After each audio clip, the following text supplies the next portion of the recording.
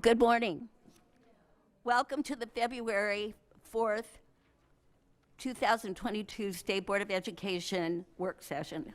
Am I in the wrong place? I certainly am. Sorry about that. You want mine? No, I've got it.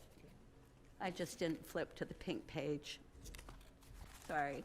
Let's start again. 2 good mornings is better than 1 anyway, right? Okay, good morning. Welcome to the February 4th, 2022 State Board of Education meeting. Board members, please engage your microphones before speaking and turn them off when you are not speaking. Please note that the board members may be using their cell phones and laptop computers to access the agenda and information related to this meeting. Live web streaming is available through the State Board of Education website at www.educationnebraska.gov/stateboard/. Agenda item number 1, call to order. The February 4th, 2022 State Board meeting will now come to order. Agenda item 1.1. Andrea, will you call the roll? Patsy Kojons, Here. Lisa Fricke, Patty Goobles, Here. Jacqueline Morrison, here. Kirk Penner, Here. Maureen Nichols, here. Robin Stevens, Here. Deborah Neary, here. Commissioner Bloomstead, Here. all present. Thank you. Agenda item 1.2. Will you join me in saying the Pledge of Allegiance? I pledge allegiance to the flag of the United States of America and to the republic for which it stands, one nation, under God, indivisible, with liberty and justice for all.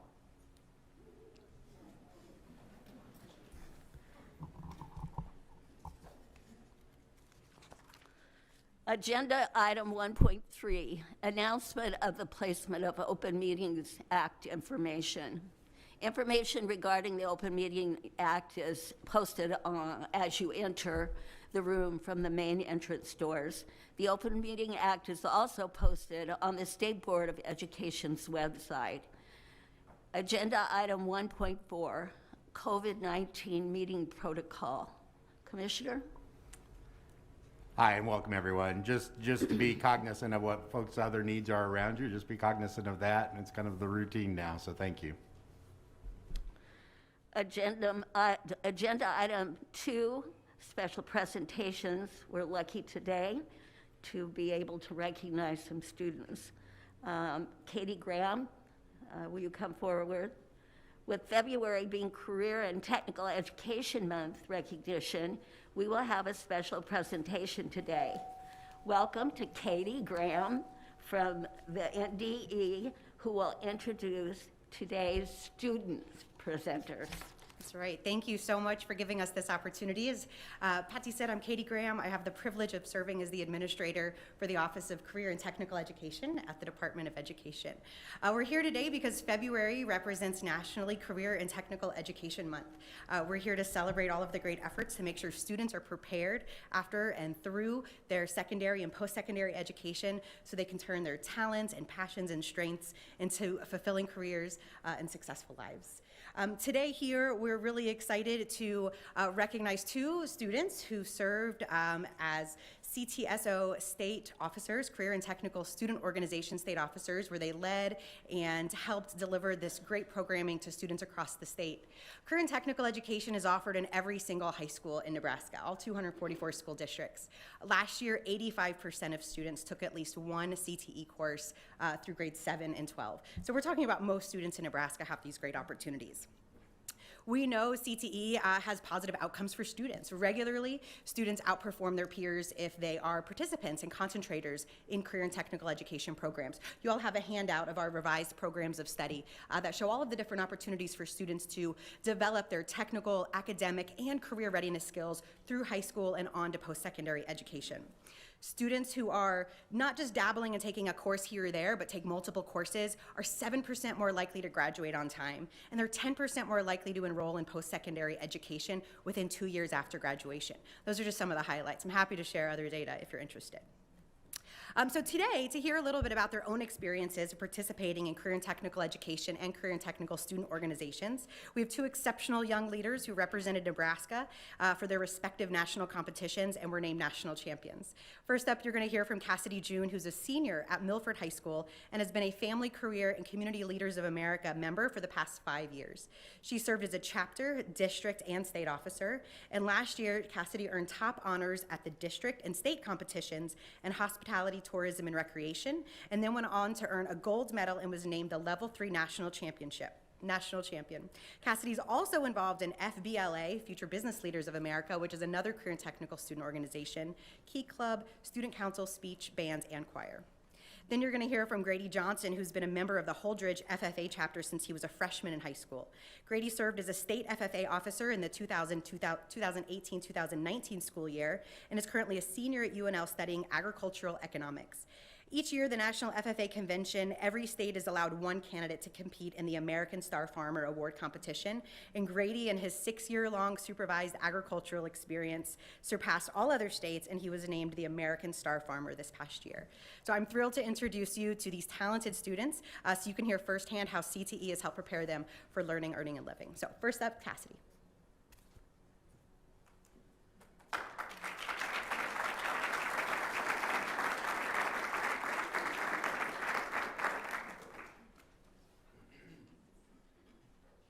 Hi everyone, thank you for having me here today. So like I said, I'm Cassidy June. I'm a senior at Milford High School. I've been involved in FCCLA since I was in 7th grade, and it was kind of a slow start, but I got really excited as we went through the different competitions and got to learn more about career preparation and the focus on family and how important it is to give back to your community. I'm involved in a lot of different activities at my school, and I really think part of that is due to FCCLA. Because of FCCLA, I actually made friends and got out of kind of my box and learned that you can go out and you can public speak and you can go and do all these crazy projects that you didn't think you could really do. And that got me kind of involved in everything. I joined musical, which I'm really excited for this year too. And like I said, I'm also involved in FBLA, Key Club, and all sorts of things. This past year, I competed in a STAR project called Hospitality, Tourism, and Recreation. During this project, it was focused on business and business management. So I created a mock hotel called Hostetler Hotels that would kind of be in the Omaha area, and I created a business plan, talked about kind of who my target clientele are, how I would service to them, and just what my customer service strategies were going to be. And through that, I learned a lot about the business process. As a senior, something really important that's happening is I'm getting ready to go to college. I'm starting that next important step in my life, and it's kind of a little overwhelming. But one thing that's very special this year is I realized I want to go into business. That's something I'm really passionate about. I really like meeting with business leaders and seeing how well they give back to their own communities and how through your businesses you can actually make a change and build up communities. And that's kind of what I want to do. And it was thanks to those type of projects where I realized I can do this. And because of those projects, I learned all these different terms and how to do things that I'm just kind of looking at now in my college, online dual credit classes. And I'm actually realizing I experienced some of these things. I have some of the abilities and the skills due to being in all these different activities and being able to build up just what exactly I want my high school experience to be like. And I really appreciate all that, and it's really led me to becoming a better person. I have a way more positive outlook than I did before, and I'm really thankful to all the opportunities I had through career and technical education. So thank you for your time today, and I'm glad I got to speak to you all.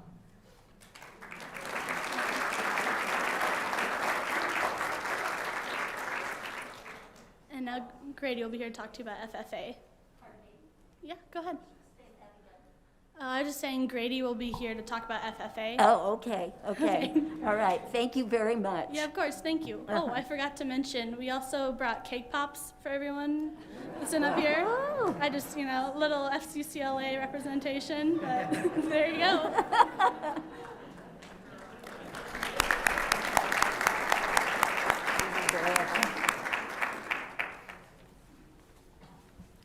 Well, good morning. I'm Grady Johnson, and I'm currently a senior at the University of Nebraska-Lincoln studying agricultural economics.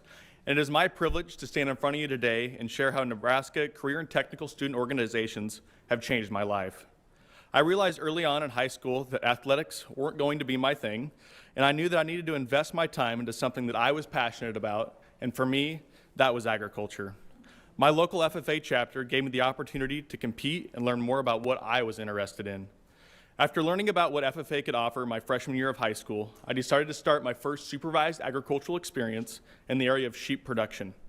I started with the purchase of 55 head of feeder lambs, and with the help of my ag advisor and connections I had made through FFA, I grew my operation to over 60 head of breeding ewes and had fattened and marketed just over 600 lambs across the United States before liquidating my operation to attend college. My supervised ag experience also consisted of forage production, where I produced and marketed 6,000 cornstalk bales to local cattle feed yards in south central Nebraska, as well as leasing some of my own farmland acres. Throughout my high school FFA career, I was able to compete in many leadership skills events. This included many public speaking events about agricultural topics, as well as team events such as parliamentary procedure and ag demonstrations. These competitions helped me to learn and demonstrate skills that have set me up for a lifelong success. During my freshman year of college, I served as a state FFA officer. I got to travel the state and nation and meet young members who shared a passion for agricultural leadership. I was blown away by the different projects and activities chapters were doing across the state. The future is very bright for Nebraska FFA. This past fall, I was honored to represent Nebraska FFA on the national level as a recipient of the 2021 Star Farmer of American Award. This award was given to an FFA member each year that demonstrates the best supervised agricultural experience in the nation.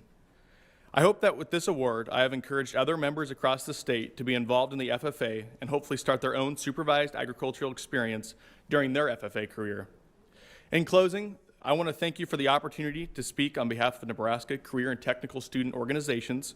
And with your support, I am confident that there are other students like myself that can greatly benefit from the experiences they have to offer. Thank you.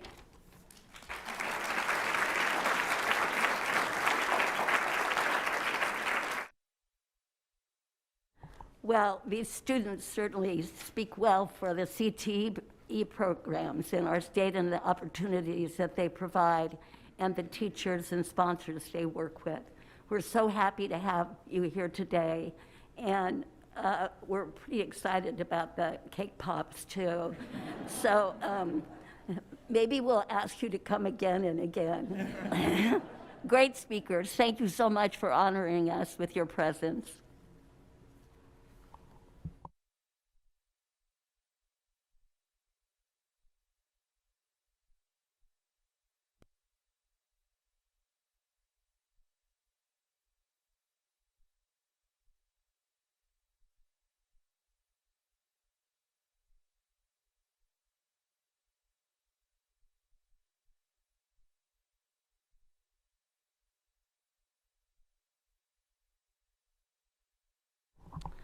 If there are no objections, we will hear all 29 members of the public who signed up to speak today.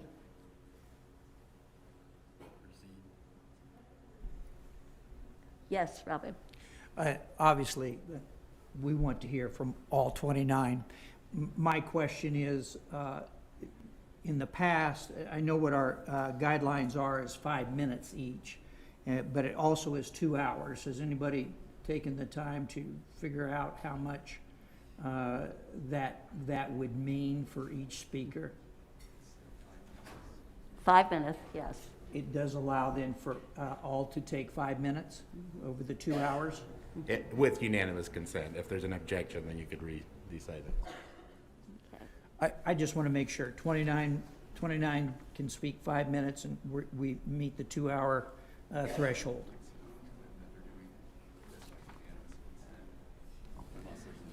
if there's an objection, you don't have to do it that way. You could limit it to the 2 hours overall. But if there's no objection, you can do your 29, which is going to take you to 2 hours and 20 minutes.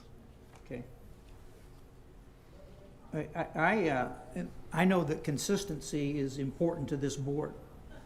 And I would move that we allow for the 2 minutes, which we have allowed at all the others. And so, okay, so my motion is to limit each to 2 minutes. Do we have a second for that motion? I second. Thank you, Maureen. Is there any discussion? Call the roll. Discussion. Oh, discussion. Is there any discussion on the motion? Yeah. Maureen. People have driven from across the state, yeah, with 5-minute speeches. Do the right thing. Yeah, we only 20 minutes. Maureen?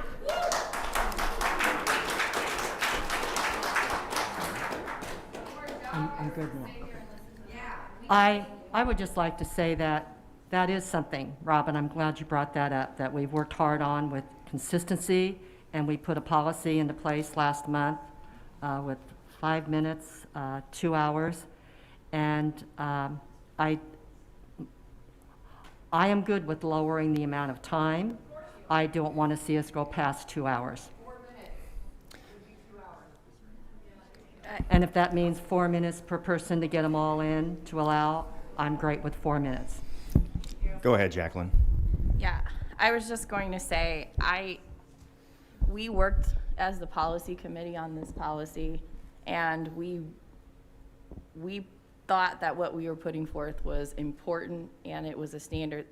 Even though it was not the standard we went with last year, it was the standard that we were setting and that we wanted to follow going forward. Based on my math, if we have approximately 30 people in 2 hours, that would be 4 minutes a person. My preference would be that we do 4 minutes a person. That would get us right to the 2 hour mark. That's the new standard that we set. And so I don't agree with 2 minutes. I would ask that other board members consider 4 minutes to get us to the 2 hours. So, I want to see are if you other amending the people- motion? Well, I want to see what Hold other on. people think first Okay, before. yeah. So, Kirk? so last meeting, we voted to a 2 hour limit, correct? But the board could extend it. Is that correct? Okay. The reason I voted no is just for this reason last time. You're limiting free speech. I can't believe that's coming.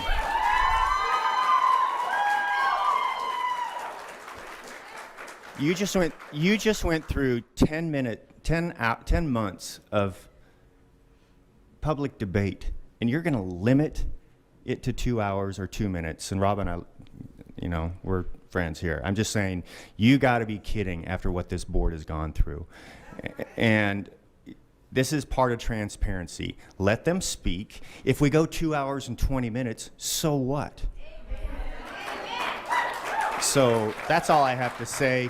If I like the 4 minutes better than the 2, but my motion, which I'm not throwing out there, would be let them speak. 20 minutes isn't going to kill us.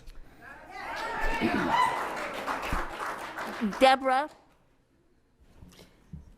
Yeah, I appreciate the discussion, but I was initially wanting to just speak about what Jacqueline had mentioned, and that I too support 4 minutes a person so that we can use our 2 hours. But I am, the board hasn't, Mr. Penner, the board hasn't taken action on anything. And so those, the discussion is an important part of the process. I appreciate that our vice president got the discussion started, even though those might not be his personal feelings. Somebody needed to get the discussion started so we could have that. And so those were strong words to say that we're limiting free speech when we're having the discussion and we want to find the best way possible. Anyway, I support 4 minutes. Any other people who wish to speak that haven't spoken yet? Weigh in? Okay, Robin? Just making sure that I follow proper procedures. I can amend my own motion, is that correct? I amend it to 4 minutes. The motion has been amended. Time, if there were more speakers in December, there are more speakers. You should give us The motion has been amended to 4 minutes. Do I have a second for that motion? Patsy, I second your motion. Thank you, Patty. Okay, Andrea, will you please call the roll? Nichols?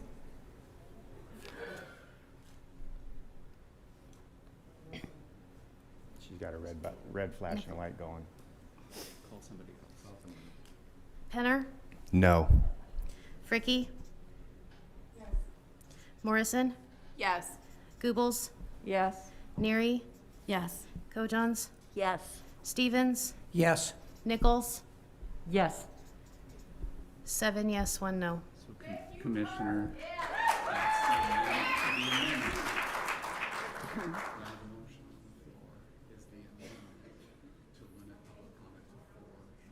That was the amendment to the motion, and now you have, now the main motion's on the floor, so now it's 4 minutes, you have to vote again. Okay, we have to vote again because we voted on the amendment, and now we need to vote on the main motion. So will you please call the roll? Andrea? Kojons? Yes. Fricky? May I please have the motion read again, please? May I- Pardon me? My thing isn't working. I just want to hear what we're voting on. I would like to have the motion repeated. So the main motion now is to limit public comment to 4 minutes per person. That's what I thought, but I wanted to make sure. Thank you. Okay. Fricky? Yes. Goebbels? Yes. Morrison? Yes. Penner? Trying to get my, you want to restate the motion for me, please?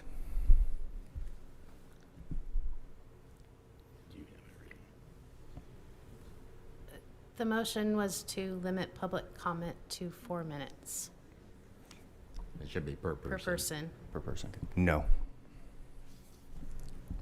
Nichols? Yes.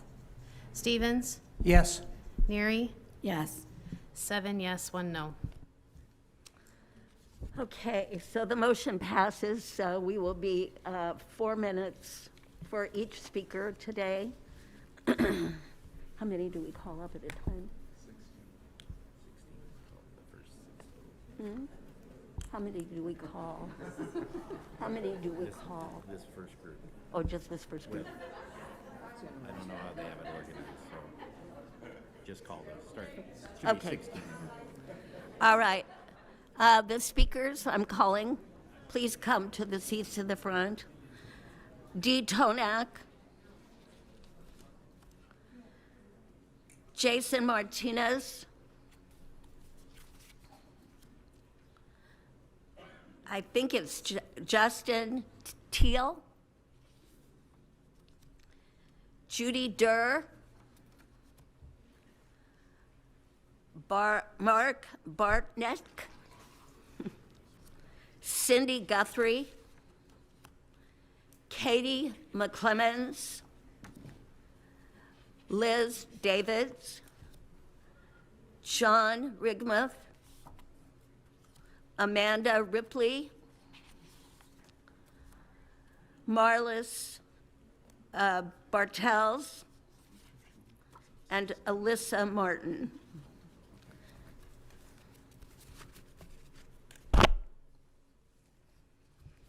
Okay.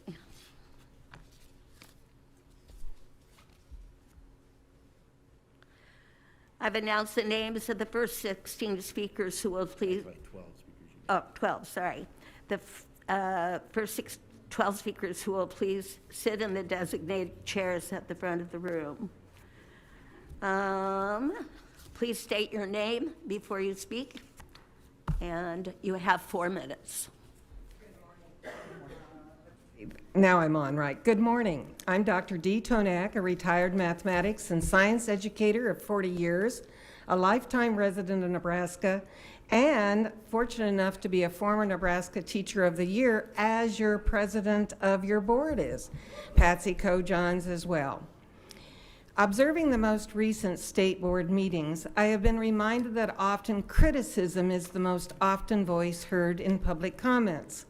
I have come this morning to give some thanks and praise, but also to note some challenges and cautions. Thank you for focusing on the need for more educators in our state while continuing to expand the pool of educators to represent the diversity in our student population. Thank you for acknowledging the misuse of the Praxis test as a sole sieve to accept future educators' qualifications. Thank you for promoting state math standards that continue to represent rigor. In parentheses, although as a mathematics educator, I often question our continued use of such things as pre-calculus and calculus as sieves for intelligence, end of marks. We are fortunate to have a state board of education with representatives voted in by our state voters and led by a commissioner who understands education in our state. Any of us, our busy lives and demands, can resort to short acronyms and one-sentence descriptors of what really are complicated issues. CRT has its meaning and use from the 1970s and university law studies, but is interpreted erroneously as a much larger issue. Gender identity is certainly complicated, perhaps a long-standing issue, but one that has more recently been acknowledged and perhaps oversimplified. And if the 4 minutes lets me make 3 things, otherwise I'll shorten it to 2, 3 things that have come to mind. I see parents and grandparents at these forums who certainly love and care for their children. But our communities are complicated. I remember directing an alternative education community in one of our Nebraska towns when a young female student returned to the classroom after a field trip to tell me she was pregnant by her brother. In this case, I think her family had not been the support and had not provided the information she needed. Perhaps in this case, her family had failed her. My daughter-in-law teaches kindergarten in a Nebraska school. She has several students openly presenting gender identities that seem to differ from their birth certificates. I do not have answers for such issues. I'm just reminding all of us it's complicated. And my third point, censorship is another caution. I have read, quote, "What do we have from the past? 2 things, art and thought." We need to hang on to thoughts. Many thoughts have attempted to be censored in the past, including the writings of Walt Whitman, Victor Hugo, and F. Scott Fitzgerald. Thank you for all of the things you can do and do.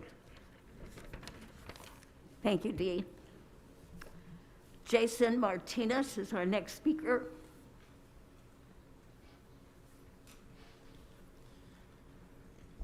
Good morning. Good morning. Well, we kind of had a little rough start to our morning and our meeting, so I thought I'd have a little icebreaker for everybody. I have a joke.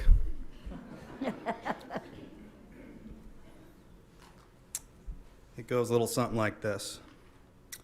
What's the difference between a fag and a refrigerator? A refrigerator doesn't fart when you pull out the meat.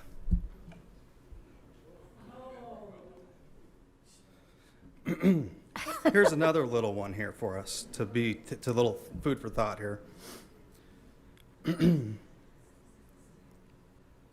What if I told you I touched another guy's dick? I said. Nick waved me off and turned his attention back to his beer. What if I told you I sucked it? I'm dead serious. What will you please just shut up already? I'm dead serious, Nick. Well, I'd say you're a fag. I was 10 years old, but it's true. I put Dick Goebel's dick in my mouth. The real estate guy? Yeah. Nick looked around frantically. What the fuck are you talking about, Michael? I was in the 4th grade. It was no big deal. Should I stop it? I hope that I got the attention of you guys. I did not write this at all. This comes from a book that is called Lawn Boy. Okay? This book was found in the Kearney Public High School, or in the Kearney High School. And it was brought to the attention of my superintendent. The previous speaker had mentioned about censorship. I find this to be very disturbing, and I hope that you guys might find this to be disturbing. So when folks talk to you about content in our school, these are some of the things that are coming across. Parents are not making these things up. This isn't something that I would think that any of you guys as educators and parents and grandparents would like me to sit down and have a little fire time chat around a campfire with you, okay? So it does, and it is concerning. This is a little bit removed from the books that I read. The Jungle by Upton Sinclair, when I was a 6th grader, I had to do a book report. This is not literary masterpiece in my mind. So I would just recommend that we all understand that maybe these books might have a certain place in certain districts, and that's fine, but they're not for all school districts. And so I would like to remind and encourage that the board and the NDE not take formal positions on which type of materials or which types of standards need to be put forward in all schools throughout Nebraska. We need to return it back to the schools so each member, each librarian, each school board will have the ability to make decisions about what's right for their pupils and their students in their community. So I didn't prepare any statements. This is a book. There's many other examples. I'd be happy to visit with you or provide further examples of such literary masterpieces. Thank you, guys.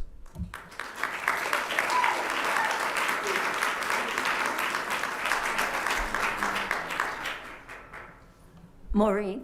Yeah, Jason, I have a Yes, ma'am. point of clarification. Mm-hmm.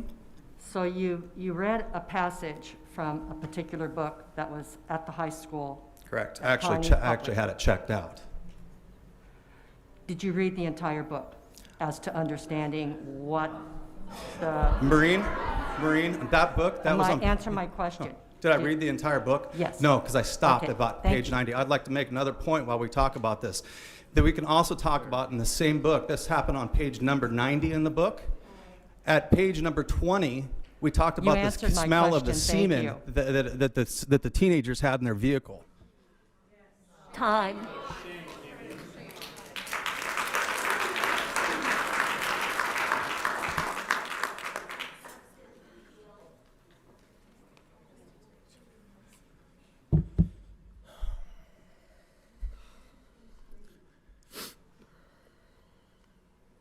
My name is Justin Teal. I come from St. Labor, Nebraska. I'm going to tell you guys a story that I know you haven't heard because it puts a hole in the narrative and it's getting suppressed. So, in Los Angeles County, a man named James Tubbs, 2 weeks before he was 18, in 2014, followed a 10-year-old girl into a bathroom in a Denny's, grabbed her by the throat, pushed her in a stall, shoved his hand down her pants. Fast forward 8 years later to today. He's arrested. They finally got him for it. As the handcuffs are being put on him, he claims, "I am a woman now." Now that he claims he is a woman, the DA refuses to charge him as an adult. He will be sent anywhere from 6 months to 2 years to a juvenile detention facility with little girls. You feel that pit in your stomach? That's evil. And that evil is a result of all of the ideologies that you want to foist upon our children. Now, people like to say, oh, it's a slippery slope argument. Look behind you. That's the slope. We are at the bottom. We have men blasting women's swimming records by 40 seconds. Oh, men aren't just going to join women's sports to win. Men aren't just going to claim to be a woman to get into a girl's bathroom. When does it stop? Men aren't going to claim to be a woman when they're arrested to have a lesser sentence. Here we are. And how did we get here? 10 months. 10 months of this, folks. And you all like to claim in the beginning that it was the parents' fear why we're here. No. I believe that there's 2 or 3 of you maybe that vehemently believe down to your soul that this is the right thing to teach our children. You others, I'm going to talk to you. You are so afraid. It's your fear of being labeled an ist or a phobe, or that your academic institutions that handed you a fancy piece of paper might shut you out. But guess what? There's an antidote for fear, and it's called courage. So those of you that vehemently down to your bones know that this is wrong, that what Jason just read was wrong, find that courage. Take a stand. Kirk, I thank you for your courage. We aren't going to stop. And on a side note, Robin, it's good to see your face now that you're campaigning.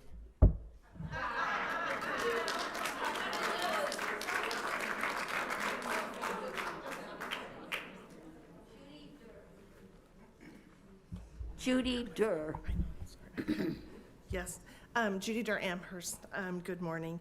I and many others urge all board members to vote in favor of Mr. Penner's amendment to the previously postponed health education standards.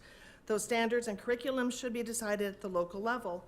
We heard board members vigorously support local control at the last meeting, and we are anxious to see the votes today.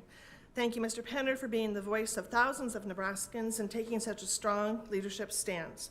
We ask the rest of the board to vote to permanently remove the tabled proposed health standards, along with adopting the proposed policy for local control of the non-required standards. Thank you.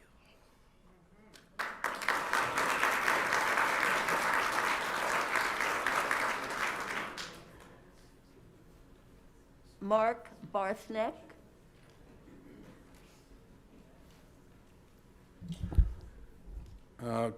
Real quick for housekeeping, it's very difficult to hear and understand what you people are saying. It's like you're whispering up here. You got your masks on and you're not close to the mics, and it's really, really difficult. So just a housekeeping, I'd like you to be aware of that. Thank you for the suggestion. Okay. My name is Mark Barthneck. I'm from Hastings. I'm a certified public accountant. I graduated magna cum laude from Kearney State College, to give you an idea how old I am. I guess, Robin, I'd like to tell you, I went to public schools, and I learned some basic math, and as an accountant, if you need help calculating 29 into 120, I'd be willing to help you. And if I'm in the audience next time when this comes up, please seek me out, because I can do that. I got a calculator on my phone, and it's really embarrassing when someone on the board can't figure out what that calculates out to. It's embarrassing. I wanted to come here and speak. I'm an accountant. I work with numbers, and I worked 4 years in public accounting. I also worked for 35 years for a municipal utility here in the state. I retired as director of finance. I like to think I'm semi-intelligent, even though there are people who would argue with that. I found it really important throughout that time that, you have to go back to the source documents. You have to look, whether you're looking at a contract, whether or not you're looking at IRS code or court determinations. It's really important to go back and look at those source documents. And so, just for kicks, one day I sat down, I started going through some of the legislation and the state statutes as relates to the Board of Education.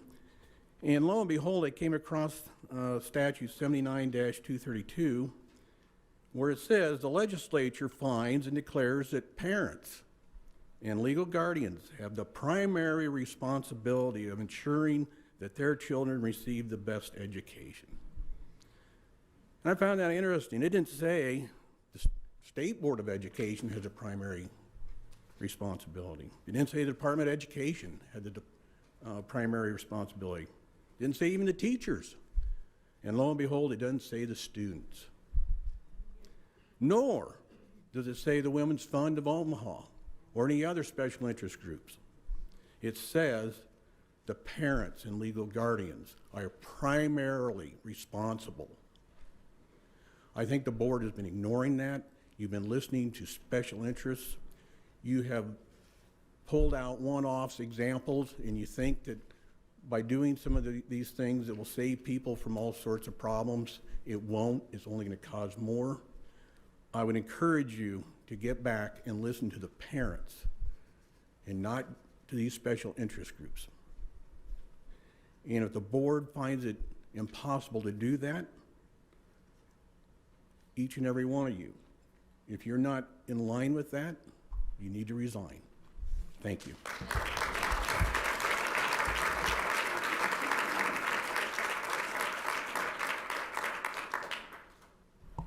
Cindy Guthrie. Good morning. My name is Cindy Guthrie, and I'm from Kearney. I spoke to you last August, sharing my concerns regarding the proposed health standards. The State Board of Education has not been tasked with developing health standards, and any health education standards must remain entirely the responsibility of the local school district. I spoke in September regarding Deborah Neary's emails that came to light as the result of a FOIA request. And after listening to the subsequent board meetings online, I have no confidence that any consequences have been meted out to ensure that that type of conniving behind-the-scenes behavior does not occur again. Today, I'm here to tell you that I remain opposed to comprehensive sex education and critical race theory, and I object to either of them being suggested, proposed, promulgated, or mandated by the State Education Department. The sensitive nature of comprehensive sex education and the divisiveness of critical race theory have no place in public education classrooms. The failure of some parents or families to adequately educate their own children in these areas, which is being used as a reason for the development of these standards, does not transfer that responsibility to public school administrators or to the public schools.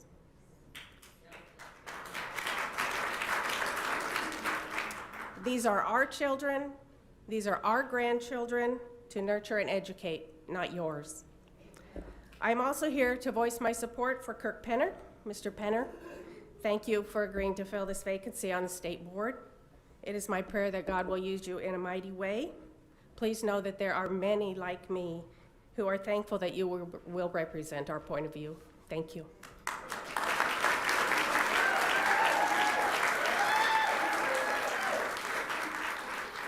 Katie McClemens. Good morning, board. I'm Katie McClemens from Kearney. I'm a parent, an educator, and this morning I represent the Protect Nebraska Children Coalition. Our coalition represents over 21,000 stakeholders all across Nebraska who are newly aware of the problems within our state's school system. Yet they are only a mere fraction of the concerned citizens who are only now realizing the disastrous effects of neglecting our watchfulness. However, thanks to the health standards proposed almost a year ago, countless Nebraskans are now taking a more active role in their students' education. A year ago, it was clear that the unnecessary proposed health standards were wrong for Nebraska, wrong for our families, wrong for our teachers, and wrong for our students. The Protect Nebraska Children Coalition and all of its members stand in solidarity as we support Board Member Penner's motion to permanently reject standards created at the state level. This board and the NDE must abandon all efforts to push local school districts into institutions that manipulate children's minds rather than educate. It must not enable rogue teachers who would undermine parental rights in education by taking advantage of the captive audience within their classroom. After all, a teacher who undermines a parent's worldview taught at home abuses their position as a teacher and violates that parent's rights to raise their child as they deem fit. Using a classroom to promote politicized cultural issues violates the Nebraska Code of Ethics for Teachers enforced by the Professional Practices Committee, and the NDE should not enable such violations by providing problematic lessons and resources on its own website. Education in Nebraska must return to the basics with a renewed focus on excellent student achievement, creating lifelong learners. We need to stop protecting the system and renew our dedication to protecting the student. The system allows for corruption and subversion. It allows for making an agenda the priority, not education, as we've seen. Parents are the primary educators of their children. Parents are the experts on their students. It is the parents' job to shape the worldview and character of their child. The schools in Nebraska must not hinder this process. Creating the type of nurturing pedagogy that provides students with an excellent educational foundation while still recognizing parents as the primary source for source of moral and ethical guidance in their child's life starts at the state level. It starts with this board and all local boards listening to parents and partnering with them to the betterment of the student. Nebraska's parents want this kind of educational construct, and the future of our country demands it. Each board member here would say they champion local control, and today you have the opportunity to prove it by voting to permanently end the development of state health standards. Thank you.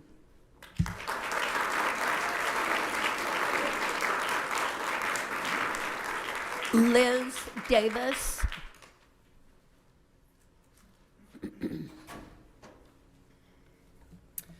The Nebraska Department of Education should consider Deb Neary insubordinate and worthy of removal from the board for her role in conniving to stack the deck with invested committee members who would profit financially from the proposed health standards, and then disingenuously addressing the public and seeking to distance herself from her actions through broad platitudes about her good intentions, which are not believable. Ms. Neary has shown that she cannot be trusted with the profound responsibility of influencing Nebraska's 300,000 children across the state, and she should be removed from office. Furthermore, it is reprehensible that the board should ignore 90% of the written comments by UNL's own count and at least 90% of the public testimony about the controversial proposed standards and insist on keeping them as an option. You are supposed to be representing us, the will of the people who elected you, not the interests of the groups like Planned Parenthood. Planned Parenthood, which recently began their presentation to 14-year-olds at Lincoln High School with the words, and I quote, "Sex is fun, and you're going to want to do it." Planned Parenthood, which already profits from a ridiculous amount of our tax dollars and which would profit greatly from grooming our children into sexual activity at even younger ages, leading Nebraska's children to need to purchase contraception and even abortion services, racking up the abortion mill's profits exponentially. Shelving these standards is not enough. They must be discarded completely.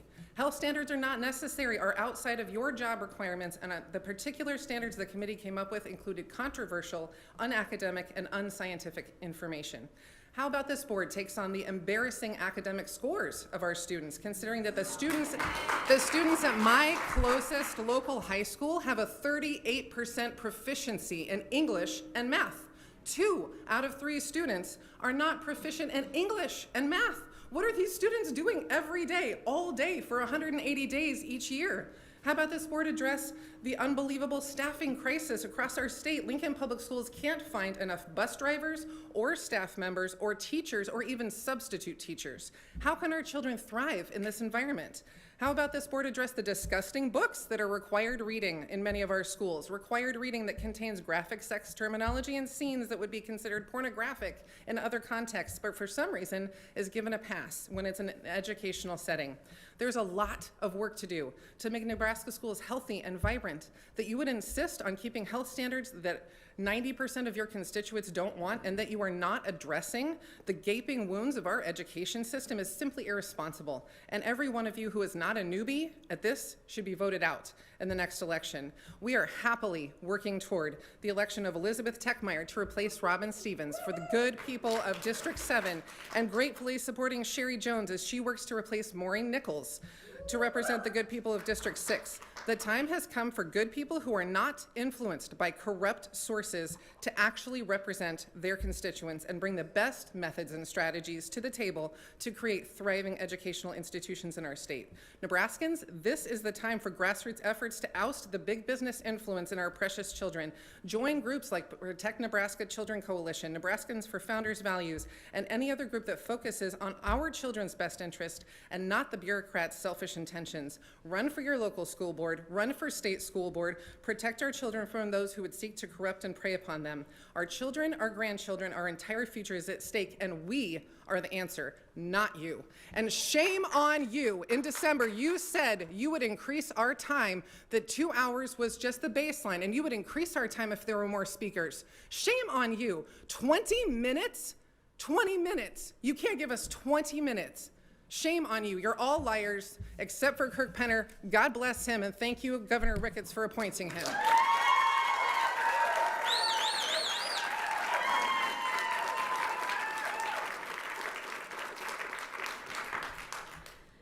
John Ringsmith.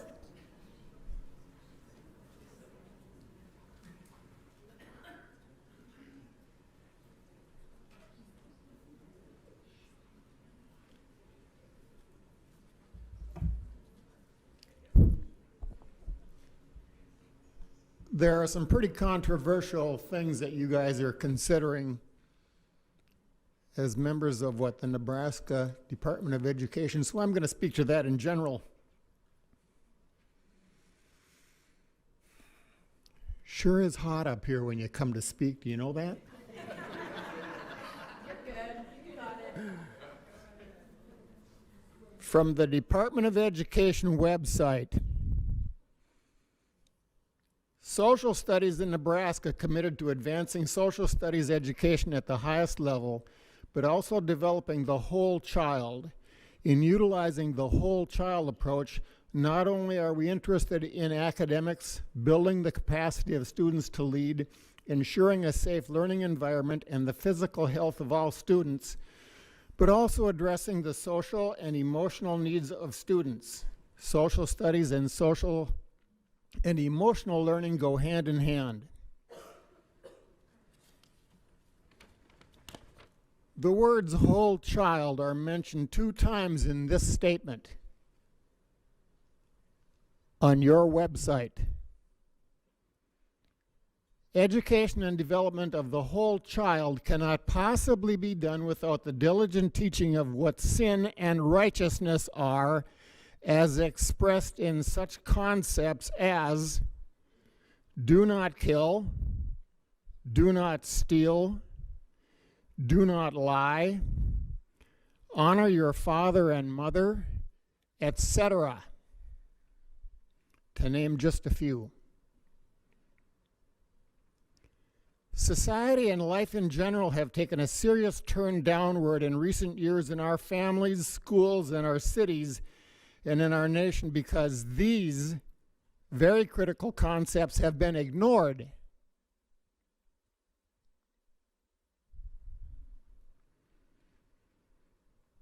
It is well past time for us parents, grandparents, as well as everyone in our education institutions to hone in on these concepts, which I just mentioned,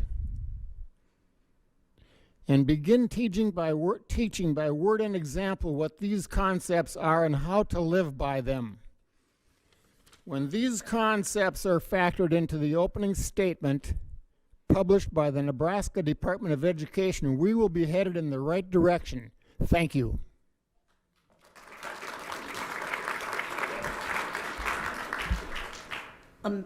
Amanda Ripley.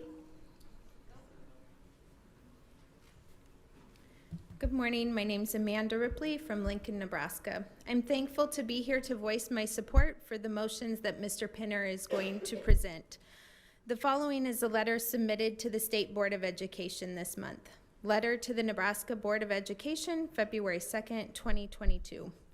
Nebraska Board of Education member District 7, Robin Stevens, and I share a lot of common experience, besides being Nebraskans born in the same year, 1950. We are good friends with a long history of successfully serving the public together in Schuyler and Colfax County, but never in my 71 years have I witnessed an institution that has completely lost the trust of the people who it serves, as I have observed during the past 10 months with the Nebraska Department of Education and the Board of Education.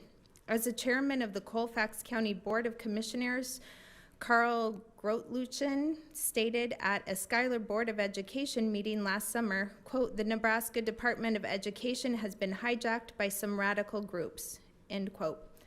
I'm sorry if you have been taken advantage of, and I pray fervently for all of you, as I do for all of my friends. My friend Robin is a team player who yearns for everyone to get along, even when it is difficult. At a Gothenburg school board meeting this summer, Robin quoted from the Pledge of Allegiance, which the Nebraska Board of Education recites at the start of each month's Friday meeting, that we are, quote, "one nation under God," end quote. We cannot be united as a nation if our leaders reject God and his clearly defined biblical standards.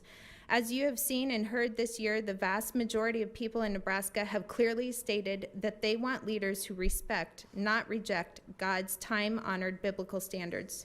It appears that your new board member from District 5, Mr. Pinner, is taking righteous leadership to stand for what is right. With the motions that Kirk is presenting to the Nebraska Board of Education this week, each one of you has the opportunity to courageously do what is right for the people of Nebraska. Please vote for the motions that Kirk Pinner presents to you on Friday and begin to regain trust and respect for the Nebraska Department of Education. May the righteous love of our Lord and Savior Jesus Christ be with you. Signed, Paul Ehrenberger, Rogers, Nebraska. And then for some of my own thoughts. One of the Nebraska Department of Education goals is to provide all Nebraskans significant opportunity to receive fair, equitable, and high-quality education and services to close achievement gaps. I would like to ask you, how are these goals being accomplished by schools needing to close one day a week for planning days? I understand that teachers are exhausted and need time to plan and prepare. I would like to suggest an alternative.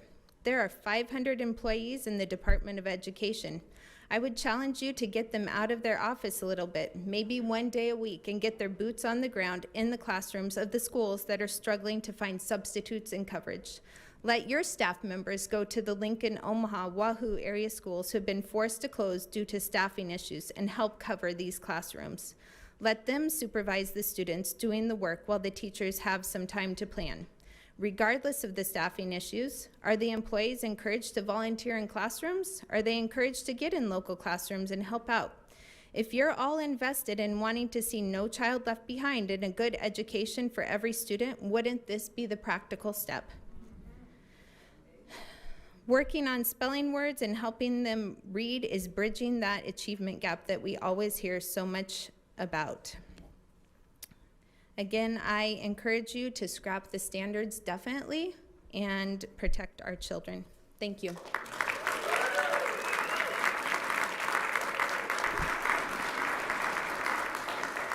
Merlin Bartels.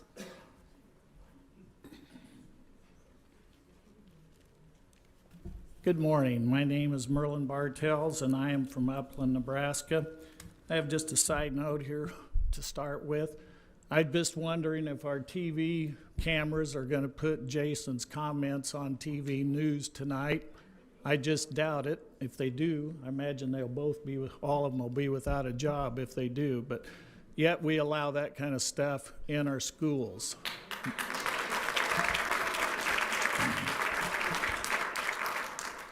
I'm here this morning, first of all, to thank Ms. Morrison for holding the board accountable by bringing attention to the fact that at the meeting 2 months ago, our COVID money, which the state had received, was not being filtered by the Finance Committee. Through her efforts, it was put back to the committee where it belonged instead of being left up to a few people to decide where to spend that money. Also, the other night, as I was reading about our state board members, I noticed that one of Deb Neary's accomplishments in 2016, she was presented the Integrity Award by the Better Business Bureau. I'm just wondering, with the events of her past actions on the board, saying she was not involved in or in any way influencing any of the health standards. All we heard as a general public over the summer was that the board and none of its members were involved in drafting the health standards. As proven by the FOIA emails presented at previous meetings, Ms. Neary was involved in the process. And as far as I know, nothing has been done as discipline or an apology to the general public for those actions. Integrity is defined as being honest, having moral principles, and uprightness. Honesty, trustworthy.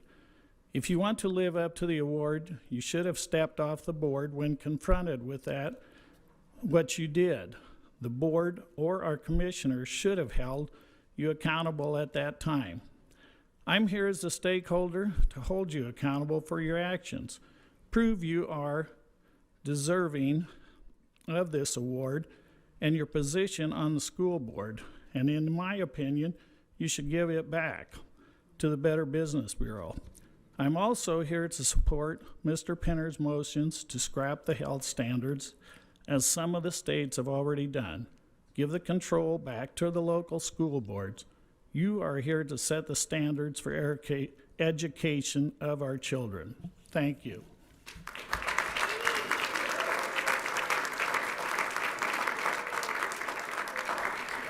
Alyssa Martin.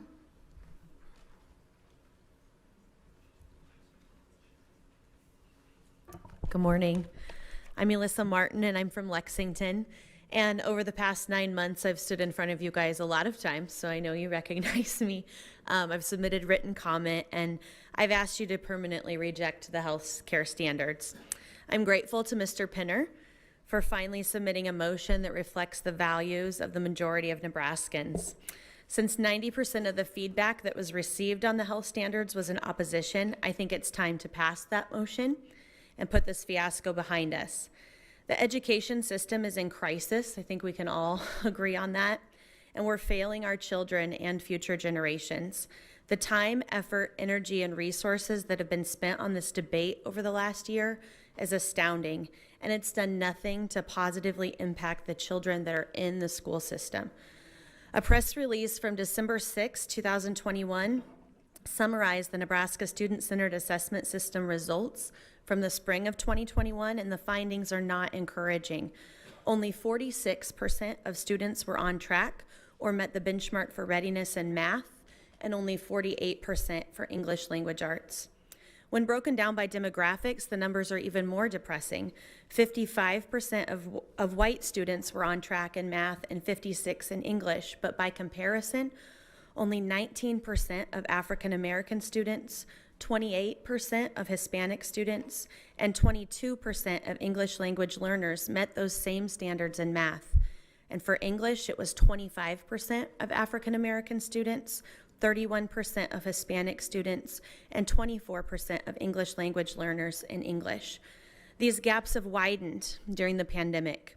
Nebraska received ESSER funds that were intended to help offset these problems, but they don't seem to be being used in specific ways to directly impact the students.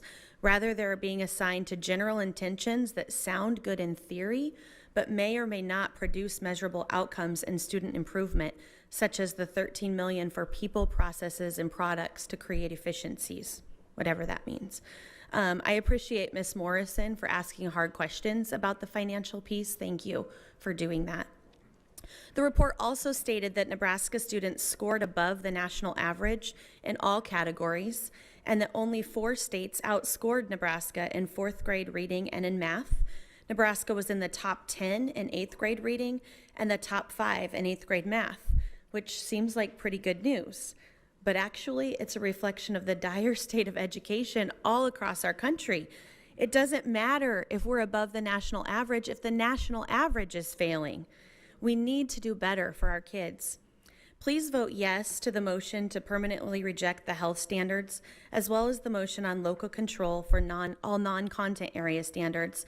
And instead, let's focus our attention on how to better educate our kids in the core subjects, how to retain and attract quality teachers, and how to make Nebraska's public schools the best that they can possibly be for our kids and for future generations. Thank you for all that you guys are doing.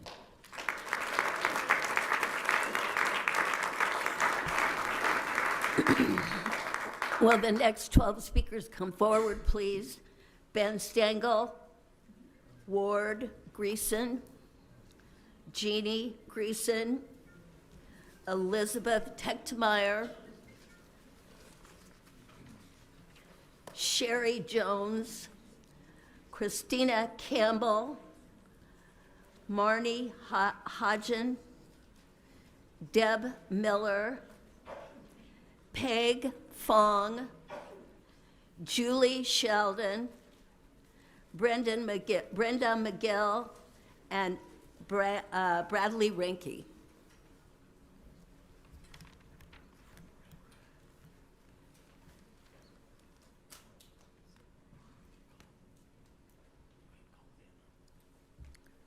Okay. Ben Stengel, will you please come forward?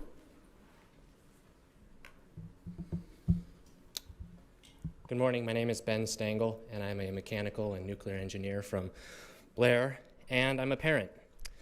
Today, we anticipate the motion to permanently reject the standards, the health education standards. The proposal of these standards have awakened parents across the state who hold sincere and often moral objections to the content of this education. But from the beginning, I have warned that this is just the tip of the iceberg, a manifestation of the subversive ideology that saturates most of the school subjects. I've stated that education isn't and never will be strictly academic. Education disciples the heart of a child, and I quoted scripture in imploring fathers to turn their hearts towards their children's hearts and defend them by removing them from the subversion in all forms. So why did I do that? I'm surrounded by loving parents that want the best for their children and are worried about how to influence their children with uprightness. But influence is achieved in two primary ways: in time and affirmation. So for most families, this means that parents are not the most influential people in their child's life. Children were not designed to spend all day, every day of their development segregated in groups with immature peers. Proverbs teaches us that foolishness is bound in the heart of the child, yet children quickly develop peer dependency on such a group. Not only that, they're receiving godless instruction. And Psalms teaches that it is the fool who says in his heart, there is no God. Yet children are immersed in this. And are we to ignore Proverbs when it says that a companion of fools will be destroyed? No parent I know wants destruction for their child, yet this is where most children spend most of their time and receive the most affirmation. Parents, at worst, you've lost influence in your child's life, and at best, the limited influence you have is being daily undermined and is under constant competition. Now, I say none of this to disparage the effort and labor and sacrifice that so many educators make every day, and those who testify public comment to protect children either. Educators and parents alike care for children, and while they may not be my own children, I care about the children in my community. But parents want their influence constructed, not destroyed. Like Proverbs 13:20 says, he who walks with the wise will become wise, but a companion of fools will be destroyed. So how will children become wise instead? In Proverbs, who is it that is teaching wisdom to the children? It's the parents. And fellow dads, listen, it's both the father and the mother. And when are they teaching? All day long. The verses say when they rise, when they sit, when they lie down, when they walk along the way, he who walks with the wise will become wise. Children were designed to be in family settings. Children don't need public education, they need parents. So parents, trust the authority of the Word of God. You may win the battle against health education, but lose the war. Don't forfeit the influence of your children. Bring them home and take back the children.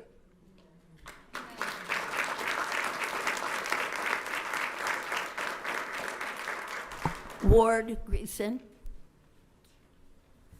All right. Good morning, everybody. I'm here to ask that you all scrap the health standards. Sounds like you all have a chance to do that today, and I'm hopeful that you all will.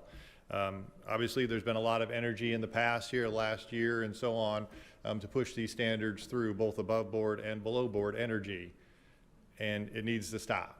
We need to end it now.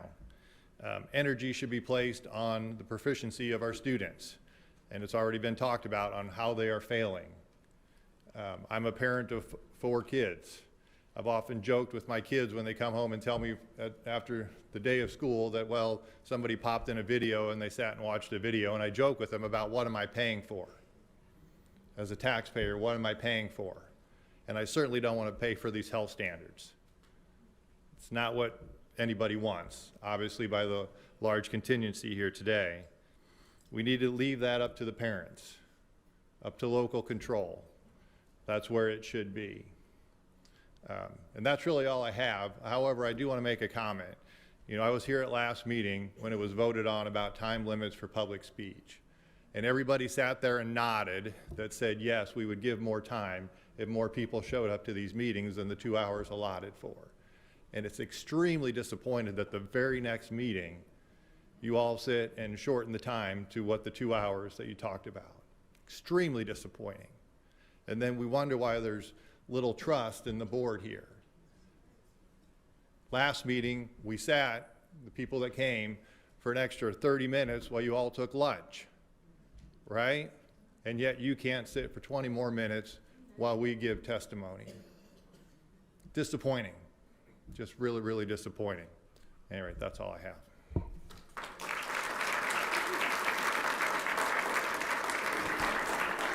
Jeannie Greason.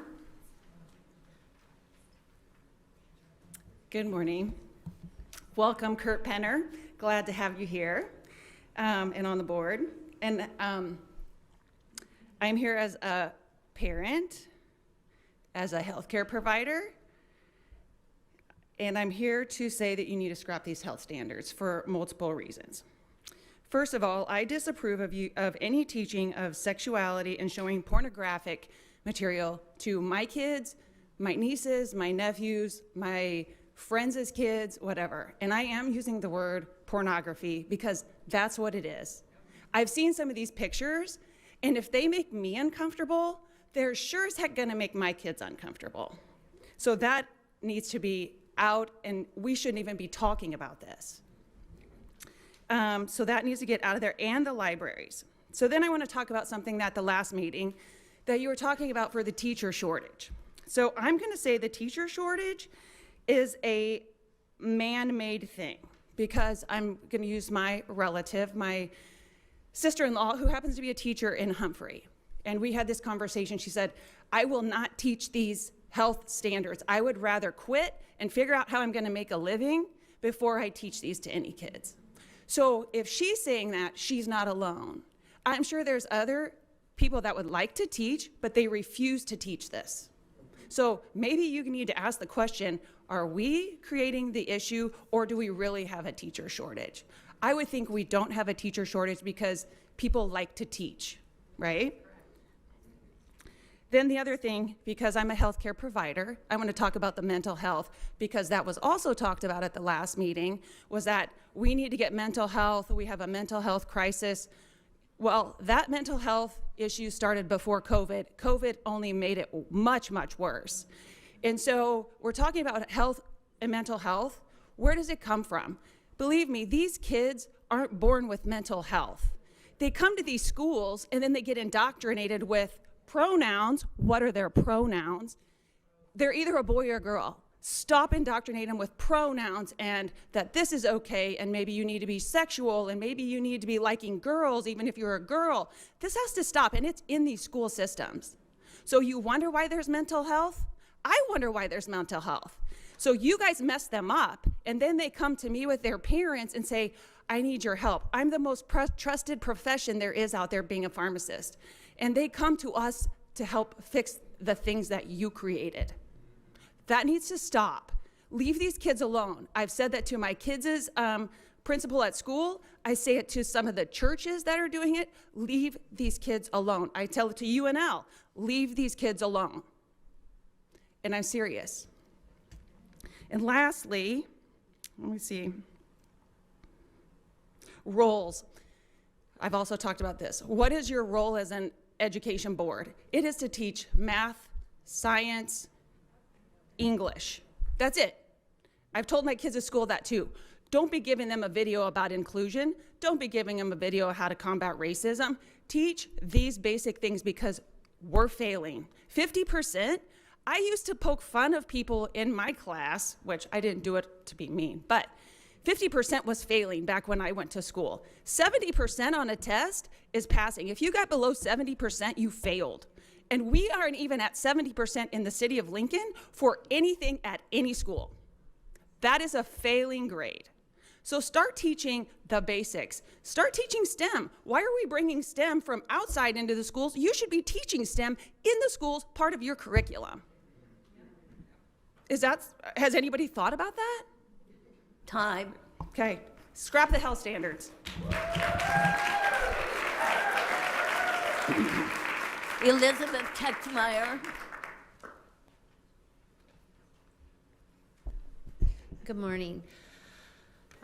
So I'm going to start my testimony today with a little definition of the word fiduciary.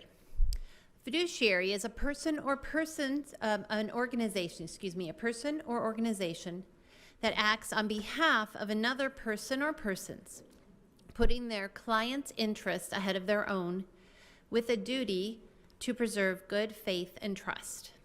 So this board is supposed to act as a fiduciary for our statewide education system. But over the past 10 months, it's become clear that that is not happening. The careful engineering of the health standards by activists both on this board and employed by the NDE, as revealed by articles published in the World Herald and the Free Beacon, demonstrate that key players knew these standards would not be reflective of the education expected in Nebraska, and that crafted manipulation would be necessary for public acceptance. The creation of the health standards and the decision to retain them as a future possibility with the indefinite postponement, doing this despite 90% of the feedback opposing the standards, clearly shows that this board is not putting the interests of their clients, that's the Nebraska taxpayer, ahead of their own.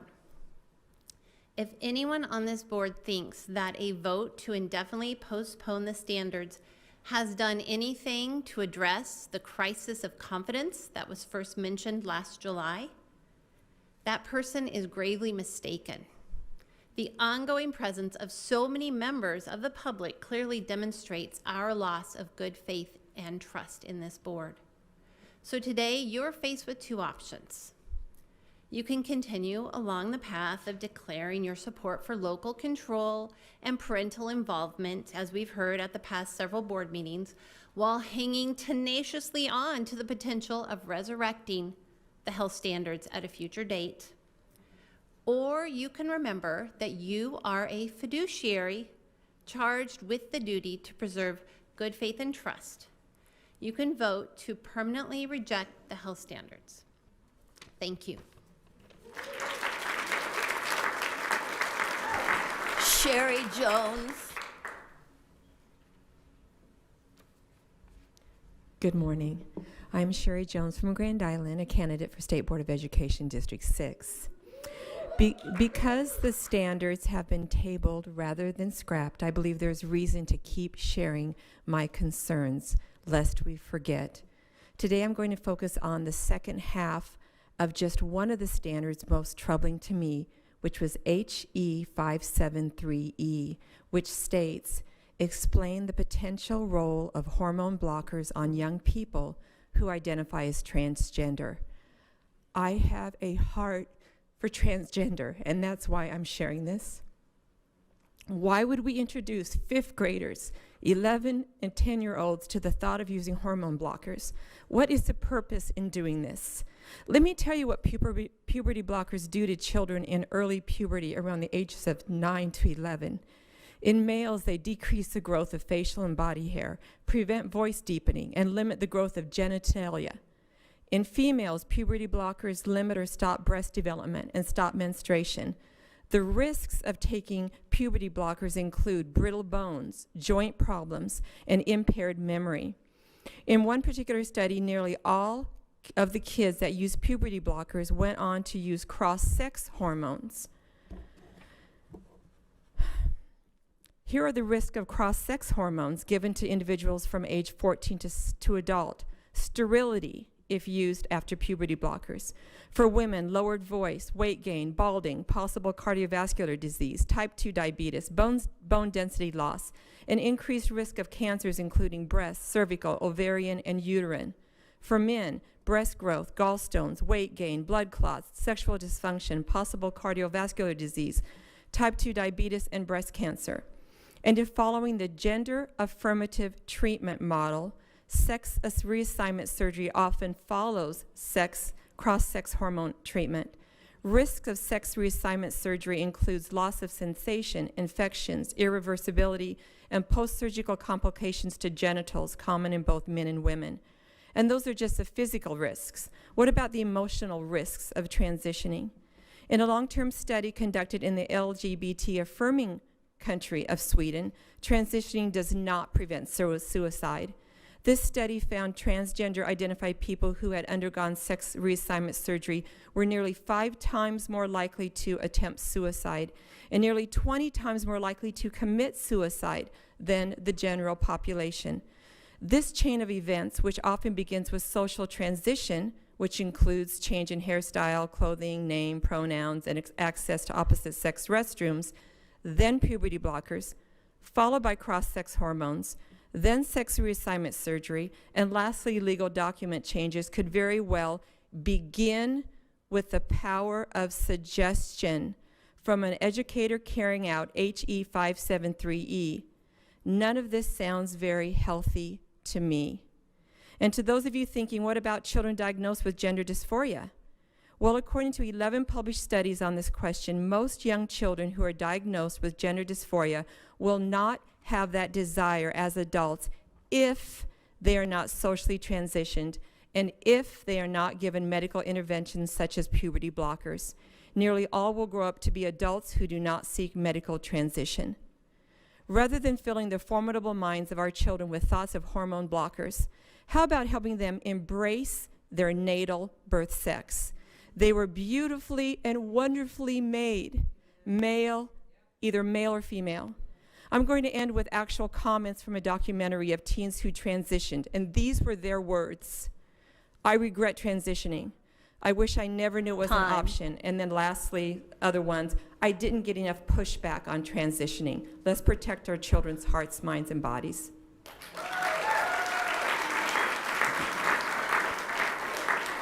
Christina Campbell. Christina Campbell. Sorry, I couldn't hear over the applause. Yeah. I just want to make a quick comment before I start, and I'm not good at going off script, so bear with me. But it's good to see certain members of this board unmasked because I can see your disgust with our comments, and I prefer to not see those expressions, so congrats on those that remain masked. Good on you. Okay. Good morning, members of the board, and Mr. Penner, it is so nice to see you. Breath of fresh air. I stand here as a former Lincoln Public School school board candidate who addressed you all at the beginning of all of this. I don't know if any of you remember that. Probably not, because you've heard from hundreds of us when the initial health standards were introduced. I said then that I was ready to stand against said standards, and that if you supported those standards, you would be on the wrong side of this thing. And I'm standing here now, still vehemently opposed, got a job in politics so that I could continue that fight, and also very encouraged as I watched hundreds and hundreds of my fellow Nebraskans stand for their children all of last year. I bet you weren't expecting that outcry, but I was, because I knew that those Nebraskans that showed up en masse to protest your ill-advised standards are the majority, and they are not silent anymore. I watched as my friends, my bold, brave lion and lioness warrior friends, kept the heat on and demanded accountability and uncovered shady deeds. I watched as those disgusting and disturbing standards were shelved for now, and I watched as it has been brought to light the disturbing, explicit, as I think we all heard this morning, disgusting by the way, unscientific, utterly unacceptable things that are being taught to our students and checked out of the school libraries across this state. I may not have the privilege of being a mother myself, but I am an astronomical, by the way, taxpayer, a woman, an aunt, a daughter, and a wife, and I will be 6 feet under before I stop fighting for American kids of all colors, belief systems, shapes, and sizes. We get to live on American soil, y'all. I got to wear a uniform for this country, and I will never stop speaking out for the America that I knew as a child.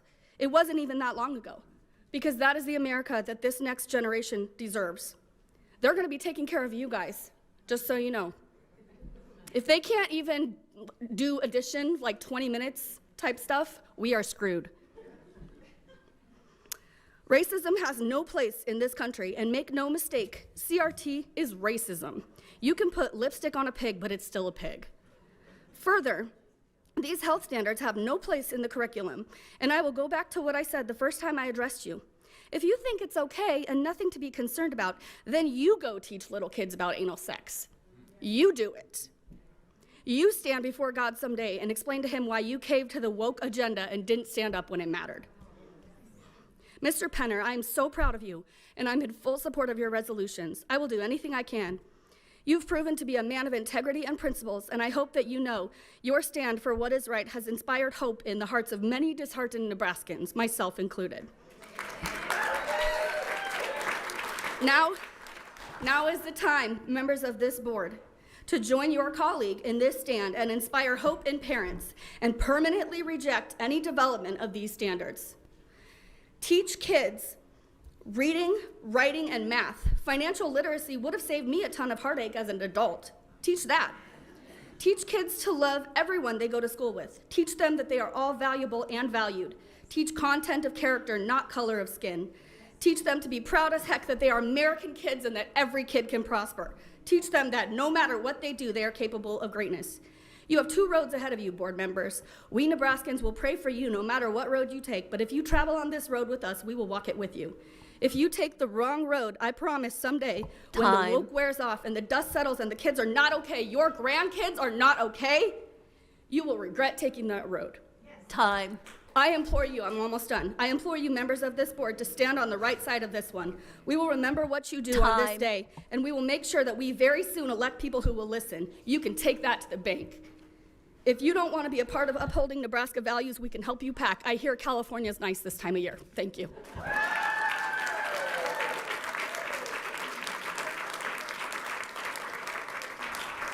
Marnie Hodgen.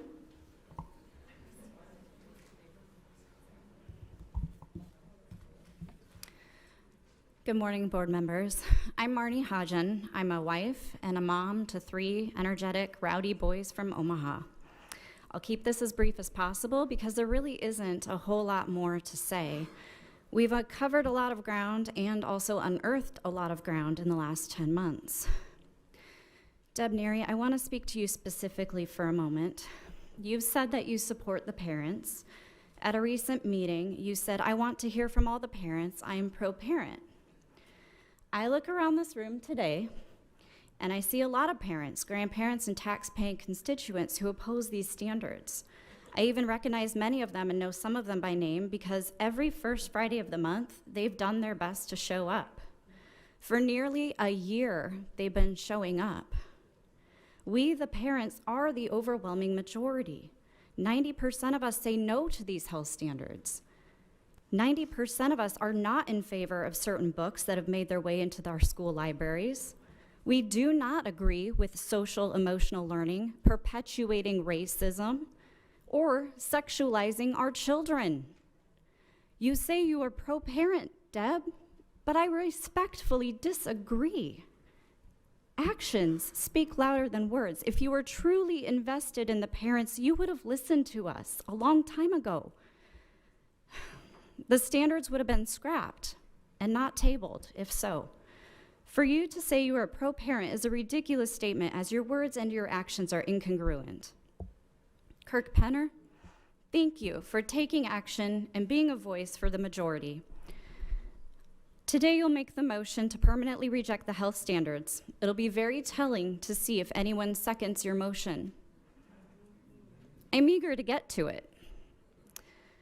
Will you align with the parents, the primary educators of our most valuable and vulnerable, the ones you say you support? Or will you side with the activist organizations that are ready to maim and make lifelong customers of our children? We'll be watching and we'll be waiting, and we will see where you all stand. It will be on record, and we will remember this in November. I've been praying, and I'll continue to pray. You all make a conscious decision to protect our children. Thank you.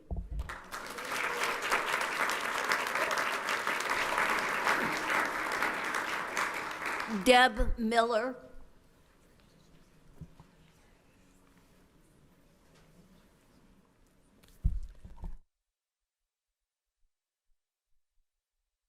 Of us to express how we feel.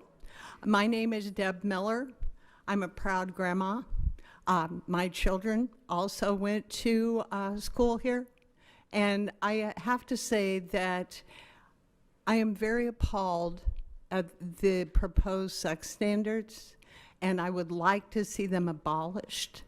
And the reason behind that is scriptural.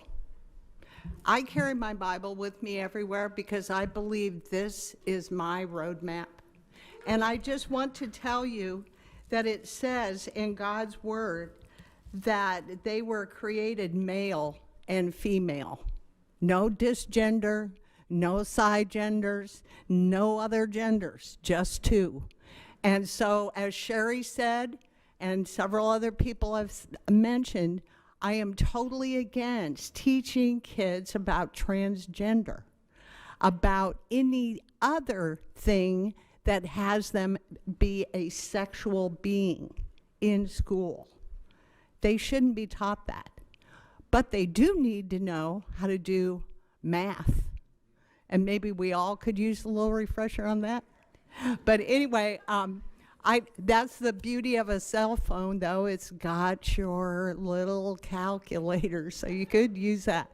But what I want to start with is a very important scripture. It comes from Romans, and it says, "Therefore I urge you, brothers, in view of God's mercy, to offer your bodies as living sacrifices, holy and pleasing to God. This is your spiritual act of worship."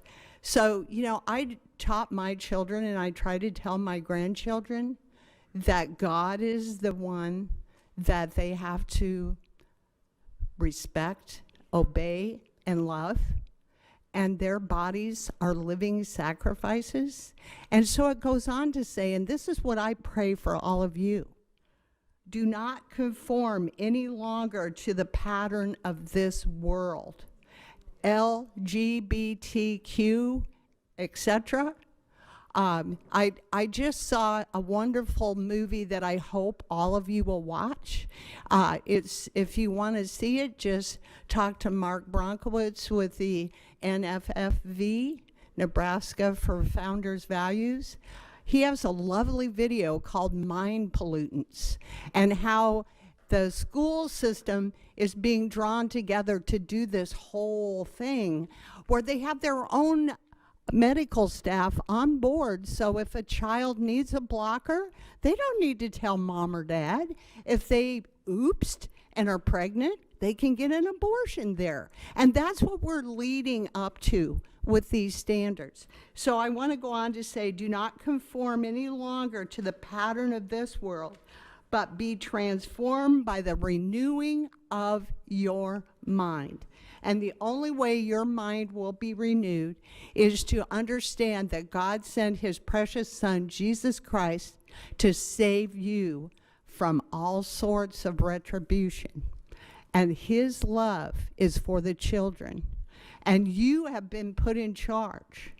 But I don't know that all of you are working for the kids. So I just want you to know that I will constantly be praying for you, because love covers a multitude of sins.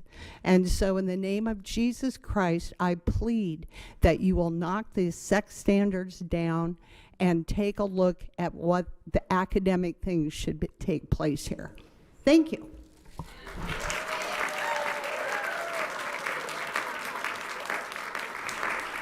Peg Fong. I am really excited to be here today. Thank you, Mr. Penner, and we're praying for you. Hopefully, you will take heed to this woman's words.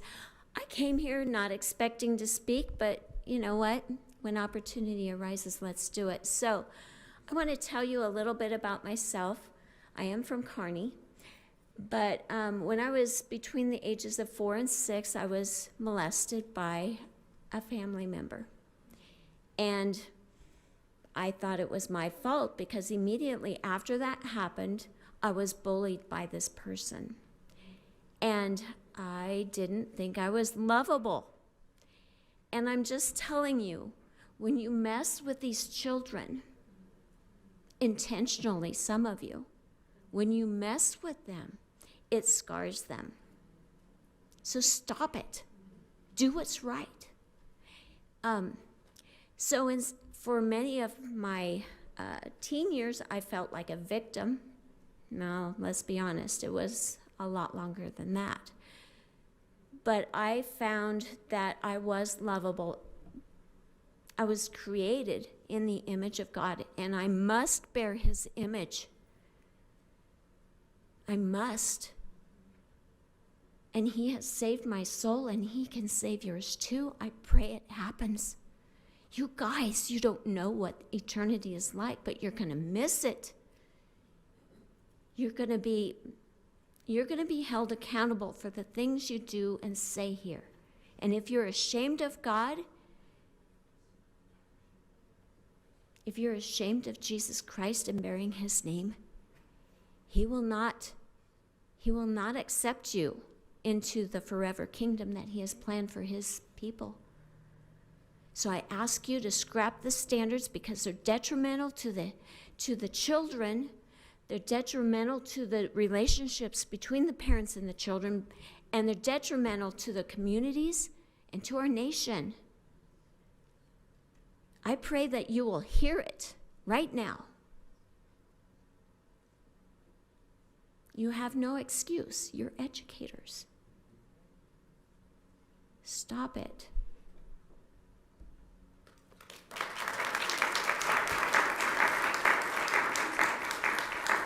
Julie Sheldon.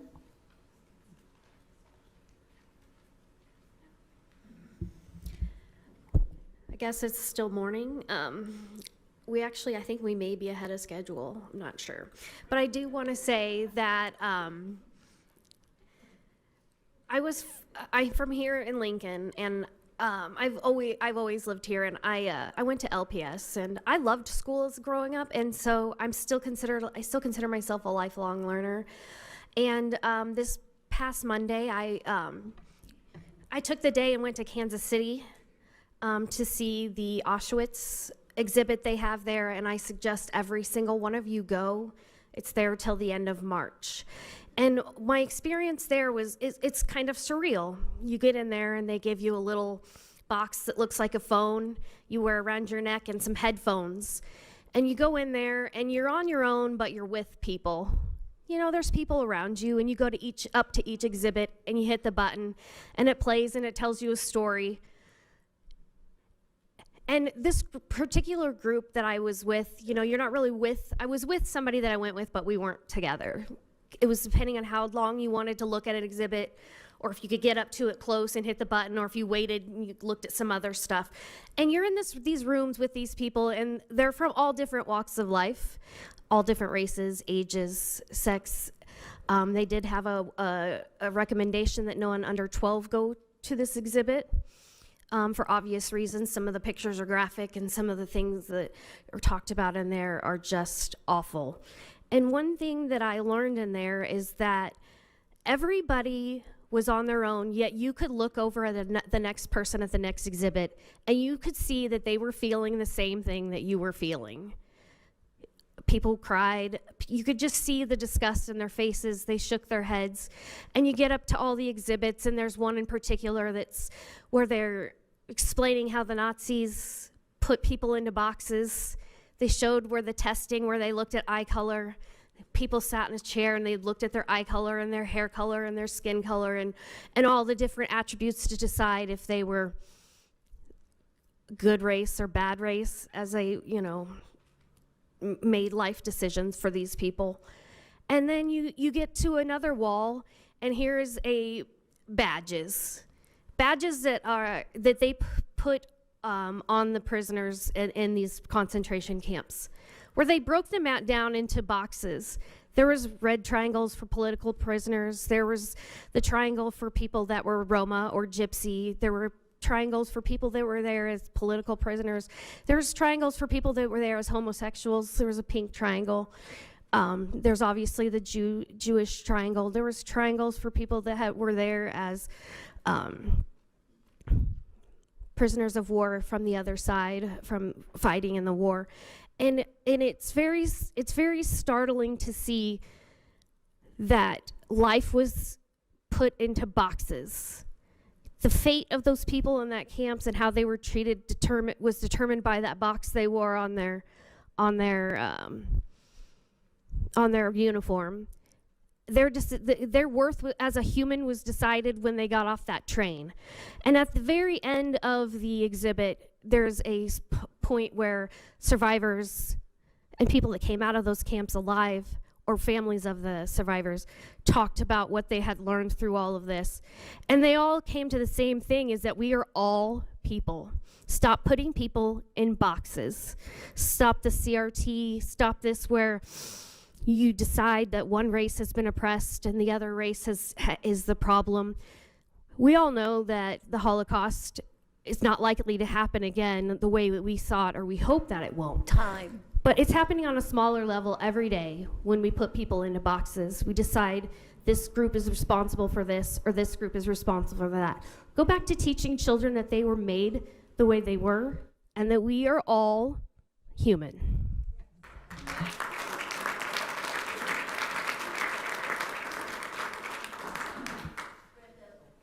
Brenda McGill.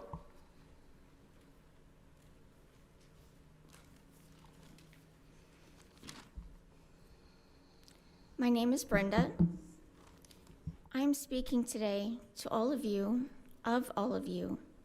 with the exception of Mr. Kirk Penner, whom I would like to personally thank publicly. Thank you, Mr. Penner. Let's go to language arts class and have a character analysis of all of those granted with the positions of influence and authority in regarding our children on the board of the Department of Education. I hope the legislature is watching, because today I will demonstrate how you all are unqualified. Furthermore, how you have displayed criminal mindedness. You've done so with conflict of interest, abuse of power, slander, lack of professionalism, and being party to a crime. With conflict of interest, I would speak of Deborah Neary in particular, with her connection to Planned Parenthood, death and destruction being done to babies. It's no wonder that she would want to be a part of the destruction of the children under her watch, with the destruction of their innocence and well-being. Slander, I speak of August 6, 2021, with contemptuous and blatant attempts at slander of those who speak against this pedophilia agenda, and to actively, tirelessly, and credibly reveal your unscrupulous, double-faced, and illicit endeavors and conduct. In doing so, you all knowingly participate in cancel culture.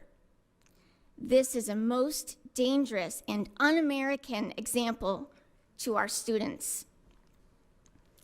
Being party to a crime. Any portion of the comprehensive sex education curriculum, if shown to a minor by an adult, outside of this context, outside of a school curriculum, would result in that adult being jailed. End of story. LGBTQ rights and awareness, as well as critical race theory, you are using as a facade to facilitate separate, nefarious, political, and treasonous indoctrination of our vulnerable American children. It is obvious to the discerning, calculated, and not honoring to anyone, most certainly not to the LGBTQ community. Scrap the comprehensive sex education standards and critical race theory. Keep sex education locally controlled, keeping kids first. Look at yourself. Honestly, look. You have no excuse, no justification. I extend the remainder of my time to invite you as individuals to choose to repent publicly, to choose to confess before God and before the families here today, because you have nothing left to say except I apologize, I repent, and I will hold myself accountable to whatever it takes to rectify my misconduct. I urge you to publicly repent now. We are listening.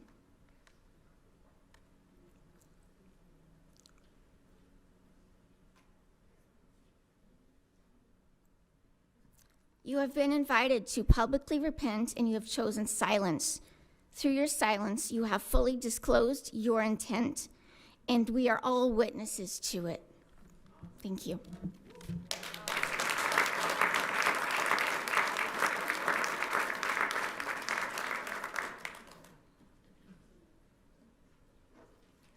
Bradley Reinke.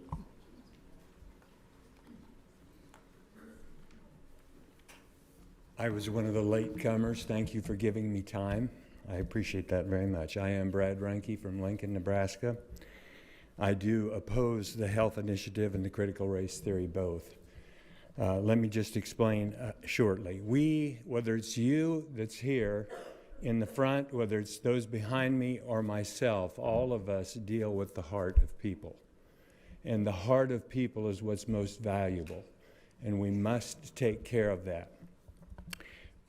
Parents and this State Board of Education carry the weight of influence and responsibility to minor children, to parents, to taxpayers, but most of all, to God Himself. He knows our thoughts, He knows our intents, and we have to deal with what He thinks of us, and that's what we do quietly by ourselves every day. Those in positions of leadership will be held doubly accountable for wrong influence, but rewarded for good moral influence. Children, and I don't say this meanly, but children are not gifts given to schools, school boards, or educators, but to parents and families. Parents are given the responsibility and privilege to morally train their children with the support of like-minded community. Schools have been an important role, but historically came later as an extension of home and family. The responsibility of moral training still remains the parents.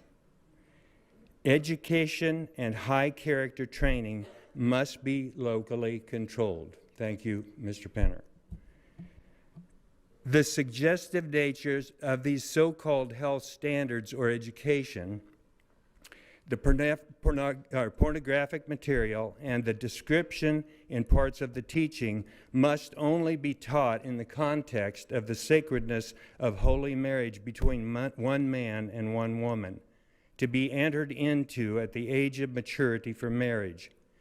Any other context becomes abuse, as in not preserving the innocence of a child and disregarding adult responsibility, creating the potential for lasting harm to that human. As a Christian father, grandfather, and also one who cares for the hearts of people, abandoned these false teachings. Pigment, in my family, we adopted several different children from different countries. Pigment is but a few thousandths thick. Otherwise, we are all alike. We must abandon all of this divisiveness and all of this sinfulness that we're actually proposing. Thank you for the time to speak to you.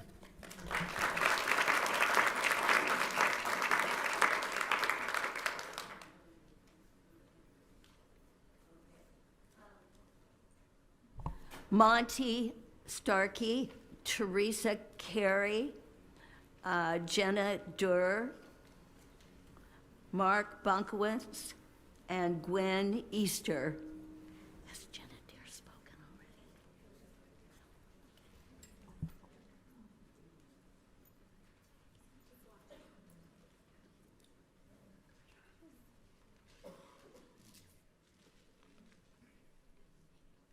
Monty Starkey.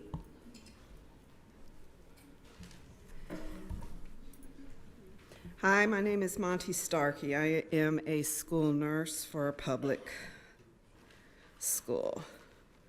I worked along with Sherry Jones, and we taught growth and development together. And if any of my parents are watching this right now, I want to rest assured that I'm not going to change the way I teach it, no matter what you guys try to put in there. And I know they're going to be perfectly happy with that. If it does come down that we do have to change it, I will invite Deb, you come on down and teach it, and I'll sit and watch it happen. And you probably have 2 kids in there. And that would be 2 of the teachers that would have their kids in there. Nobody else would really be in there. I would be in Hastings right now donating money to the Annie Starkey Memorial Scholarship today, because today is the anniversary of my daughter's death 8 years ago. But that's how important it is for me to be here. Because my children now are the children in the school.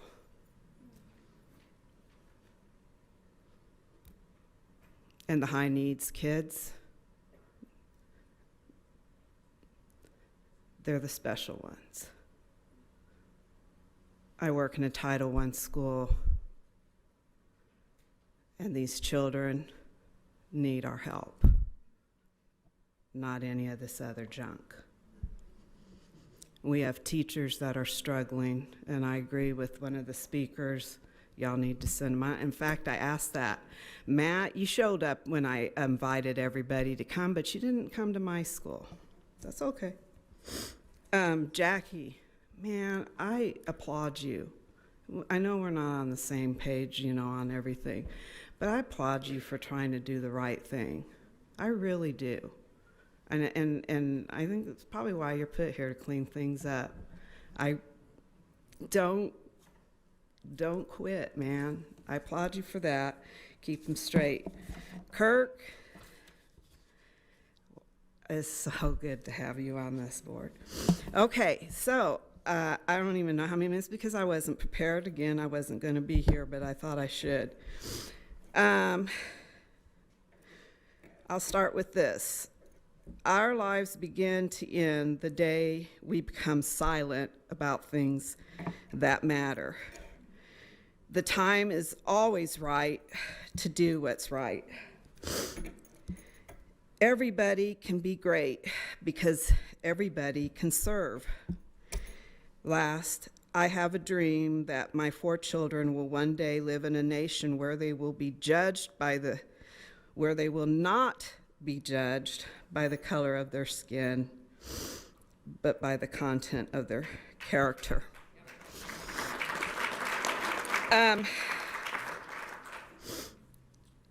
It is Black History Month.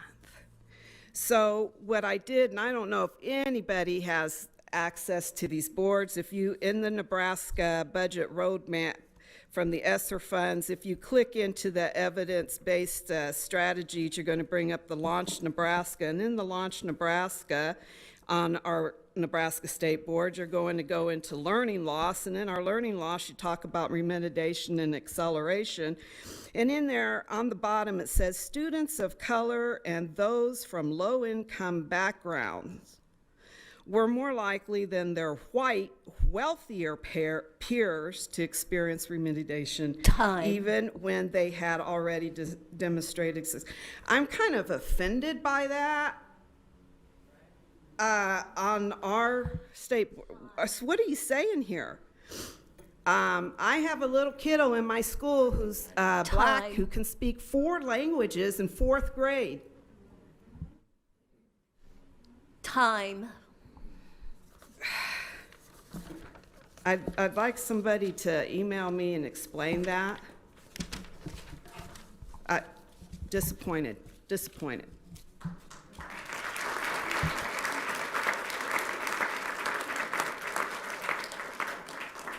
Teresa Carey.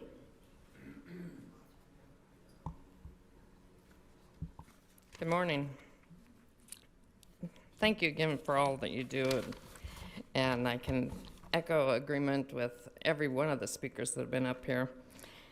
As an educational system, we should be educating our children about history as it happened, and we have come so far in our history from where we were to where we are, making a better country for those who come seeking a better life.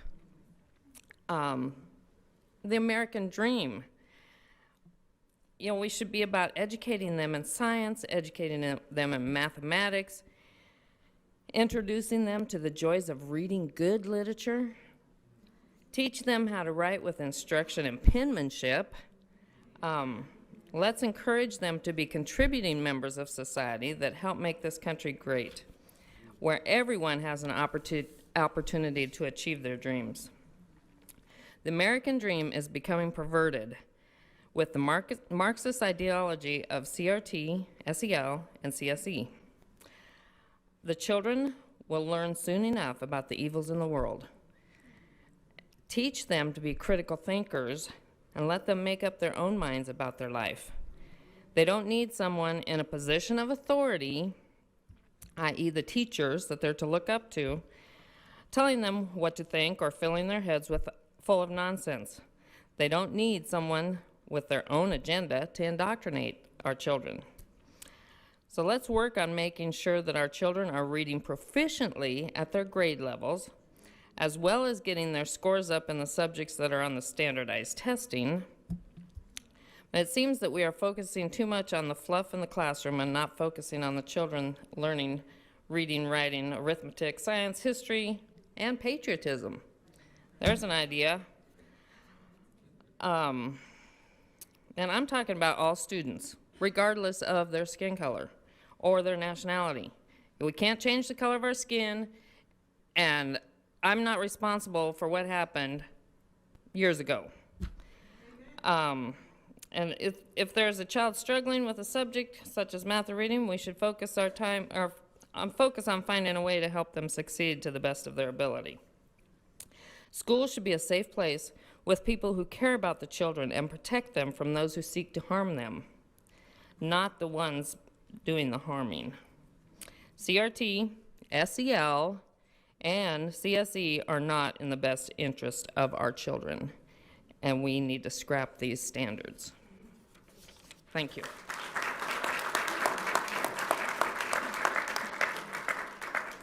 Jenna Durr.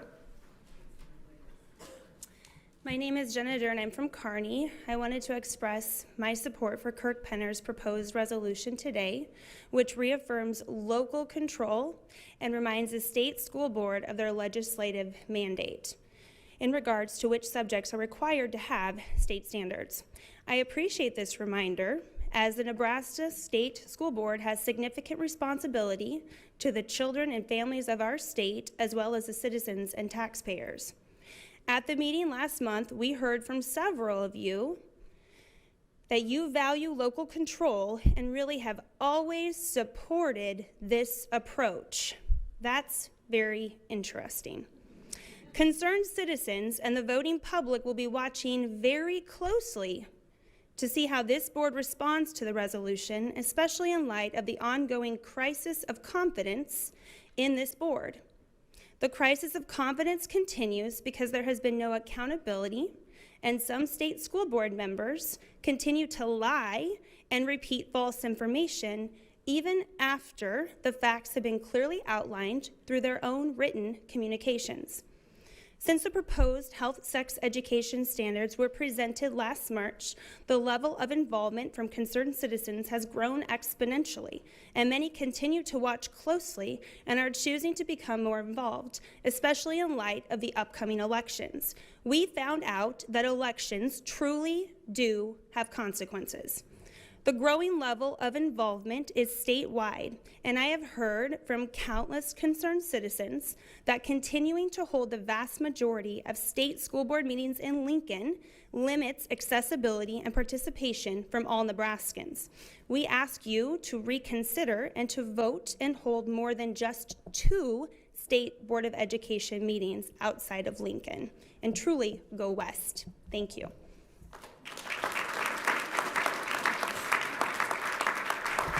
Mark Bokowitz.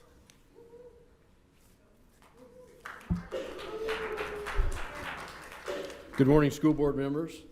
My name is Mark Bokowitz. I'm a former wheat farmer from Sidney, Nebraska. I live in Omaha now, and we're happy to be back here every month because we promise to continue to push back against the sex ed standards that you have yet to permanently scrap.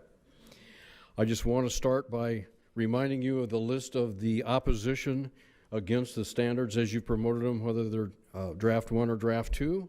That includes the governor, 30 state senators, 250,000 Catholics as represented by the Nebraska Catholic Conference, 200,000 evangelicals as represented by the Nebraska Family Alliance, 21,000 from the Protect Nebraska Children Coalition, and thousands of Nebraskans who receive our Nebraskans for Founders Values Minuteman alerts. So this list is continuing to grow exponentially because NFFV is hosting mind polluter documentaries every week across the state of Nebraska.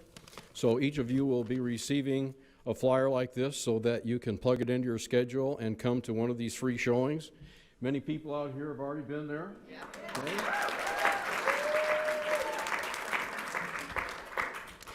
And just so that you know, we've had 7 screenings so far in Minden, Wahoo, McCook, Kearney, Lincoln.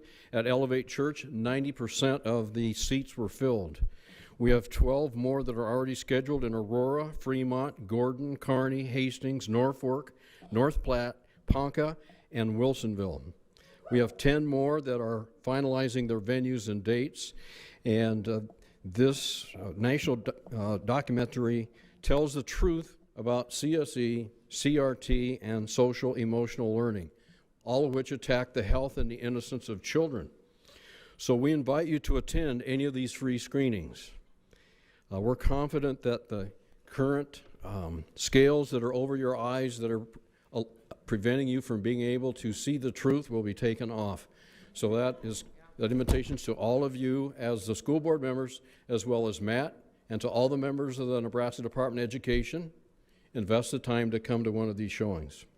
We're on track to host between 50 and 60 of these screenings by the end of March, so certainly you can find one that'll fit your schedule. So, as a summary, the army of opposition is continuing to grow, is growing exponentially, and we encourage you to vote yes on Kirk Penner's motion. Thank you.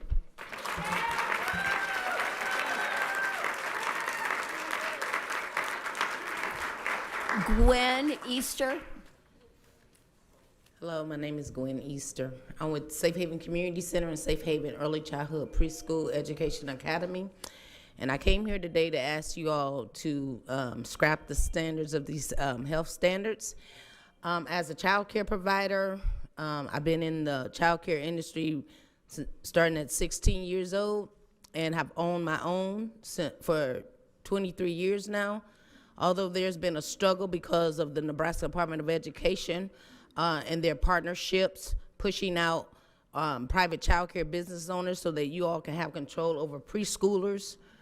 And I want parents to know what is really going on. I want them to know what's going on in North Omaha, where over 200 daycares was pushed out of business, and they're heading towards your communities to establish these early childhood centers.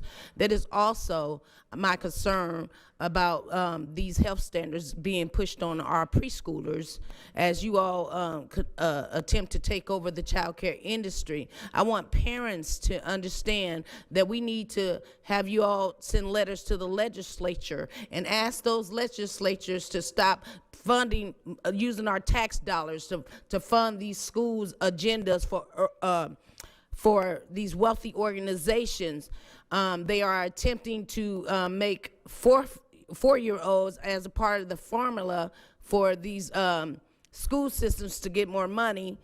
And this is what they're doing to our children. As a child care provider, I could never teach children what you all have been trying to teach our kids. Pushing this up on using social and emotional materials to integrate homosexuality and transgender issues. You need to stop doing what you all are doing. And as Christians, some of you all that say you're a Christian, God's going to hold you accountable for everything that you do. Why sell out your soul? Why sell out your soul for money or political stance or however? Our children are dealing with enough. You know, I started my organization in daycare to help kids learn to read and write because of what happened to me in school, you know?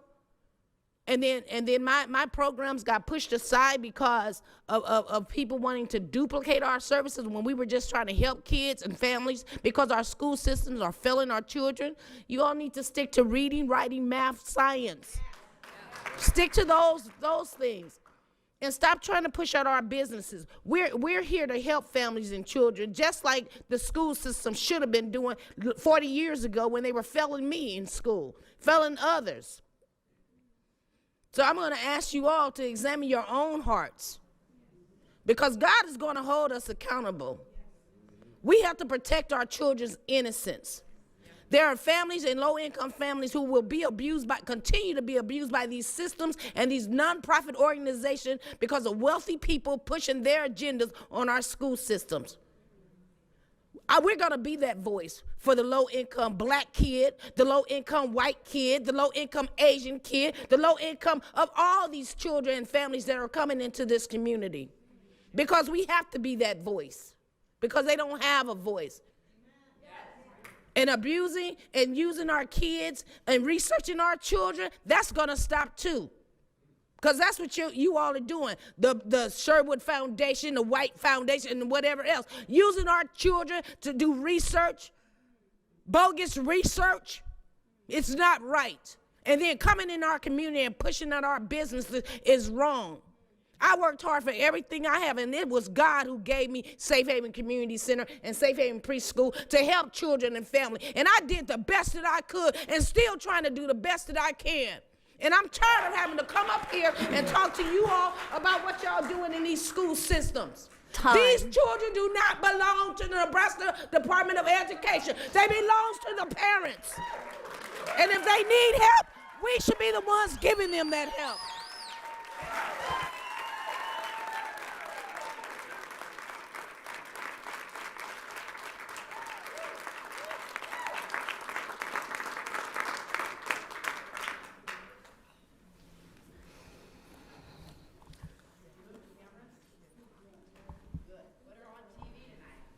Yeah, let's see that on the news. 3.2. Submitted written public comments are attached in the electronic meeting agenda for the board and for the public to review. Agenda 4.1 through 4.3. Commissioner, would you present your commissioner's report? Yeah, just briefly, so the consent agenda process, I don't believe we have any items that have been asked to be removed by board members, so we'll proceed with that. There is also a memo on the rules that are currently in progress, and I think Rule 24 is still over at the governor's office for review, and then Rule 51, I believe, that's part of the agenda for today. And so with that, I don't believe I have anything else to report. Okay. All right. Agenda number 5, Item 5, the President's Report. The problems facing this board 2 months ago seemed to me to be insurmountable. A mountain too high to climb, a river too wide to cross. To say the least, I was discouraged.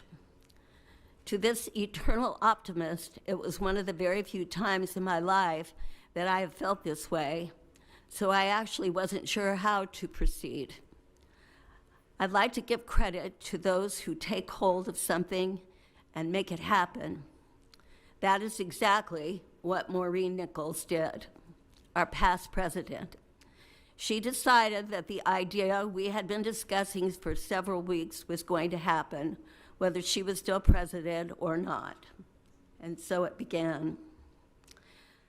I would ask the board members to please find time to express your gratitude to Maureen for our board retreats that we've been experiencing the last 2 months,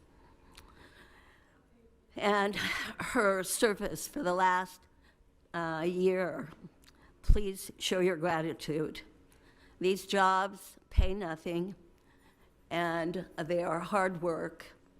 I was up very late last night working on my part in this, and I know from working with Maureen as her vice president how late she was up, many, many nights working. Now I am ready to climb. I'm ready to swim. I'm ready to serve this board.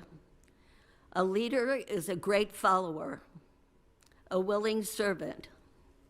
So board, here I am, a leader willing to be a follower when needed, and your servant in seeking success. Here is my vision for this year. Our biggest challenge now is filling our classroom with teachers. School doesn't do very well with computers as teachers. Teachers are more than visual aids. They are the heart and soul of education. You can trace this all the way back through history. Socrates, Plato, Aristotle, all grateful for their teachers. We are losing teachers. 2 of Nebraska's largest school districts have lost over 1,000 teachers since the pandemic began. How do we bring them back? Encourage more students to enter the field. Eliminate unnecessary or irrelevant testing. Create ways for certification that make sense. Pay student teachers. Allow teachers to be a part of the creative process in the education process, making their teaching assignments reasonable, doable.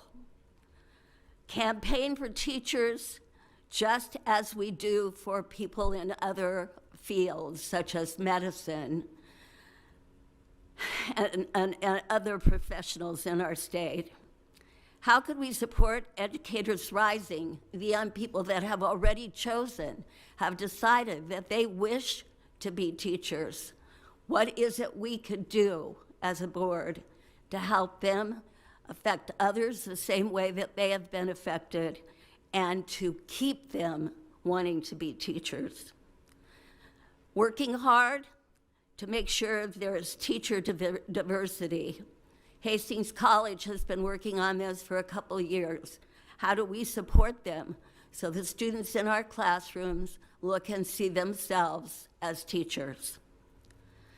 Teacher pay, even though all the surveys say that teacher pay is one of the biggest problems for teachers. When teachers are surveyed, they say that's not it at all. It is some of the other things that I have listed for you. They say that they're willing to do the job and they knew what they were getting into, which is often what their constituents say to them. However, teachers are people with families and bills and homes, and so their wages should be commensurate with the wages of other professionals. What small part can we have in this process, board, this year? Progress starts with the first step. In a year, what we will be able to say we did to take these first steps. We must find ways to bring the student voice into our educational planning process. I am hoping you will help me bring that voice to our monthly meetings for inspiration and for new and creative ideas. These students can share ideas by Zoom, so they can be from Scotts Bluff, they can be from Columbus, or they could be from Lincoln. I know our audience, and I know we are inspired every time a student steps up to the microphone and tells us, as they did today, some of the good things that are happening in our educational system, and there are many. We can celebrate and honor those right here every month. We can celebrate what is being done right. Early childhood, 0 to 5, and child care is on the brink of incredible change in Nebraska and of having huge amounts of money spent on them, as it should be, of course. However, our oversight is to make sure the funds are spent on enduring change. Daycares that educate, teachers that are educated to educate, 0 to 5, and certified, meeting thoughtful standards at accessible educational facilities. These teachers should be paid a fair living wage as also, and their paras the same. Big ideas with little steps. Lastly, board, I have seen such a dazzling positive change in the last 2 months, guided by Linda and Blaine. We as a board have built positive relationships by getting to know each other better. We are trusting each other, really listening to each other. I see mutual respect in conversations and an inclusiveness, we'll say, that wasn't there before. The goal that I wish for the most, sitting here as your leader, is that we continue this process with a fervor, as if this board's success depends on it, because I believe it does. And our students, our teachers, and our schools are depending on us to get it right. To get it right, we must have a balanced governance and creative collaboration. If we the board visualize, it will materialize. That is what I wish for us. This is my plan for us for the next year. This is my prayer for us. Thank you.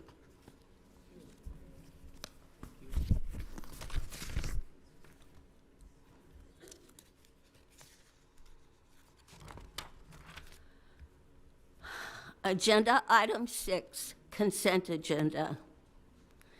Is there a motion to approve the consent agenda? Patty? I move to approve the consent agenda. Do I have a second? Maureen, thank you. I second that motion. Okay. All right. Is there any discussion? Oh, sorry. There's no discussion. Andrea, please call the roll. Fricke? Yes. Neary? Yes. Penner? No. Goebbels? Yes. Stevens? Yes. Morrison? Yes. Nichols? Yes. Kojons? Yes. 7 yes, 1 no.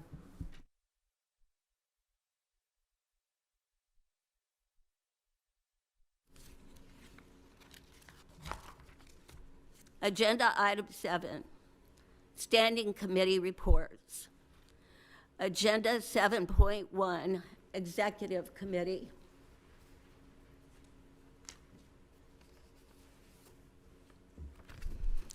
I will provide a report from the executive committee meeting. The executive committee meeting began at 3:30 p.m. with the following staff and board members present: Dr. Bloomstead, Dr. Deb Friesen, Brian Halstead, Joel Sherling, Dr. Ryan Four, and Laura Rife. Board members: Patsy Kojans, Robin Stevens, Lisa Fricke, and Deb Neary. This meeting began with 2.1a, review 2022 proposed state legislative and take action on board positions. Brian Halstead reported on the bills that the NDE staff reviewed. The committee discussed the bills that will be heard in the state legislature in the next week. Committee members gave feedback to determine whether or not to support or oppose or monitor bills that were presented. Next item discussed was 2.38, committee review of the commissioner's appraisal process. Committee members reviewed the board decision that was made in January 2022 regarding the commissioner's FY 21-22 evaluation process. Committee members also discussed the intent to begin planning in March 2022 for the commissioner's next year's evaluation. The committee determined that they would review and align the commissioner's job description, contract, and evaluation questions. The committee will also review the proposed changes that were recommended to the board at the January 2022 board meeting, but not approved. Additionally, the committee will review commissioners' job descriptions from Colorado and Kansas and see how they compare. Item 1.2, committee orientation. The committee's duties were reviewed by Board President Patsy Kojans and Dr. Ryan Four. This year, the committee will primarily be reviewing policy updates, bylaws, changes, and will continue discussions of the teacher certification pathway. The meeting was adjourned at 5:30. This ends my report.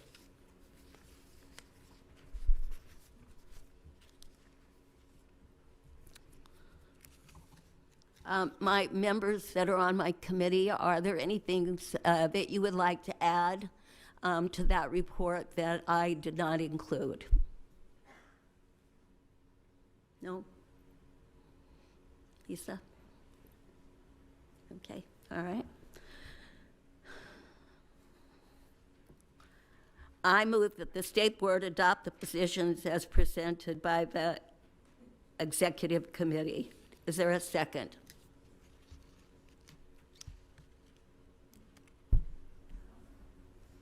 I'm wanting to make sure that I'm following what you're asking Okay. for. Did I do it wrong?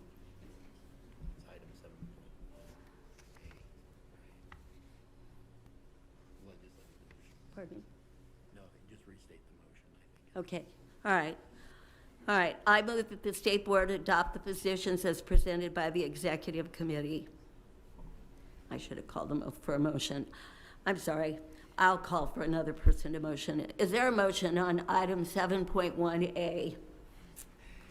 Yes, Madam Chair. Yes, thank you. Thank I'll you. get back on track. Go ahead.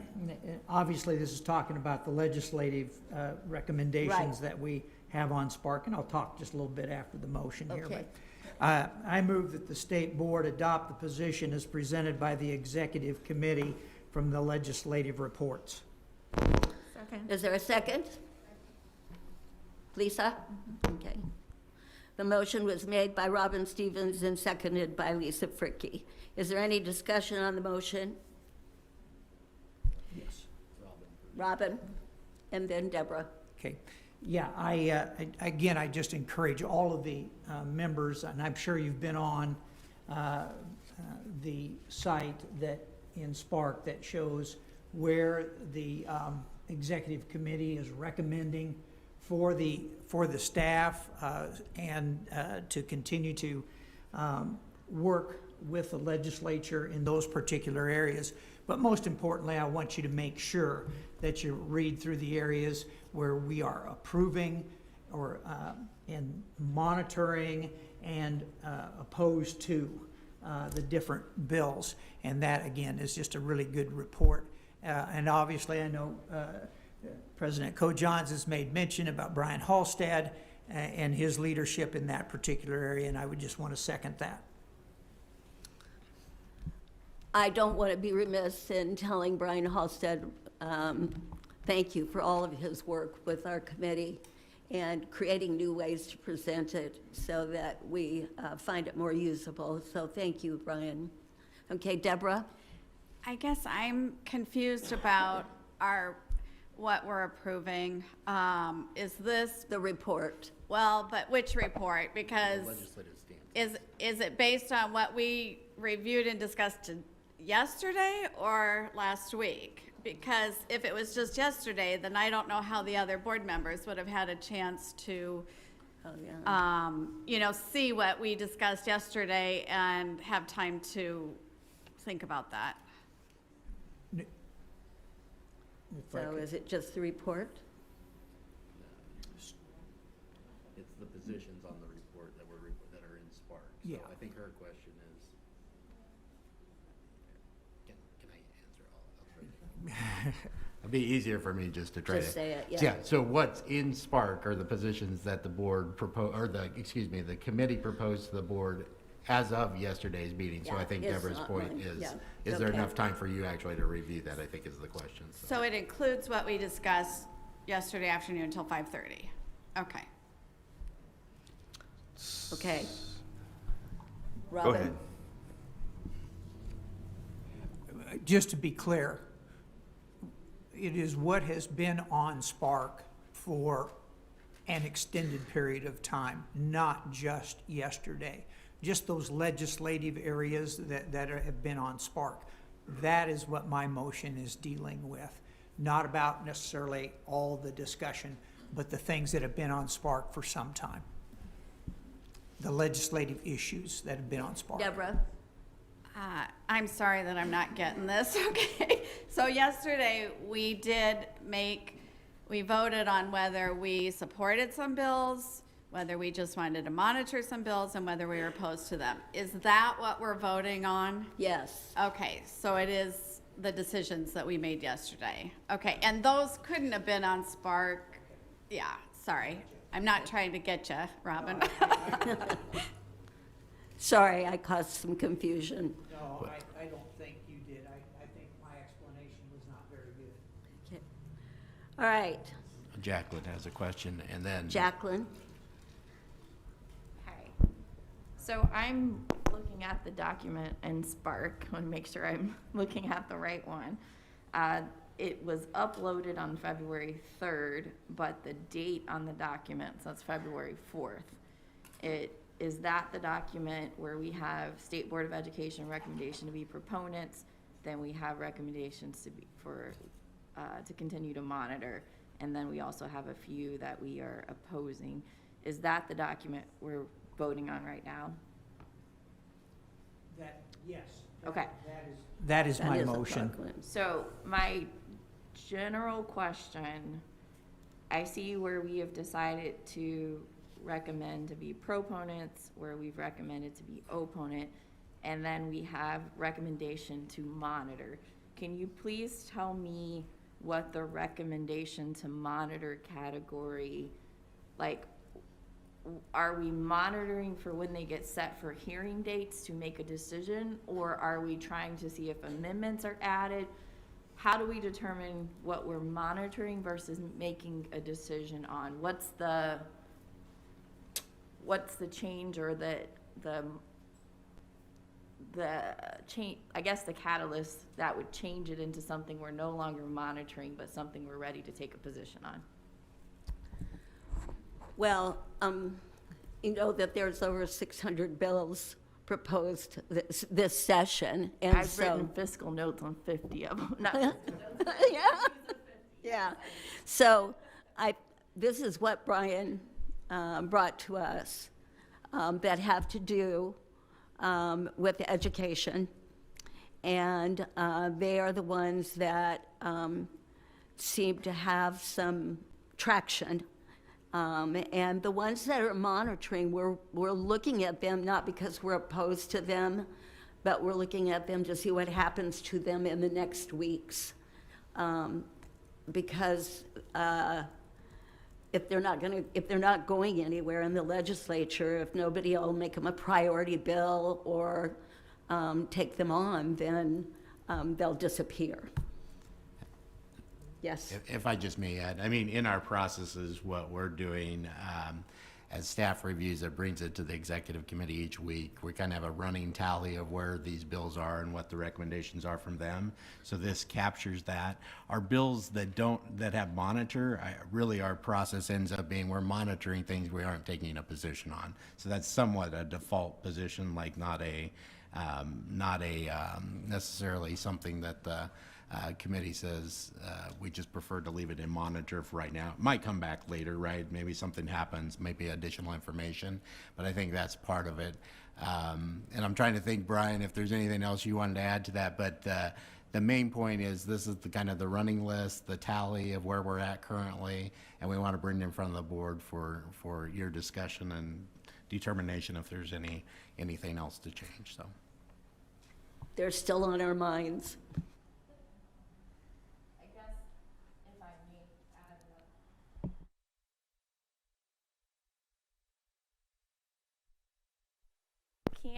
Can you hear me? Okay. I don't think I really got an answer to my question, other than some bills we might see as having the potential to move, and some we don't know for certain if they are going to get out of committee or if they are going to be prioritized on the floor. On the ones that we have taken a position on, then do we have some indication that they're coming out of committee or that they will be prioritized? How, on the ones that we have taken action on, what was the green light that we had to say, yep, this is the one we need to go ahead and take action on and no longer monitor? Maybe if we go at it that way, I understand. You want to do that? No. Okay. But I do have a recommendation. Okay. Some of them already have been prioritized. And if you watch the legislature, I mean, some of them we know are going to be prioritized, I should say it the right way. But if you watch the legislature, you can see the interest and the debate that's going on with it. And you can kind of get a feel for what might happen with them. That's it. And they really do have an impact on, a high degree of impact on education. Patty? Yeah, just based, Commissioner, on your comments about a running tally, does that mean that there are still bills to be looked at? Okay, so this list is going to continue to change. yeah, so if the executive committee, previously when we had a legislative committee, the process was always, hey, look, we'll meet once a week during the session, get advice on bills that are coming up in advance of the board being able to discuss them in total. So this has that running tally of what we've done so far, whether we're a proponent. We appear in testimony if the committee advises that we do that. The stance for the board, if you say, hey, there's something here that maybe the executive committee, we would prefer to do it this way or that way, we'll give you a chance as a full board to do that. Just because the nature of how the legislative session works, that's been kind of the approach, and the executive committee has adopted that approach. So I'm hoping that helps. It's not that there's kind of a list of bills that we continue to keep in front of you that we think are education related. We're not trying to go into other areas or things that don't impact either the department specifically or the education system specifically. Patty? So you're really using hearing date kind of as a way to identify groups of bills to look at? Is that, okay, I'm good then, thanks. Okay. Robin? First of all, I'm just going to ask, do you feel as if you've gotten a good answer to your question? And I'm talking now to Jacqueline. Because if not, I would really like to bring up the person who makes these reports and allow him to probably more define and better answer the question than maybe what I am able to do. Okay. Or I am able to do.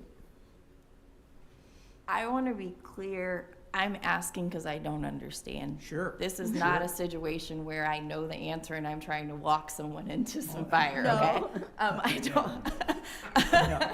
No. Because I'm trying to see if when we talk about our vision as a board, some of the conversations we've had about things that we support or things that we want for the department, it would seem to me intuitively that we would go through all bills and see which one of them support our vision or not our vision or things that we want to see, and we would support the ones that we agree with or not support the ones we don't agree with. But it doesn't seem like that's the process that we're taking. It looks like we are zoning in on certain bills and kind of waiting to see what happens. And so the senators who introduced it they don't know whether or not we have their support to push it through or not, because we haven't weighed in on it, because we don't know if we prioritized it as something that's important to us. So I'm just trying to see what the driver is. And I heard Patty say, well, is it when they schedule schedule hearings? Well, all bills, in my understanding of the legislature, will eventually be scheduled for hearing, which means in theory we would have an opinion on all of them. But that's not what I'm hearing. We wouldn't take a position on all of them. We would leave them in the monitoring status. So I guess, Robin, I'm still not really clear, Right. but President, it's okay. Here, just to, you always bring up lots of points, so I'm going to pick out one. You said they should be based on our priorities, if you remember, and you have had access to our legislative and regulatory priorities.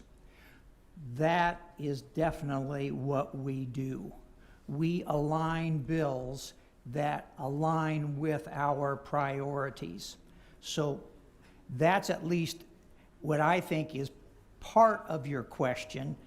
That is a major driving force as to the bills that you see in Spark, things that we talk about and that sort of thing. Beyond that, I know you had a lot of other points, and I can't even remember what they all are. So if somebody else has some response to her, that'd be great. Maureen? But Deborah's spoken and Maureen hasn't. No, You haven't? not in response to Jacqueline. Okay, well, okay, go ahead. You will be next, Deborah. Okay, go ahead, Maureen. There we go.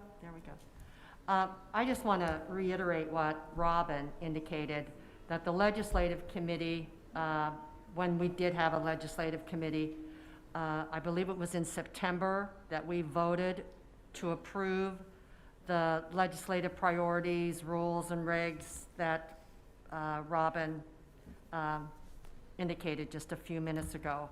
So if you go back and have an opportunity to review that, you can see where the executive committee now that's dealing with all this is zeroing in on specific bills as they are coming up for hearings, as I recall when I was on the committee. Okay, Deborah. I think I know what you're asking, Jacqueline. And yes, what we agreed on as a board is our priority list, guides everything.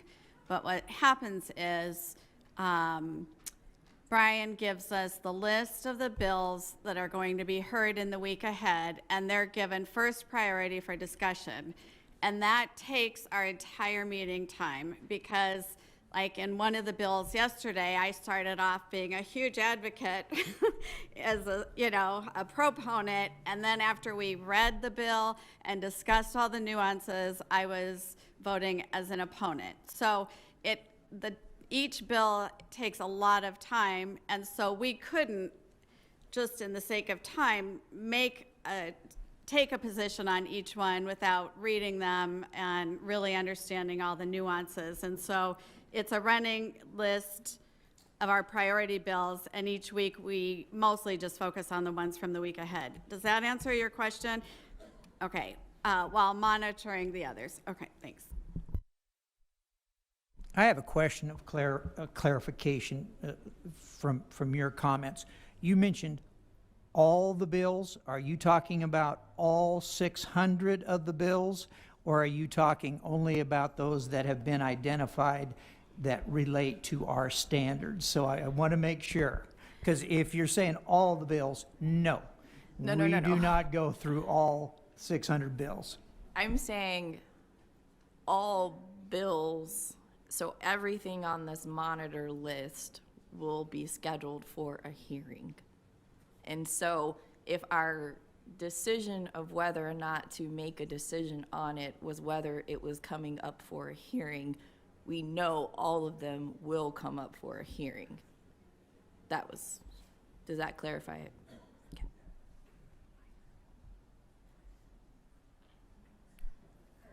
Okay, so you have our proponents and opponents.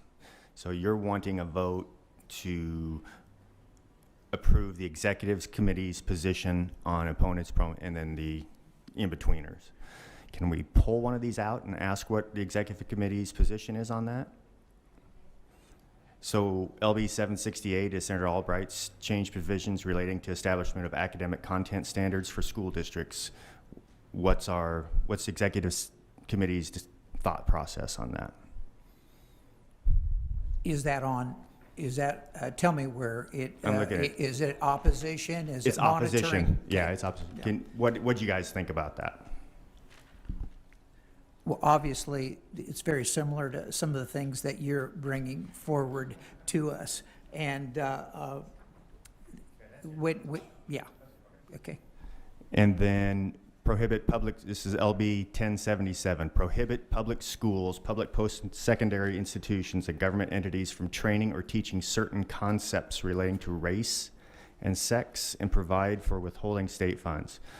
So the executive committee is opposed to that. So you're for CRT and CSE and 1619 projects. Is that what we're saying? I don't think so. I don't.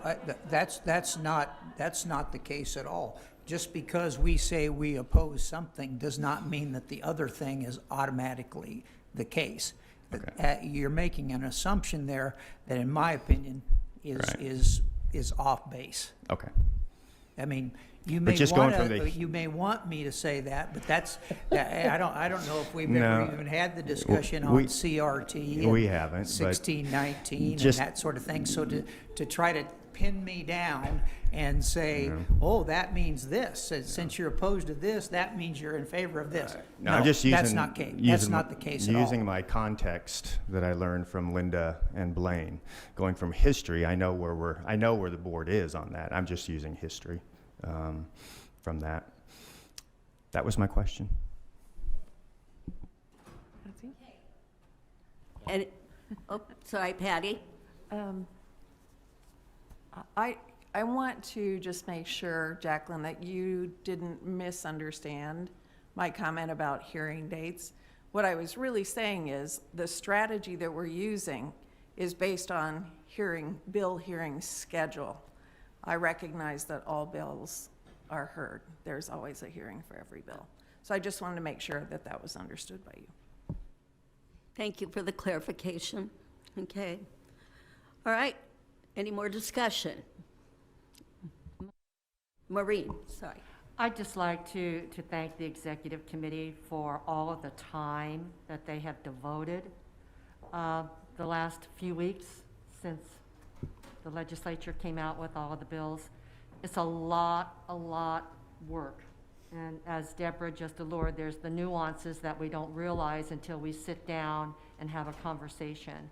And so I appreciate the work that the executive committee has put forth and the time, and I put full trust in what you've come forward with. Okay.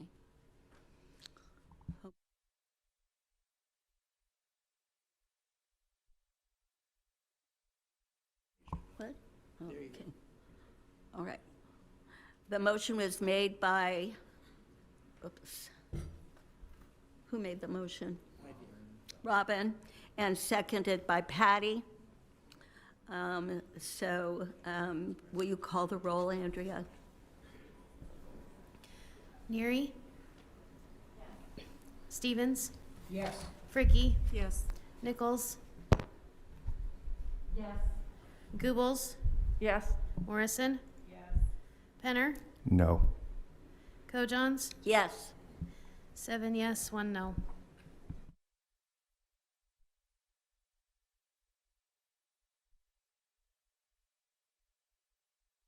Okay, Agenda 7.2, Budget and Finance Committee. Maureen, please provide a report from the Budget and Finance Committee. Thank you, Madam Chair. First, I want to recognize the Budget and Finance Committee members, Patty Goebbels, Jacqueline Morrison, and Vice Chair Kirk Penner. Okay. We met yesterday afternoon at 2:45. We had several staff members who were in the room who have related roles to this committee. And those individuals are Bryce Wilson, who is our lead, with Jen Uttermark, Lane Carr, Kristen Yates, Zainab Rita, and Commissioner Bloomstead. I think I got all of them.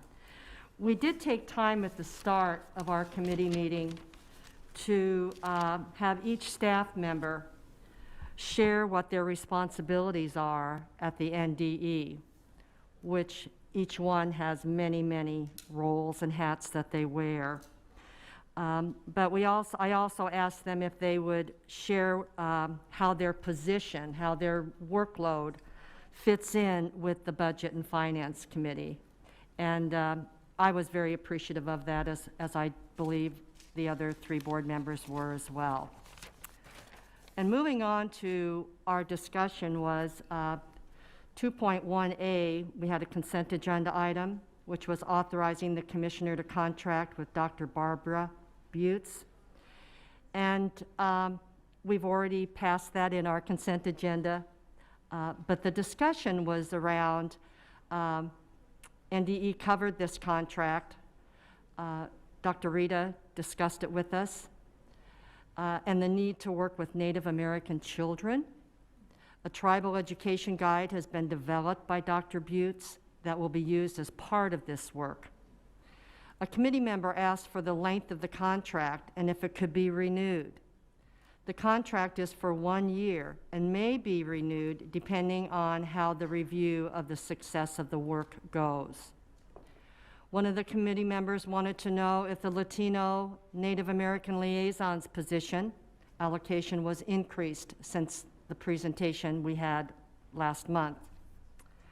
Per NDE, the allocation was increased by $30,000, which was less than the amount of the increase for the African American Commission due to timing of contracts. The timing of contracts for the liaison for the African American and Latino positions was also discussed. Per NDE, the contract for the Latino liaison is in process, and the NDE is still working to find the appropriate contact to begin working on a contract for the African American liaison. NDE has identified and begun work with these commissions since they are currently in existence. Some of the at-risk populations do not have established commissions available. The committee discussed what these positions would do.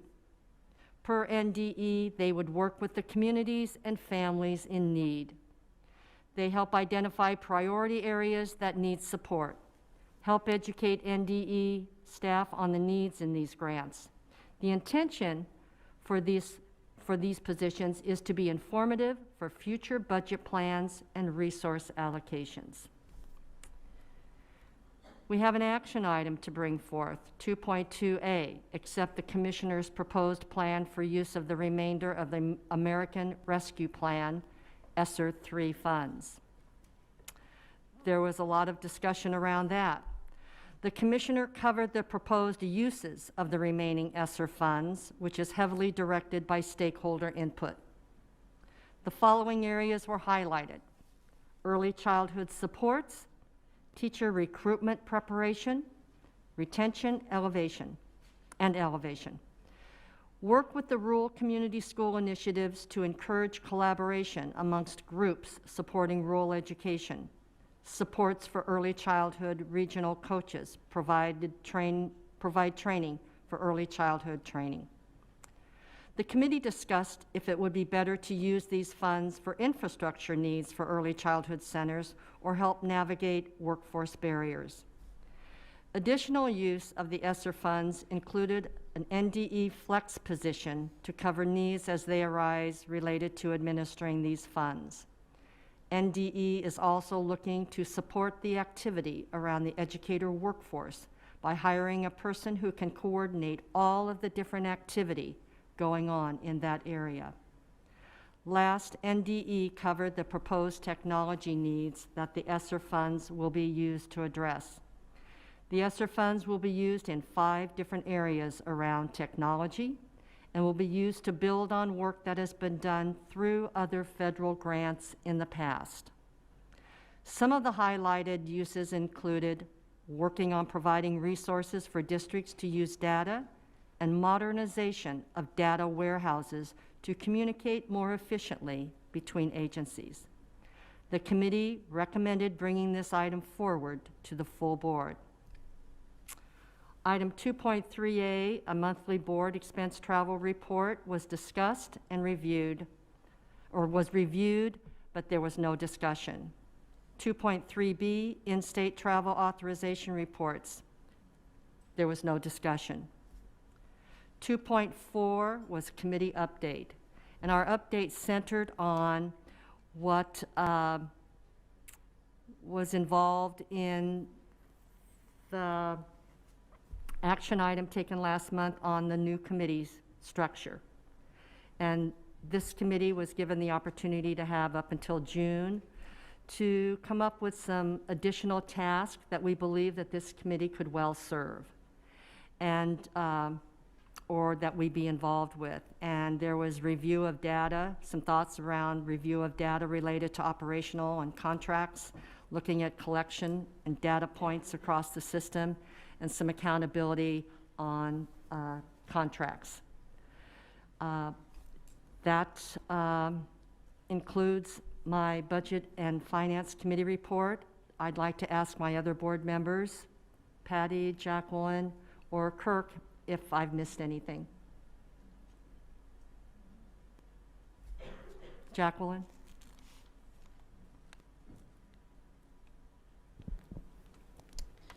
I don't think you missed anything, and I don't know if we're going to take up the action items separately on accept the Commissioner's proposed plan for the use of the remainder of American Rescue Plan funds. So do we want to speak about that now or as part of the committee report, or when we take up the action items separately? I'm going to ask the President. It would seem to me that we would bring that up when we bring the motion forward. Is that?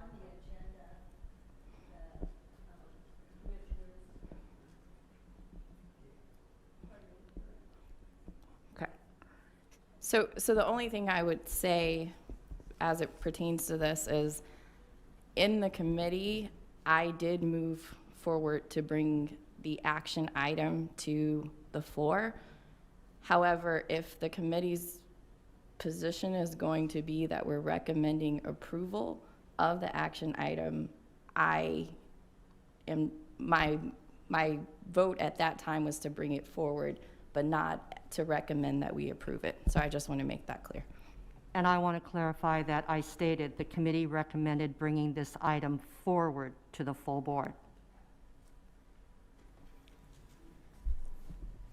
In committee reports, since this is our first committee since I've been on, do we not, you don't name names of who brings up? No. Okay, it's We just work in as a general. committee. Okay. We work as a committee. Okay. Lisa?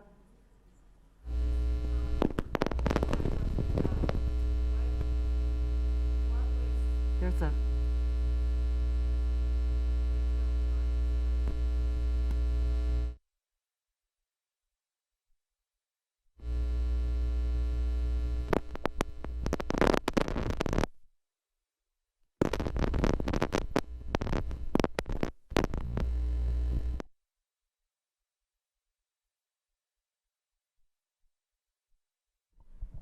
Thank you. I was acting like a Geiger counter.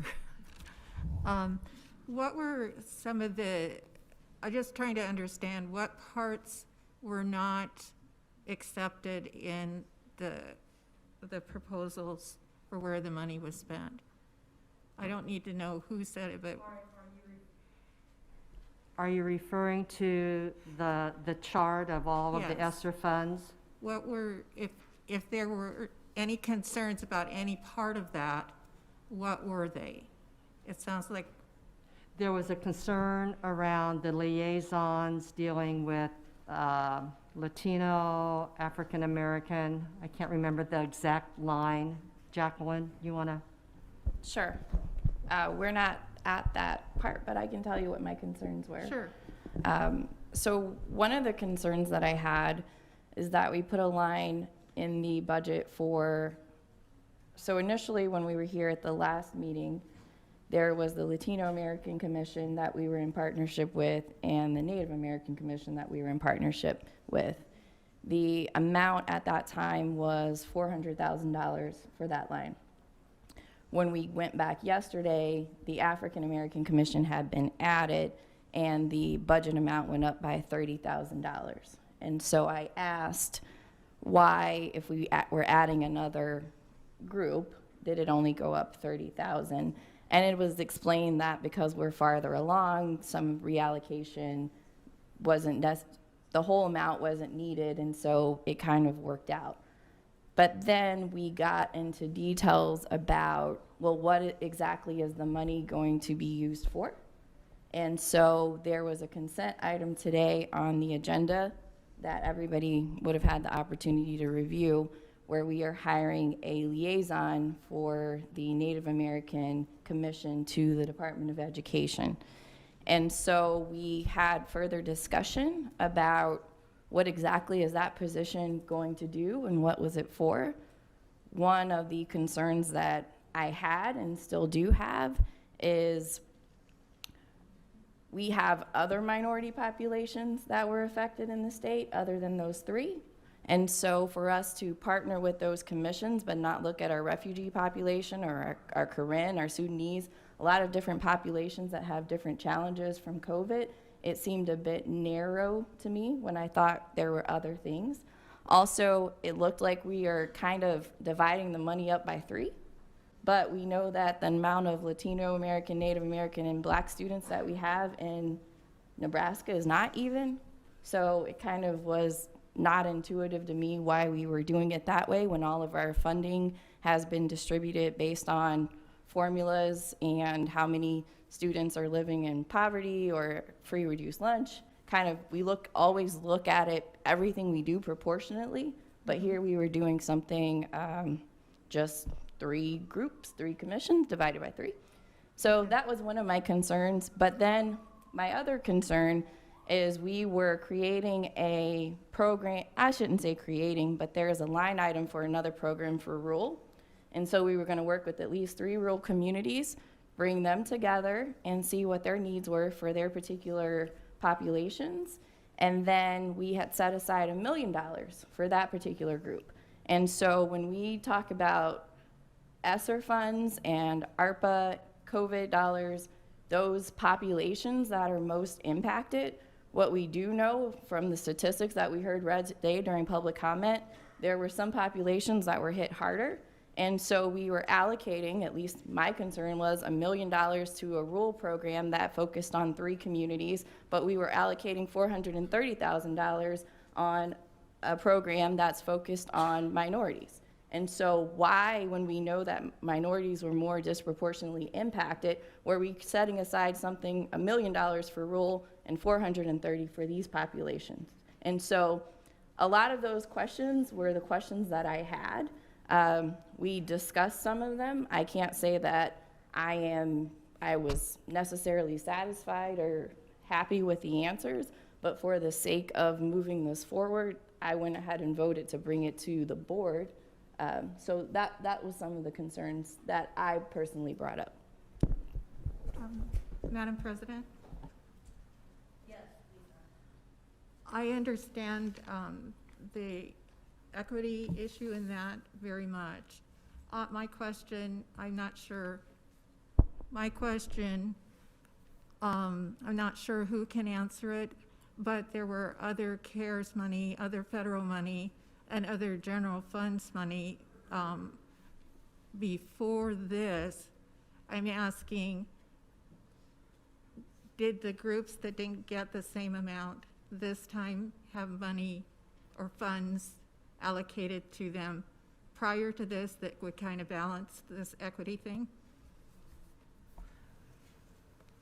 I'll try to at least, I think, answer the question that you have, that in totality, and I explained this to the committee yesterday, maybe not to everyone's, but we're taking now just a smaller piece of kind of the remaining appropriation, and our kind of overall strategy with the funds, I think we're spelled out over the last few months on, hey, look, how do we better engage in different places, ensure that there's different stakeholder groups involved, ensure that our work is addressing the challenges that we've heard across the state. And so that bigger kind of vision piece, we end up looking just at kind of the remaining funds and kind of looking at that in isolation, which is tough. It's tough for me even to try to walk through that with the committee a little bit yesterday. But our intention all along is to try to look at areas that have been impacted, try to make sure that there's some understanding of how we can make a difference there. The committee had great input, right? So I told the committee I can't go back and redo the 2 years worth of kind of what's happened in these times for kind of that unusual perspective, but actually it's the value of that perspective that is important. And I'm bringing this, I mean, I guess the recommendation is to try to put that the remaining portion, this is what we're recommending as expenditures. Those contracts still would have to come before the board on each one of those items as we go forward too.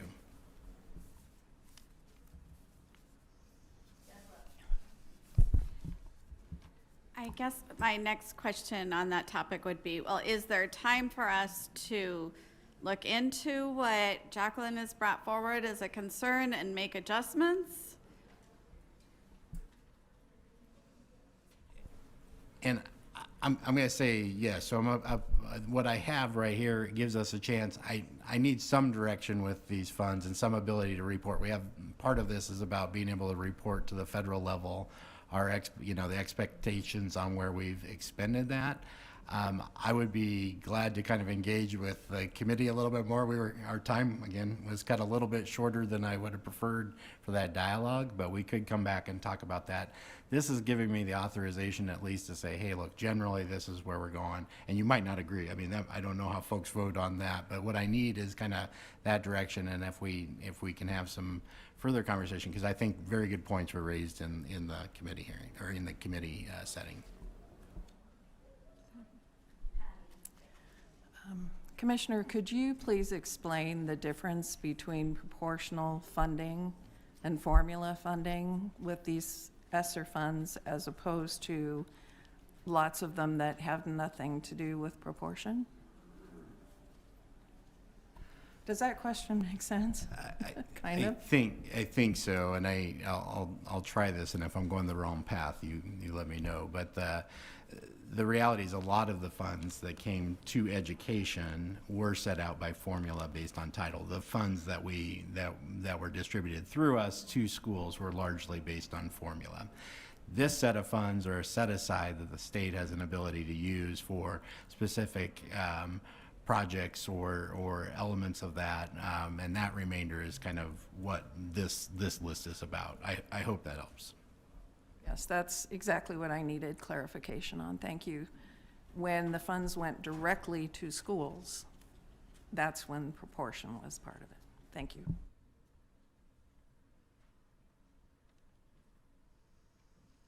Any other discussion?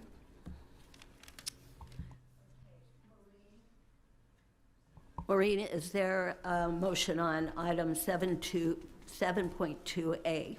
Yes, Madam Chair.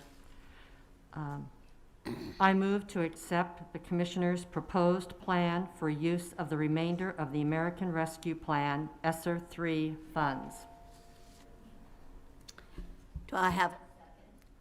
I'll second the motion. Thank you, Patty. The motion was made by Maureen and seconded by Patty. Is there any more discussion on the motion? Yes, Jacqueline? Can you hear me? Okay. So the reason I'm not voting for this, but I didn't have this discussion in committee, so I felt having it in committee was not going to go anywhere. And the reason for which I thought it was not going to even be a productive conversation is because I didn't hear anyone in my committee asking questions about these things that substantive, that fiduciary duty that someone else talked about, of asking productive questions. But when we were here last time, we made a statement about supporting teachers. And I said, I understand where we have gone and a lot of the money is spent, but we need to make a statement to our teachers to say, we support you. And from the time we were here last time and when this was brought back to the Budget Committee, no additional funds were put into that bucket for teachers, which signaled to me no one took that conversation seriously, or the other board members that I had around the board were not demanding the same thing. And at the beginning of today, when Patsy made her statement, she said, teachers around the state are struggling. They are having a hard time in the classroom. We need to show a sign of supporting our teachers. And if we can't find anything in this allocation to reallocate to show that we are supporting teachers, that to me sends the wrong signal. And I didn't go into details and start fighting about whether the African American Commission gets 100,000 or Rule gets $1 million. I think kids deserve it all, okay? But when we have this big bucket of $13 million to increase technology, and I'm having to argue about why the kids are, one's getting 130,000, one's getting $1 million, but we've already made a decision that $13 million is going to technology improvements, and that number didn't change. To me, it signals we've already decided that this is what we're doing, and this vote really doesn't matter to the department. That's incongruent. We talked yesterday about what is our job, what's our job as a board. So we sat and we went through our vision statement, and here's our vision, here are our goals, these are the places we want to impact change. And one of the things is setting the example and the standards and being that vision that directs change for the state. And it's really hard for me to go back and look at our school districts and say, why didn't you put your ESSER funds into the classroom and support teachers when we haven't set the example at the state board level ourselves? Because there are a lot of school districts who did do things to support teachers in the classroom, and there are others who said we're going to put new roofs on our building while teachers are struggling in the classroom.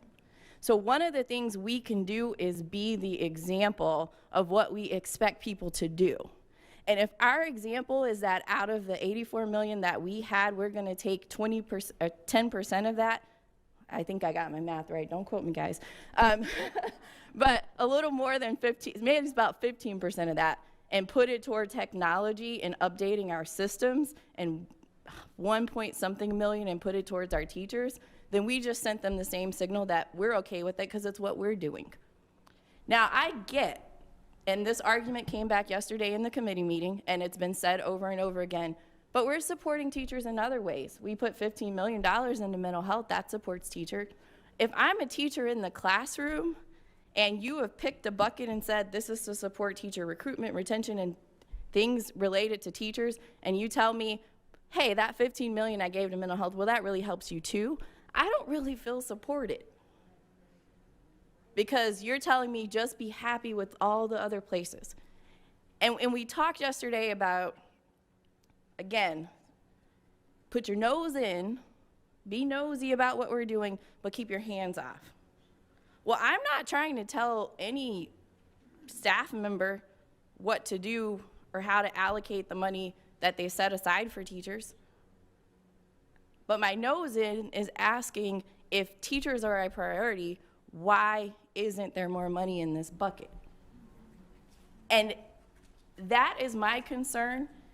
And I can't be more angry about this or upset about the signal that we're sending than people around the table who've been in the classroom and are teachers and know what it's like and have friends who are out there who are struggling. But I told the teachers in my district when I knocked on their doors, I will always fight for you. And I can't see how I'm fighting for them when I'm allowing what's left of the big pie. And I've fallen on this sword and said, I should have noticed this 6 months ago or 8 months ago, but I didn't. But now I have. And since I have, what are we going to do with the little piece of pie that's left to at least say, we want to do something, we want innovation programs, we're gonna try to help you figure this out, or at the minimum, just setting an example for what we want around the state. That's why I'm not gonna speak on this again. And I'm telling you, I'm not gonna vote for it. But if everybody else wants to move it forward and nobody else wants to hold, or at least say, I care about this, or I would like to see change, and we're just going to sit back and say, I trust the department, I trust that the commissioner's doing what he wants to do, I believe and support whatever they do, go ahead.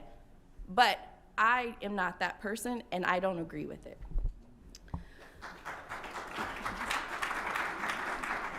For one moment, I'm going to take off my hat as the president of this board and tell you what I think about that. It seems to me yesterday we talked about proximal effect in education and distal effect, and it seems to me like everything that we budgeted for is distal when it comes to teachers. And so I'm having a tendency as a teacher of over 40 years to say, and I've wanted to say, and I should have said, what are we doing for teachers? I don't think it's new computers or anything that they want or that sort of thing. Whoever wants to speak, Patty. I would say as a teacher, I'm not teaching now, but I think once you're a teacher, you are always a teacher. I identify as a teacher. If I had been teaching anywhere the past 2 years with the pandemic, and someone had said to me, millions of dollars are going to be available to support you with mental health, I would have been so grateful for that. That would have told me that there's a priority on teachers. I also think, there's been discussion about local control, and so many of the funds allowed for local control. Local school districts were in the position they could determine what they thought was best for their district. Would I, if I were king or queen, would I have said to all of them, some of this has to go to support teachers? I would have, but that is not my role. And I would leave that up to those districts to make those decisions. I believe as a state board, if you look at the totality of funds that we've had, there are lots of places where there is teacher support built in.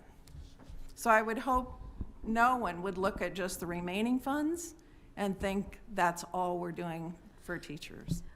I want to support you on the SEL because I've heard that from administrators and principals, teachers, superintendents. I've heard it from teachers who've come to me and talked to me. So, yeah, I've heard it from a lot of people. Okay. All right, Deborah, your turn.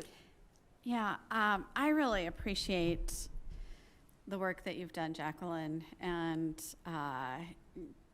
I think you brought forward some important conversations that I don't feel are proximal.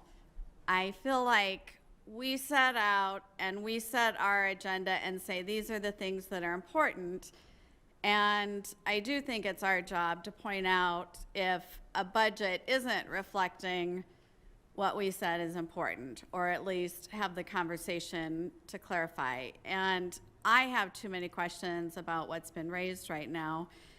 I respectfully disagree, Patty, that I don't think that solving the teacher problem is just a local problem.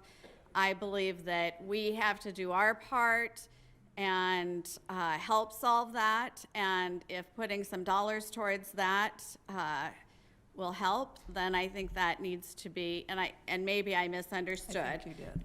But in terms, and so please clarify for me, but in terms of the dollars that go to supporting teachers, I do think that that has been one of our priorities. I would like to have more discussion about it. I did ask that question at our last meeting, and I guess I'll end by just asking, I'm going to vote with Jacqueline, but I just wonder if this didn't pass today, I mean, what does that mean? I mean, if we don't approve it today, then what does that mean?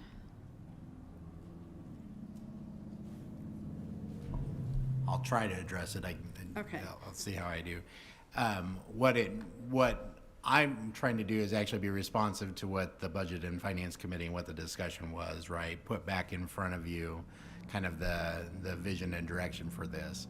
What I think it means for us is I have to be able to send some reports off to the federal government. Probably what I'd have to do is send a report that would say, well, I don't know what the timing is. Maybe there'd be time in March. I'd have to look at the timing of it. I think if you say, hey, look, this is completely the wrong direction, you're going to vote it down, then I'll have to come back to you and have a conversation about, okay, what's more of the right direction that this board would be wanting to take. And that's just honestly, I don't know what other steps there'd have to be, but.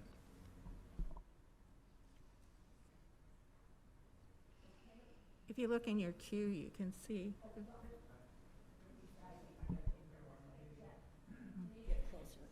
Chairman Maureen, could you answer a question for me? I'll try. Okay. I've heard an impassioned plea. Big time. Money to teachers. How could we disagree with that? What I'm wanting to know is how much of this discussion was carried on in the committee. And if it was, great. But I am concerned that if it wasn't brought up in committee, or at least the impassioned plea wasn't made in committee, what is the purpose of the committee? I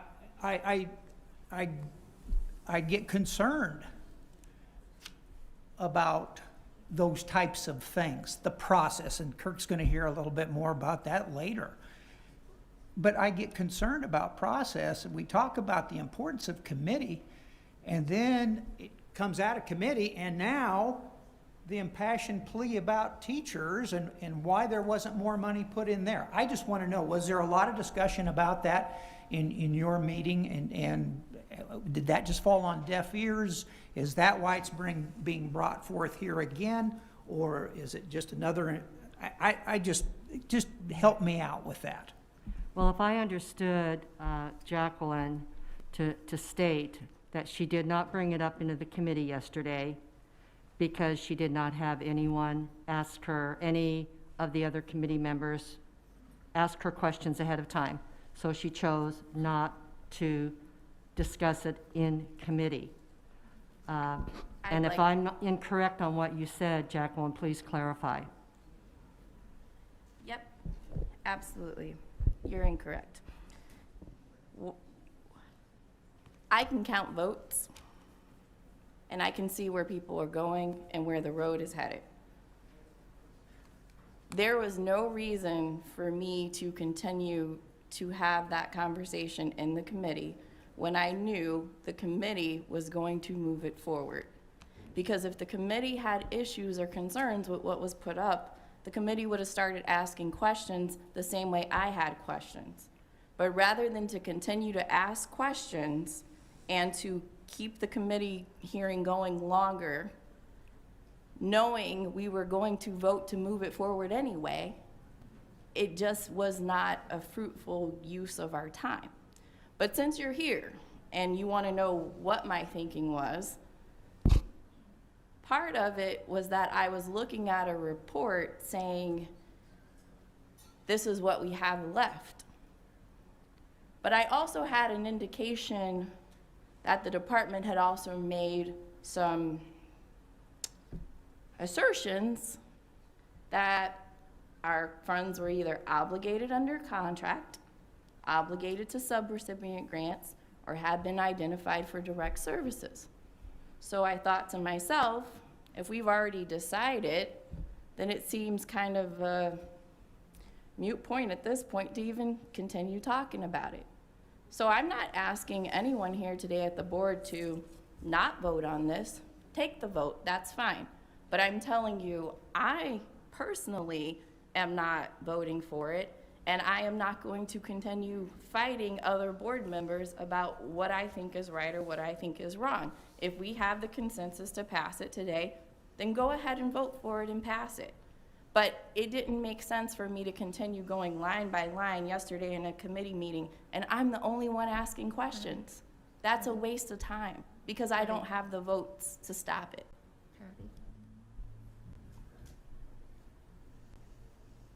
Robin? So because you didn't have the votes in committee, you've decided to bring this forward and try to garner enough votes in the from the full group. Is it? Yeah. No, not at all. I said, I am not voting for this. I never once said, I hope any of you don't either.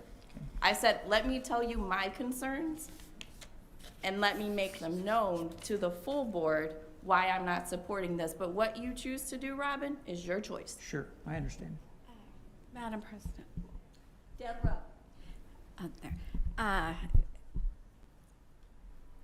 One of our board members that had been on the board at least 8 years, maybe longer, told me a few years ago that if things weren't going well in the committee and you felt strongly about something, then move it forward to the floor so that it can be discussed with the whole board. And I haven't had to do that, but I haven't forgotten that. And I guess I feel like we've talked so much about having the conversation, that we spent a year last year not having the conversation that we were all committed to making sure we were. And whether it was discussed in committee or not, whether it was Jacqueline that brought forward this question or if it was me, I think having the conversation is crucial. And just to clarify, she isn't asking for anything, just telling us why she's voting a certain way. And anyway, I guess I just hope that we respect that bringing something for full board conversation is important.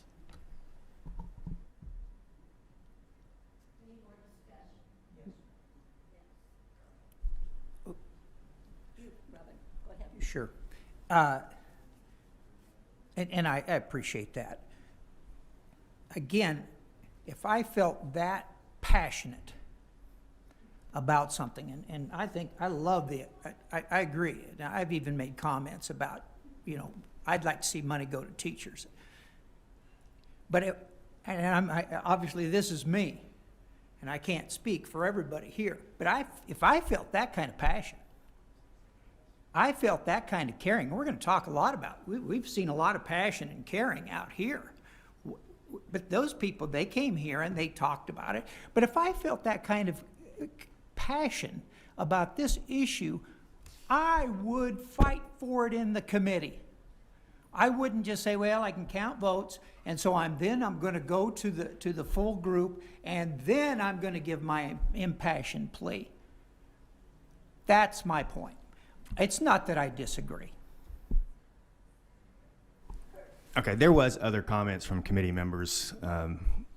We talked about the $1 million rural community initiative, and I gave the example of 3 small towns in Hamilton County.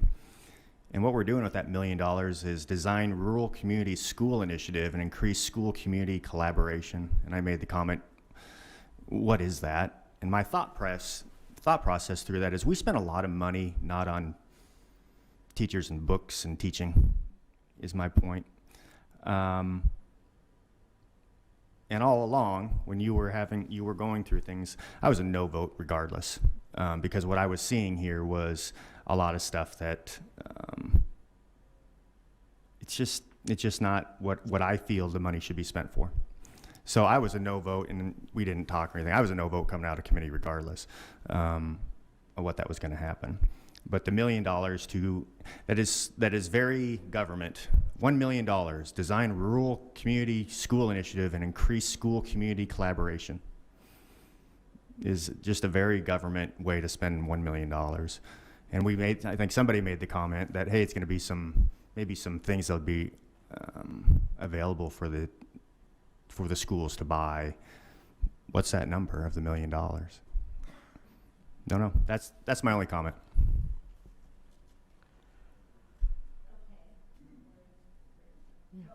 Yeah, I just want to make it clear that Jacqueline made it very clear yesterday that she could not support this. But the conversation, as you indicated, Robin, if you were that passionate, she did not bring that forth. And other board committee members, whether it didn't rise to their attention, or it wasn't important to them, I don't know.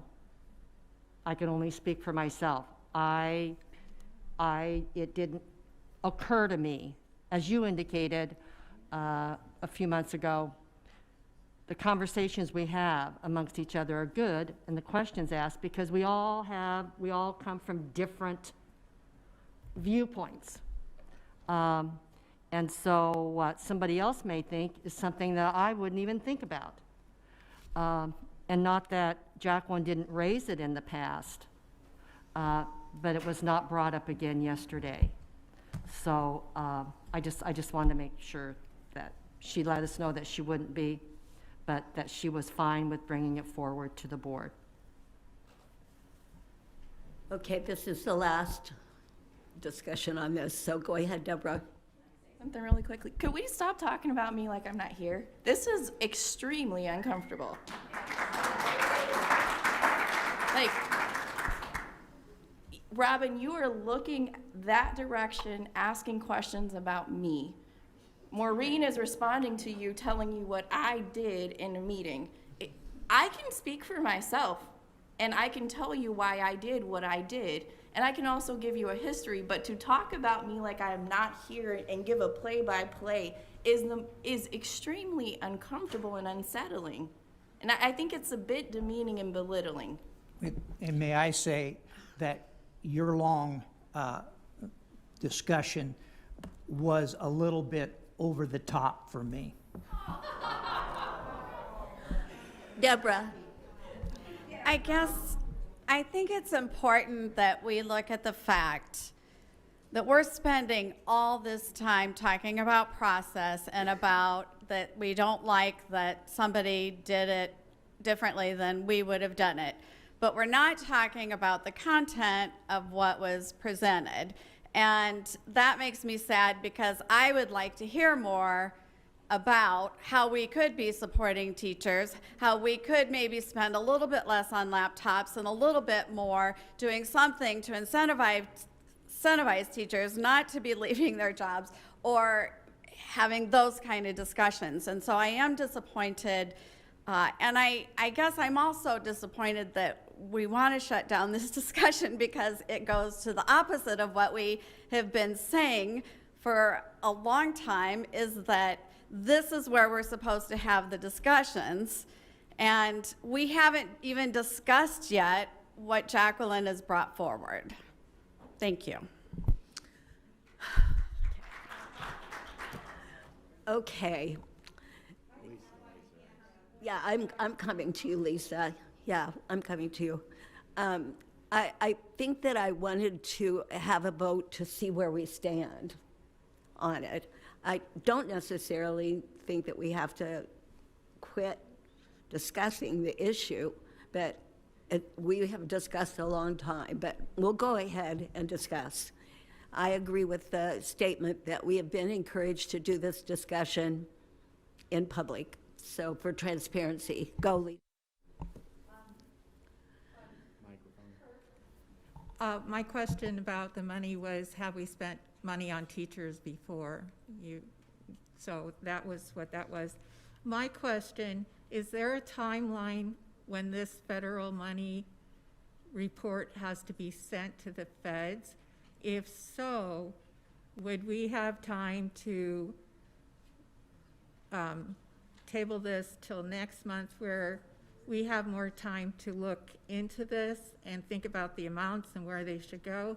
Because I think all of us at some time during the pandemic have said how important the focus is on students, and also what can we do to help out teachers. I remember a couple board members at Kearney talking about it, and our teachers are really hurting right now. So I just would like to know the timeline as to when this report needs to go to the feds as to how the money's going to be spent. So again, the specific timeline, I know we have something coming up that we have to report on how our proposed uses of funds, the remainder of the funds, are for a federal report. It doesn't absolutely pin it down that it has to be spent that way per se, but that's one of the requirements that we have. The department can't move forward on starting to work on those things without some indication now from you on what those things would be. And so I'm not trying to limit your abilities at all here, right? I'm trying to answer kind of to the other masters that I might have to kind of somewhat be worried about on how we make sure that we meet the requirements of the federal law, make sure we meet the requirements of the state, responsibility, make sure I meet your requirements on where we go. And I think it's really important that we're able to do that. So I'm going to make a comment and then I'm going to make a motion. Yesterday, we all sat around this room for the second time and we said, be hard on ideas, be soft on people. What I put forward today was about ideas. My ideas of how money is being spent, my ideas about how money is being allocated. And yesterday in the meeting, again, I talked about my ideas of why we were spending money the way we were. Kirk and I discussed the rule thing. Is there going to be money for grants, or are we just putting money together for a think tank? What comes out of this project afterwards? We talked about ideas.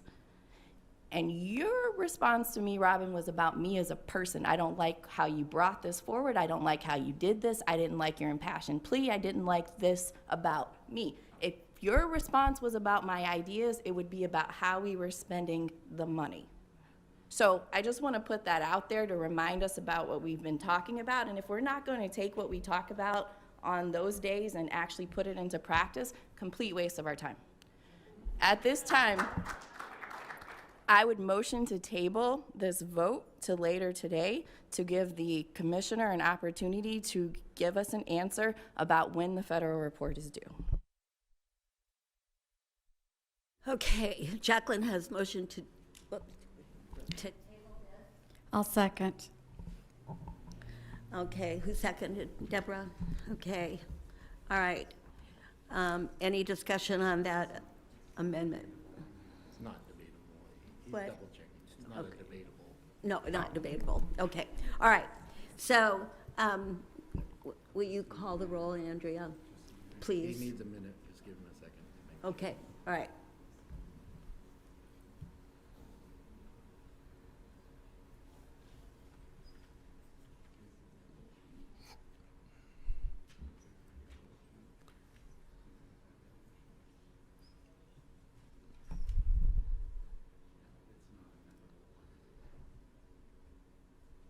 So it's not amendable or debatable, and so you gotta take the So, roll. just, Take the roll. okay. All right, Andrea, it's not debatable. Could we have the motion reread? My light's not working. Can I have the motion that Jacqueline? Yeah. The motion was to, was the to main table this till later on this afternoon, so that the commissioner would have time to go and look and see if he could find any information concerning when the due dates are for. Is that correct? Did I get it pretty well? Okay, good. All right. Whenever you're ready, Andrea. Fricke? Neary? Yes. Penner? Yes. Goebbels? No. Stevens? Yes. Morrison? Yes. Nichols? Yes. Kojons? Yes. 7 yes, 1 no. Okay, the motion passed, so we will move on.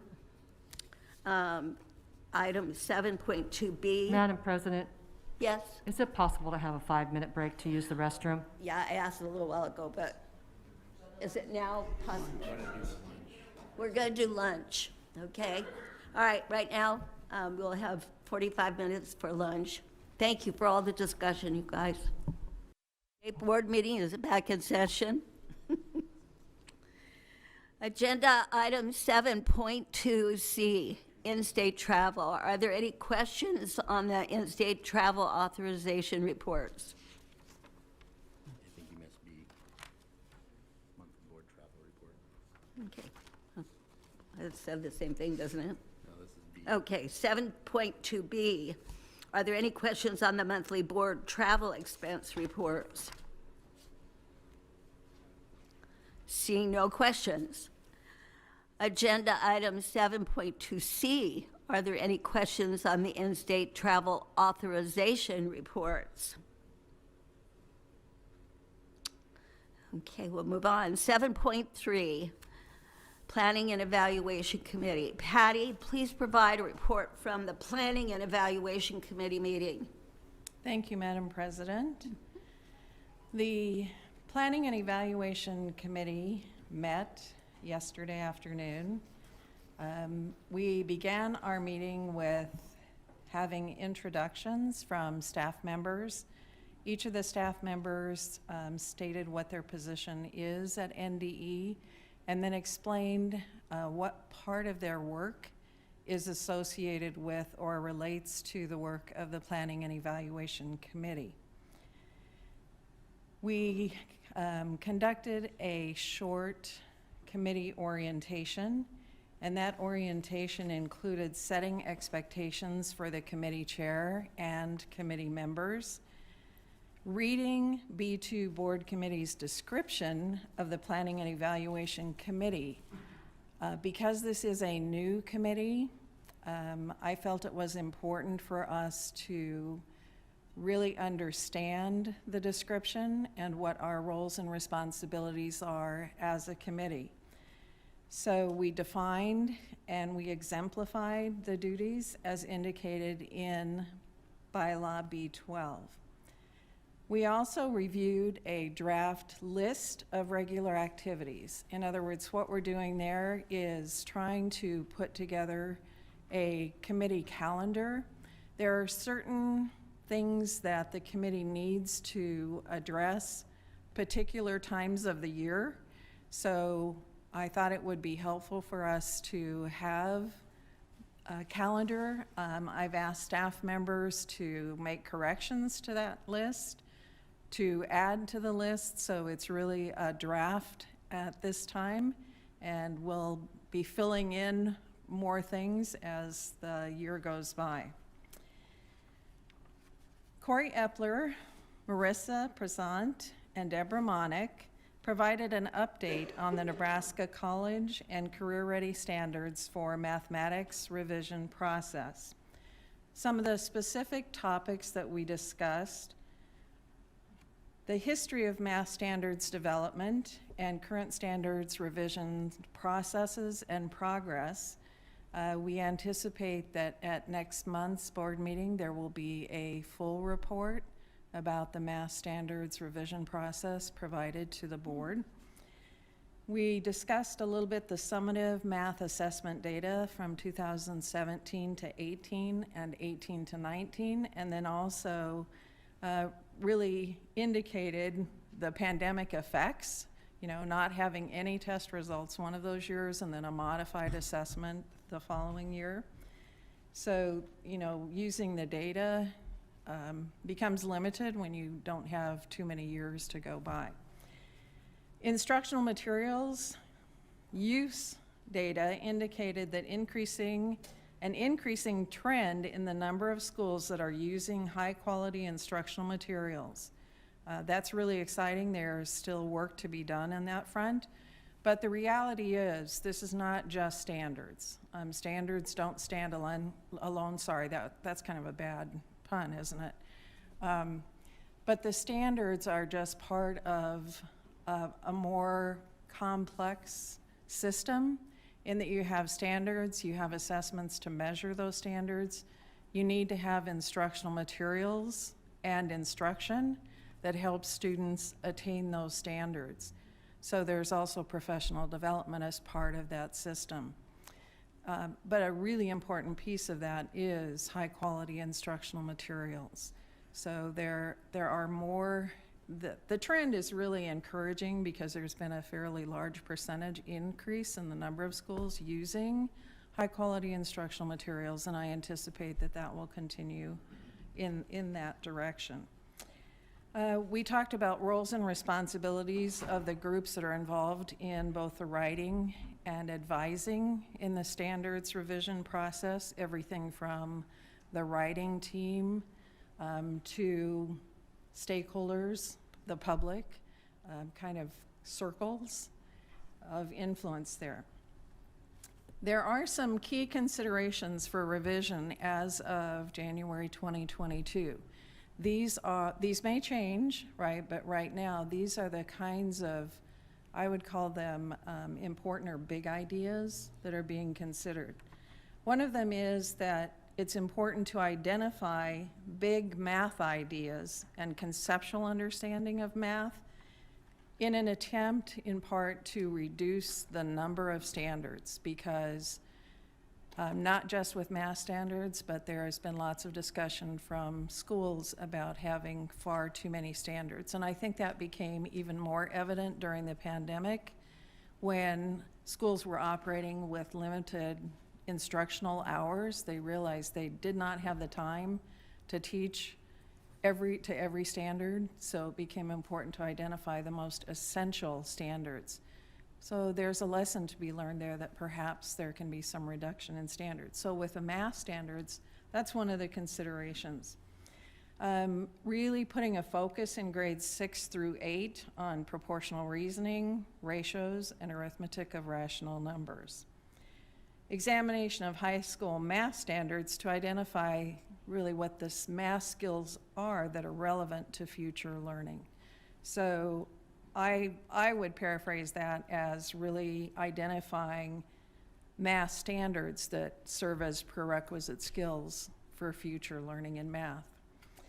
Strengthening the data strand, across grade levels. We live in a data-induced world, and I think it's really important for all of us to be able to understand what data is, how it's interpreted, how it's analyzed. That's part of scientific method as well, is really working with data. So that's an exciting consideration. And strengthening process standards throughout the standards revision document. Process standards are those standards that I would refer to as being work-related kinds of skills, everything from listening and communicating to being able to do simple mathematics, work kinds of skills that need to exist. At the end of our meeting then, Corey spent a couple of minutes reviewing the standards development timeline. It's a well-organized document that lays out which standards need to be revised and what that year-and-a-half, in most cases, process includes. And he explained in that we do, on that timeline, have content area standards that are mandated by state statute. So those are for what we might call some of the core content areas. But we also have standards, content area standards, for other content areas that are required as part of Rule 10. We have standards for fine arts. We have standards for PE. We have standards for world languages. And then also all of the career and technical education standards that are also not state law mandated, but those are standards that we have developed in order to provide assistance to teachers of career and technical education. Corey indicated that feedback that he has received from teachers about all of the content area standards, but particularly those that are not in those core areas, is that they very much appreciate having those standards as a guide. That they provide schools with some efficiency as well, because without those, schools would have to do all of that standards development work on their own. This way they have a set of standards that they can pick and choose from, whichever things they believe are appropriate for their particular school district. So that concludes the Planning and Evaluation Committee report. Any questions or discussion? Kirk, did you have your hand up? No. Nope, you just, okay, any of it? Deborah? That was, thanks. That was a great report. And I am so impressed with the staff that we were able to meet with and what they're doing. And you articulated that so well. And even, I'm just going to repeat something you said just because I want to lift it up as being really important and worth mentioning again. But some of the ESSER funds are being used as sort of a carrot to support our school districts in improving the quality of their teaching materials. And you said it so much more eloquently than I'm saying it, but in essence, it's really exciting because that's where we want our school districts to be. And the other point I just wanted to lift up, you said it more eloquently, but just that the school districts are asking our staff for these standards on all these subjects because they need a place to go for support and for guidance. And that was really important for me to hear that again from Corey in our discussion yesterday. So thank you, Patty.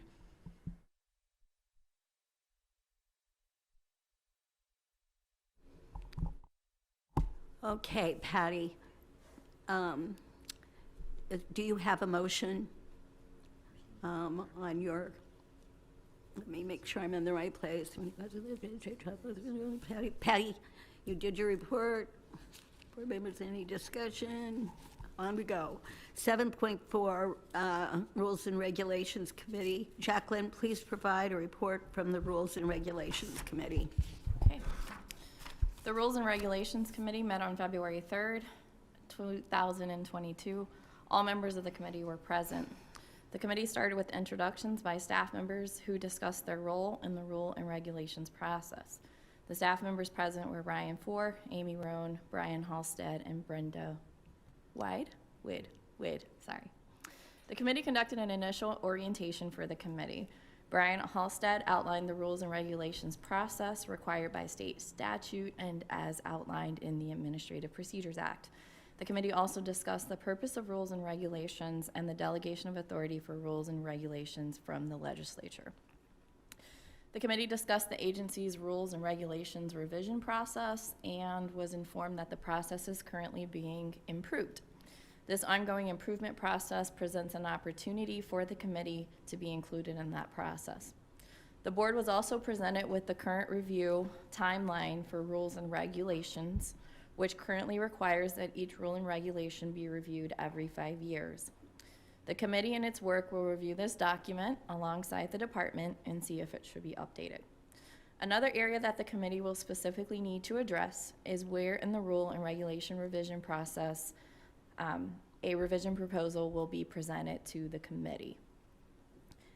The committee also discussed with Amy Roans the impetuses which lead to rules and regulations being reviewed outside of the 5-year review timeline. Those include legislative changes, federal statute changes, and recommendations from either the SEAC or the NCTE advisory committees. As the CEAC, SEAC, and NCTE advisory committees are appointed by the board, the committee considered whether they should be invited to committee meetings to provide their insight on potential rule and regulation changes, and whether the committee should review appointments to those boards prior to those being presented to the full board. There was also discussion about congruency among those committees and making sure that those committees are operating and functioning to the board in the same way.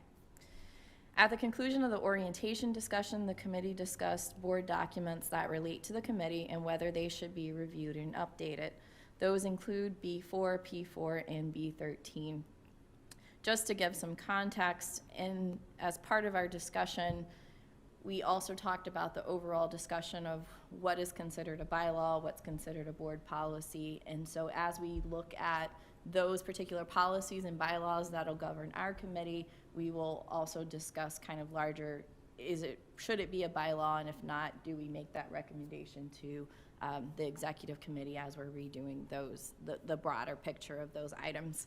Another item that we discussed, kind of just to give you a little bit more context, currently every rule and regulation that's promulgated by the department has to go before a public hearing.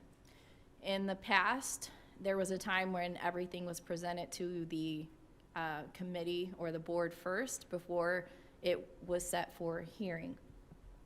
Because of inefficiencies at the time between our committee structures, permission was given to the commissioner to promulgate or have a hearing or set the hearing on that rule and reg before it first being reviewed by the board. We are looking to improve that process because the problem then is once we've had a hearing on particular language and it's been approved, or at least we've got comment, if it comes to the board and the board has a change to it, we have to go through that process all over again. And so with the inception of this, or with this new committee, we are hoping that we'll be able to redefine that process and really make it a more efficient process. So that's one of the big things that we will be working on this year. After the orientation discussion, the committee reviewed an action item proposed by Amy Roan regarding Rule 51 and the rules and regulation standards for special education. This item had actually previously been discussed by the Student Success and Access Committee, and so it was not a new presentation to a committee of the board. It had already been reviewed, but because of the new committee structure, it was presented to this particular committee. The committee agreed to move forward with the action item to this board today and recommends adopting the approved action item. The final agenda item for the committee was the committee update. As this was our first time meeting, we didn't have an official update, but one of the things we wanted to let the full board know is that we do have some rules and regulations that are coming up And so these are the things that we'll be looking at. So we have Rule 21, which I wrote down Brad has asked legal to review, so that's currently with our legal department. Rule 25, which Kim Snyder has asked legal to review. Rules 51 and 52 will be something that we review this year, and possibly Rules 71 and 72. Rule 24, I believe, is also waiting for approval with the governor's office, if I wrote that correctly. The last thing as part of the commissioner's report is that the commissioner gives an update on rules as part of his commissioner report, and we discussed that coming through the committee report as it is a report out on rules. So that concludes our rule and regulation report. If any of my other committee members have anything to add, or if I missed anything, let me know. Any other? Yes.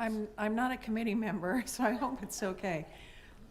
Jacqueline, would you just share with me the particular bylaws and policies that you were referring to, so that I can kind of just see where they fit with the work that I've been doing on that? So I'd appreciate that. Yeah, so we looked at bylaw 4, policy 4, and bylaw 13.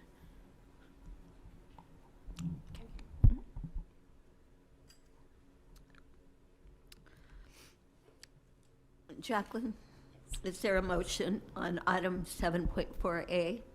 Yes. On 7.4A, I move to approve the proposed revision to Title 92 NAC Chapter 51. Is there a second? Maureen? I second. Mm-hmm. Okay. Is there any discussion on the motion itself? Yes, Patty? Yes, Jacqueline, if you wouldn't mind just giving a very brief explanation of what that change is. I will try. I believe Amy is here to fill in anything I may not get. There has been an update. I believe it was a statutory update that caused this to come into question initially, that started with the legislature. It has to do with when we start planning for students once they leave, transition planning once they leave high school. And so previously, I believe it was age 16, and now this will state that we have to start planning at age 14 for students. So it starts planning earlier. Okay. Andrea, will you call the roll? Stevens? Yes. Neary? Yes. Morrison? Yes. Kojons? Yes. Penner? Yes. Goebbels? Yes. Nichols? Yes. Fricke? Yes. 8 yes. Agenda item 8, 8.1, a report from the Ad Hoc Committee on Content Area Standards. Jacqueline, please provide a report from your committee.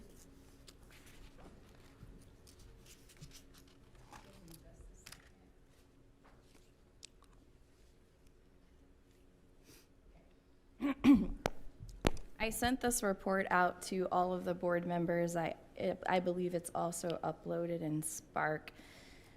We, as an ad hoc committee, I'll just give an overview instead of going through the full report, because I believe people have had access to it. But we met as a committee starting in November to review what were some of the hiccups, processes, or opportunities for improvement in our standards development processes. The committee met and we took a couple of actions as a committee. A couple of the things that we did is we reviewed notes from the state board that were collected on what were concerns with some of our processes. We took that feedback that we received from the full board, and we compiled the information and came up with recommendations. A lot of it involved our committee structures. And so what we started to realize is our committee structure at the time hadn't really lent itself to complete transparency among the full board. Also, we had committees that weren't necessarily, I don't want to say they weren't certain of what their duties are, but we didn't necessarily have clear visions for each committee and how the work aligned across the committees for the board. So we took those recommendations and we spoke with President Nichols at the time and said, we know that we're restructuring or reorganizing our committees at the beginning of the year. We'd really like the opportunity to provide some of this feedback to the policy committee to see if we can improve the structure instead of waiting for an additional year before we're able to implement some of these ideas. President Nichols was very supportive of the committee and our discussions, and so we sent those recommendations to the policy committee, and as a result of the policy committee, the new committee structures were voted on at the last meeting. Some of the big takeaways are in our recommendation number 1, and I am happy to see that I think we are all working towards a lot of these. Some of them were more detailed committee notes from our committee meetings and more detailed committee reports. And if you heard our reports today, I do think that we really are trying to encompass some of those recommendations. One of the other things was specifically outlining the roles of the chair and allowing members to define the goals and priorities of the committee. I know that we had some of that discussion in my committee yesterday. It sounds like Patty also had some of that discussion in her committee, and so really giving board members a feeling of input in the committees in which they're involved, and then also weighting the committees evenly so that the work is distributed evenly among the committees, so you don't have one committee doing too much work and another one with time on their hands. The last thing we suggested, well, I shouldn't say the last thing, we suggested that we align board statements and priorities with our committee priorities, and so looking at that alignment and creating more time for the board members to kind of bond with one another, and I think that we're doing that with the work we're doing with the consultants that we've started. And so a lot of that, it seems like we've already started, and so it's kind of crazy that we just started this in November and we're so far along. So kudos to the full board.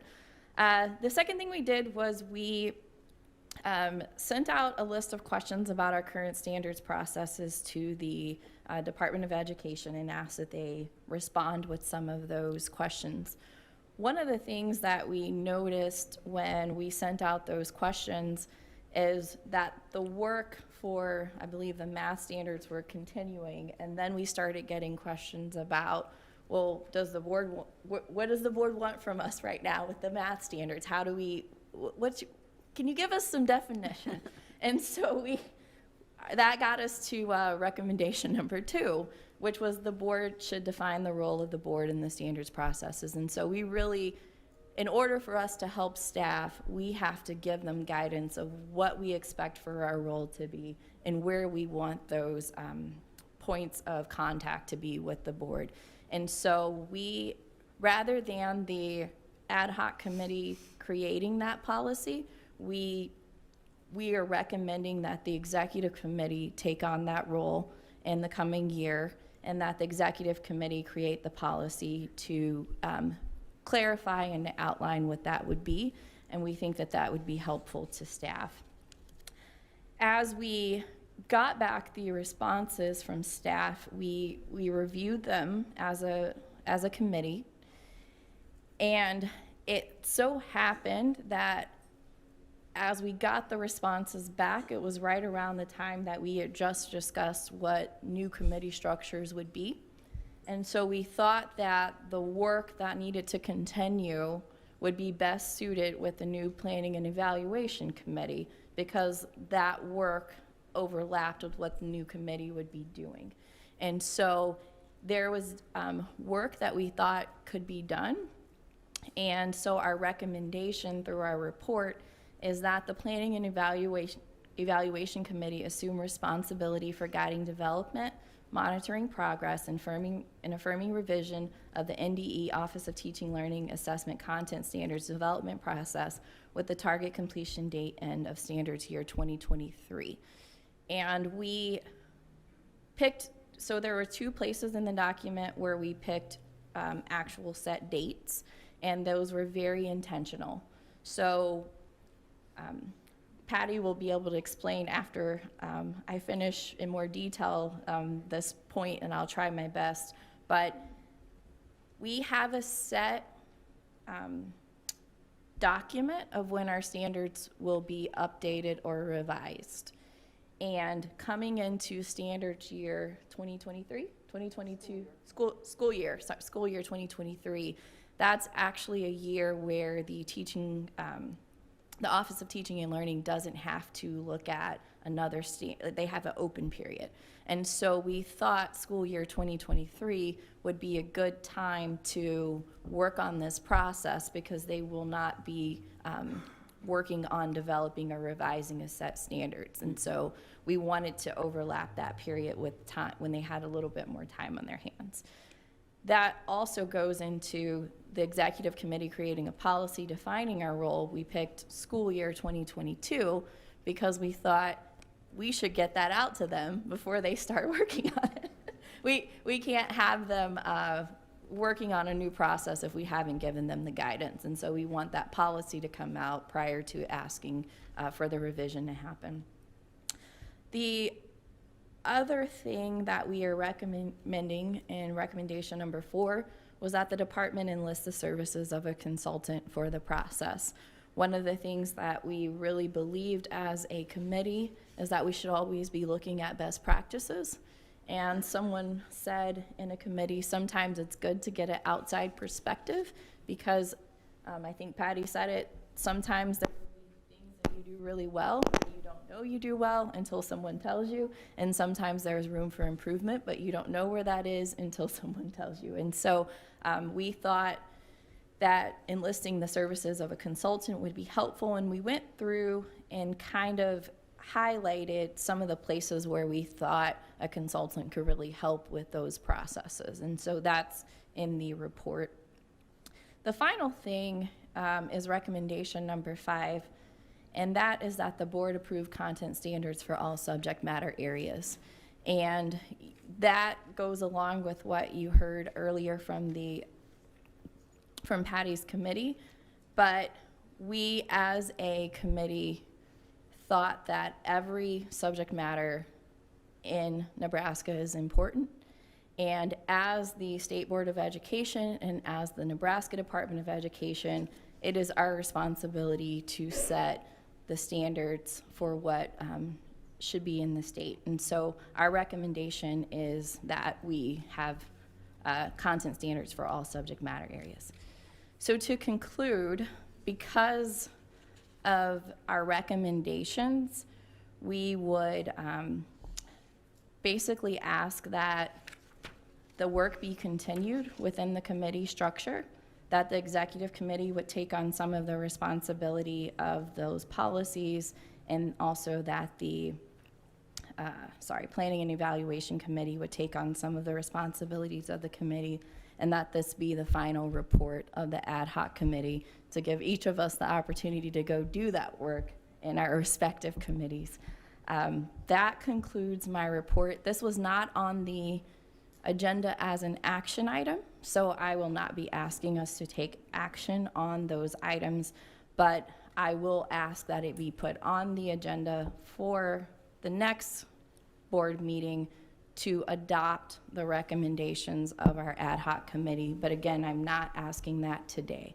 So that is my report, and I would love if Robin or Patty had anything to offer, or if they need to correct anything I've said or missed anything that they found important.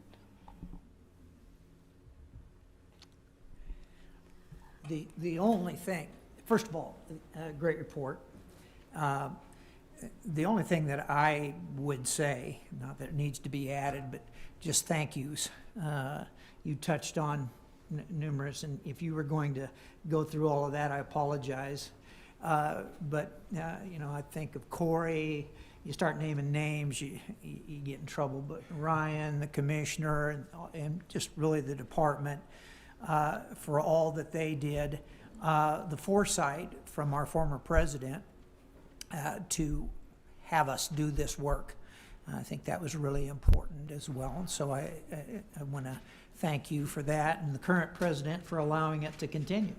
And then I finally realized why the former president put Patty and Jacqueline with me, is because she knew I was the weak link and that I need a lot of really good people to work with us. And so I just want to say great job, Patty.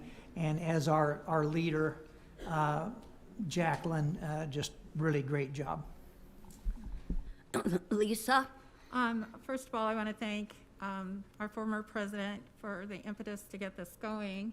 And second, for Jacqueline leading this project. I really appreciated the shared leadership role that you distributed throughout the state board. That was phenomenal. I just have a couple of suggestions, or would you like those later, or do you need it to be heard in public? We are open to any discussion. Okay, so in action item 1B, create a transparent structure wherein all board members have, in that first advance notice of critical decisions, I think one of the things that got us in a bind last time was, for one of the last standards that we had, was that we didn't get it soon enough. So I would just request that we have advance notice of at least 1 week of critical decisions. I think we need at least 1 week, if not more, as experience would tell us. And then action, again, let's see. Number 2, executive committee create a policy that defines the role of Nebraska Board of Development of Area Standards. I was going to ask the committee if they thought we review the standards every 7 years, except for CTE, I think it's 5. Does that need to be noted in there somewhere? That was a question on my part, I don't know. And let's see, what's this? Action item 4, under page 7, there's a 1 and a 2, and then Roman numeral 4. Final standards review consensus process by writing. No, that's not it. It's the next one, number 5. Bias, equity tools, selection criteria process, consistency of use of results. Just a question. Would our equity lens meet that requirement? That's just a question. Rather It than, might. We could take a look at it for sure and see. It would save you a lot of time reinventing. Yes. I would ask that Patty be able to kind of speak on that, because it goes. Right. Okay. As part of standards development process, the department uses tools to assess bias, item bias, and so on. Okay. And the point here is that when we looked, there was some inconsistency in when that tool was used, or different tools were used. And so this is a suggestion just to kind of go back and review that and think about, you know, what are the best tools to use and at what point in the process. And it may vary depending upon what content area you're talking about, but we just felt like there's room for some discussion within the department, and having a consultant be able to provide some insight and direction about that could be very helpful. So it's a little bit more specific than the equity lens itself. Okay, thank you. Okay.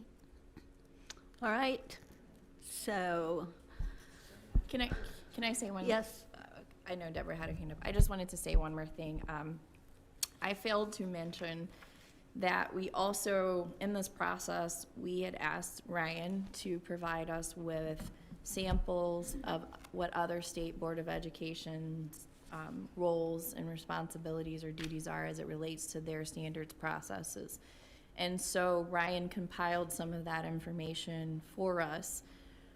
We, rather than go through it and continue to develop that policy on our own, we thought that should be a function of the executive committee and part of the work that they continue to do.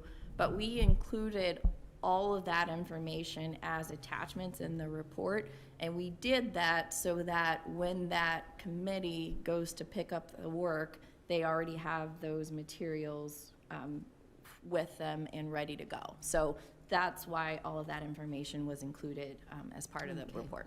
okay, all right. All right, and Deborah? Thank you. I just want to give a big shout out of thanks to the 3 ad hoc committee members. I know that you were meeting weekly with really long meetings. Was a very intense process. You were so incredibly strategic and savvy in how you did it, and the fact that we were able to start our new calendar year with a new committee recommendations because of the overlap of the policy committee. I'm so impressed, and thank you for those long hours. I love everything about your recommendations. I know people around here don't care about who gets credit for what, but I do want to make sure that Jacqueline is recognized as the person who brought forth the idea for this ad hoc committee and made the motion, and so thank you. I think it was the right place to go at the right time in our discussions about standards. I do have, I loved the way Patty answered the question around the equity makeup of the players involved in the writing process and advising, because that, yes, I do think it takes more than the equity lens for us. It takes some real conversation about how we reach out and find more diverse people for our committees. And so I'm glad that we're thinking about using a consultant for that. I am wondering if you had a discussion about, because this was one of my big issues last year, who decides on when a draft is released, and not only if it's released, but when it's released. Was that part of the discussion? Yes, that was part of the discussion. And I would like for Patty and Robin to jump in here as well. So that's our thought process, was that needed to happen with the board deciding what its role is going to be.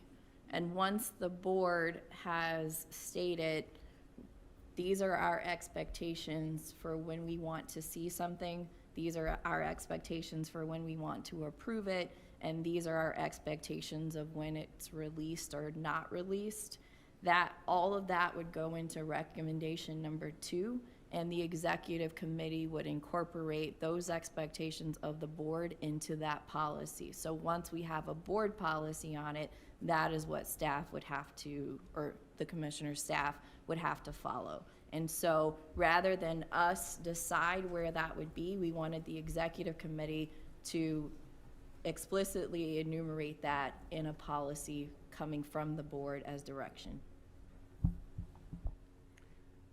I would just add, because I don't want this to get lost, part of the recommendation for that particular policy, when we're talking about defining the role of the board, it's really also talking about proximal distal, in a sense, in terms of individual board members, what is our role in the standards development process. So it's not just about what we're expecting of staff, but what are our limits? What is our role in that entire process?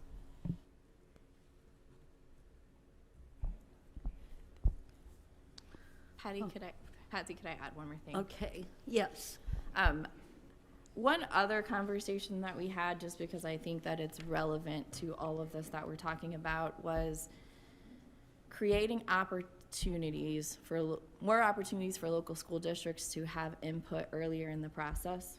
And so there was feedback of how do we, and you'll see, I believe it came through staff recommendation or staff responses about when kind of getting the local, I guess, like buy-in and how that implementation process works. And we thought that if school districts were included in the standards process earlier in the process, then it would be easier or more helpful to get the buy-in later. And so that's one of the things that I believe it's in the recommendations part, but if it's not, that is a conversation that we had and that we thought was really important as well. I agree. And that actually was a question that came from Corey Epler as they were in the process of math standards revision, because he said, you know, we have schools that say, we would like to see a draft sooner, and what's your preference? Where do you think you're going with this? And at that point, it's like, we're not to that point yet that we really are ready to make a recommendation, but we certainly see value. And I don't think it's up to us to say when that happens. That needs to come from the department, but certainly that we support having school personnel have an opportunity earlier on in the development process as much and if at all possible. Yes, Kirk. Just because I need to know which subjects do we not provide right now? The standards. Do we have any? Because it just says all. Do we do them all right now that we have currently? The only one that we don't have is health ed. And by all subject matter, we meant all of the content areas that are part of the requirements in Rule 10. Okay, so okay. But is there a health ed standard? Right. Can you list the subjects that were in number? I'm looking at number 5, if you're looking at it. There's 9 of them, is that right? No, I can't. I can call someone up who can. I think there's 9 of them. Well, you have your core content areas. Right. Right, so you have the writing, reading, you have the math, you have science, you have social studies. Yeah. You have fine arts, health, we don't have standards for, but it is one of those content areas. PE and world languages, and then career technical education is all kind of grouped there together. Grouped together, okay, hold on here. No, that's 9.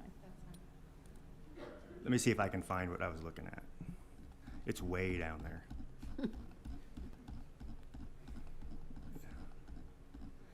We talk about Utah, we go further than Utah. It's a little further.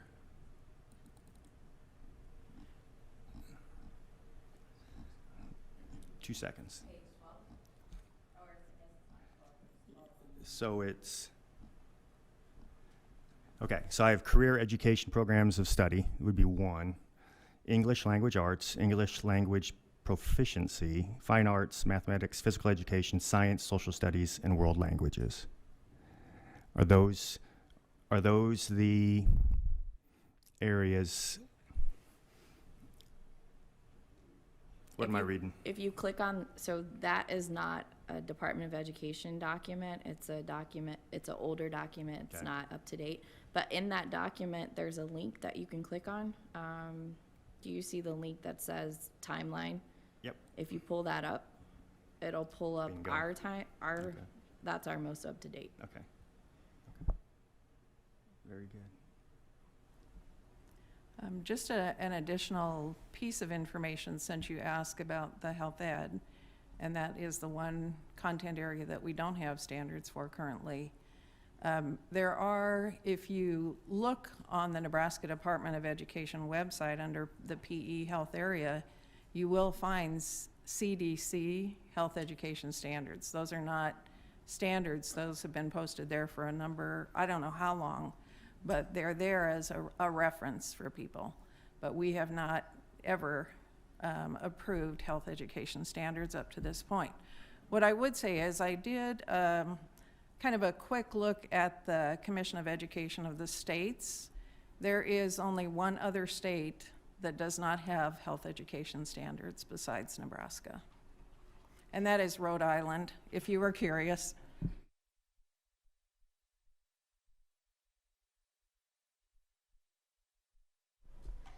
Yes, I just want to acknowledge the work of the ad hoc committee chaired by Jacqueline. The two, Patty and Robin, the three of you, I think, worked so diligently and were committed on this. And I so appreciate the work you guys did. You met the timeline that I specifically started out with. We talk about starting on time and ending or whatever.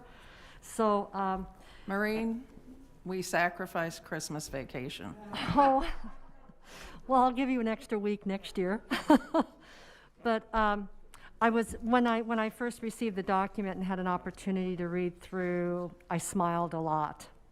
Thank you. And I so appreciated the questions that you sent to Ryan or to the department and the commissioners seeking, those 70 additional pages that I printed off. I was pleased to see the depth that you went to in looking for some of this information to put together for Nebraska. I always go back to the term, Nebraska knows how to do it right. So thank you very much for your work and dedication. I appreciate it. We'll all be better for it. So no vote today, but we can come back and add some things that maybe need to be tweaked a little bit, or you want me to tell you right now? Okay. I would just in 5 move it to current standards for all current subject matters, since health education does not have a standard. That makes sense?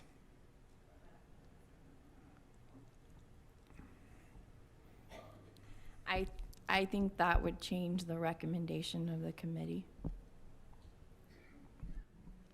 So help me out, why?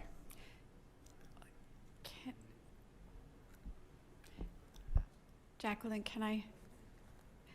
Well, oh.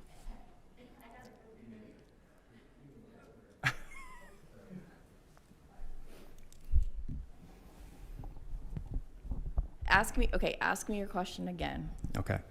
So the list, that nice chart that we had, we have all standards except for health education standards. Is that correct? We do all subject matters. We have standards for except for health education.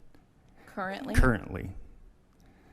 That's what I thought Patty just said. That's what Patty said, yes. Okay. So I'm being transparent that I don't want backdoored that health standards were required because of this document. Does that make sense? Yes.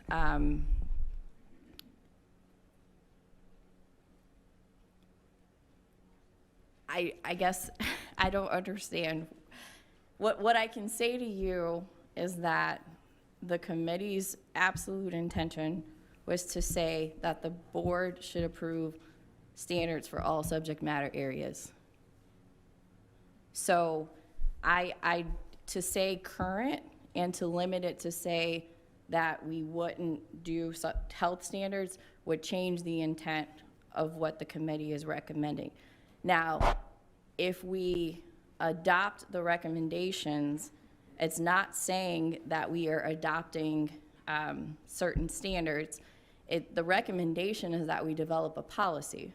Once a policy is developed, then we would have a vote on whether or not to implement that policy. So our recommendation at this time is to develop a policy that states that. But if the policy doesn't get developed, or if people decide to vote down the policy or not to work on it at all, that's still an option. But to adopt our recommendations is just to adopt us recommending to make a policy regarding this.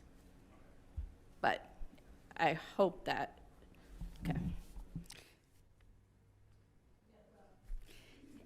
And if we need clarification, Kirk, I wonder if we could say all current standards that have been on the staff timeline, you know, the proposed standards and their timeline that have been on there for the last 5 years. Like health standards has been on that timeline for quite a while. And so, I mean, we could refer to all of those standards, that have been in the pipeline. I think the recommendation is clear. Yeah. Right. I mean, it's clear. It's just, you don't want it to be something that would supersede another action in terms of. Well, I just think so it's a recommendation to the policy or the executive or the policy committee, right? And it's all subject matters. They're going to take the recommendation from the ad hoc report and add all, which throws in first ever health education standards, if they so choose. I'm just throwing it out there. No, but that's why you have policy that's presented, because that's when the board can take action either to approve the policy or not. Okay, that's okay. And what I would be willing, well, I guess I'd have to talk to the committee members to ask them that, because an option would be if someone was uncomfortable with one of the recommendations, we could do an individual vote on each recommendation. But that would be up to the committee if we wanted to break it out. I guess at this point, I would want to keep them all together. But to answer your question, Frank, and for me to be transparent, I think, yes, the adoption of this would say we would adopt health standards. Absolutely. I'm not going away from that. However, I don't think that adopting our recommendations ties us to this, because we would still have to develop a policy that would have to be passed, and this is not doing that. Right, but if I'm a betting man, it's going to be there. If I'm going to Vegas, it's happening. So I'm just letting you know where I'm at, it's going to go in there. And so it just comes back to my battle of what we're going to next. So that's all. Thank you. Well written.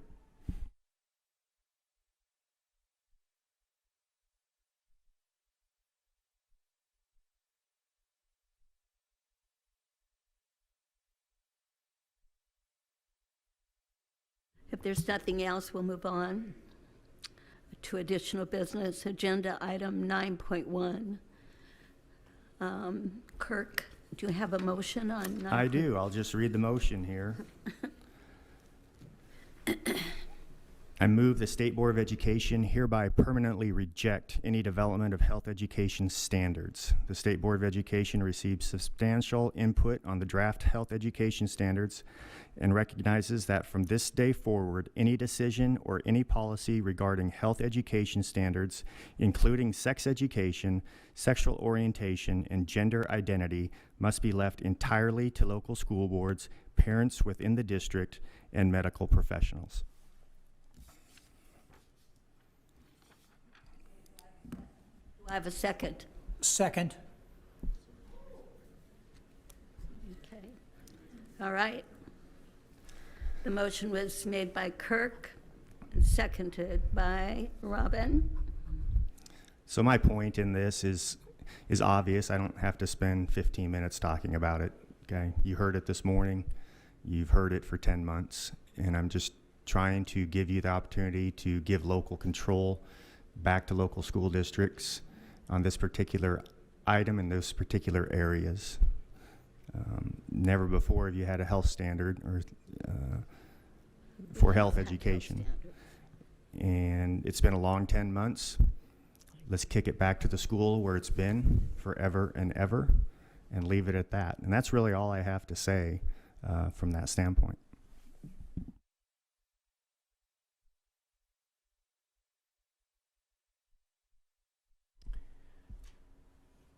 Obviously, you've been observing us for the last 10 months, and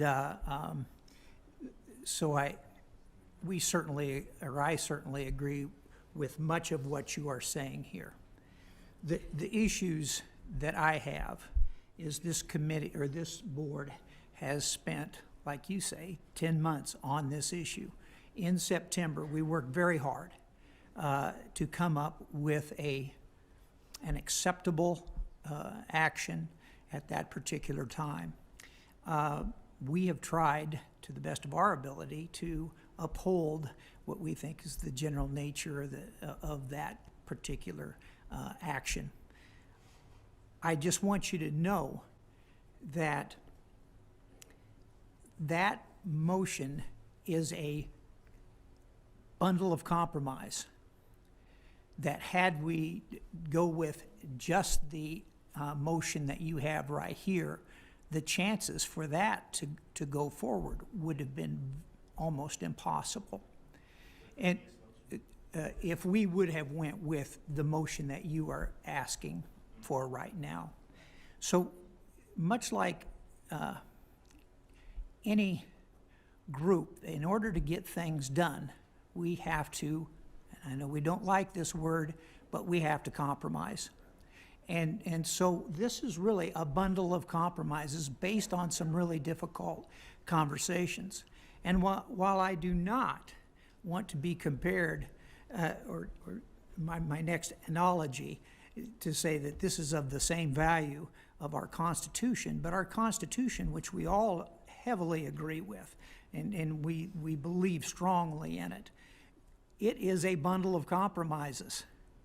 And without compromise, the Constitution would not have moved forward. And so that is my take on this. The action that we took in September was a bundle of compromises, hard work, tough decisions. But I believe that it was the best that we have at that particular time.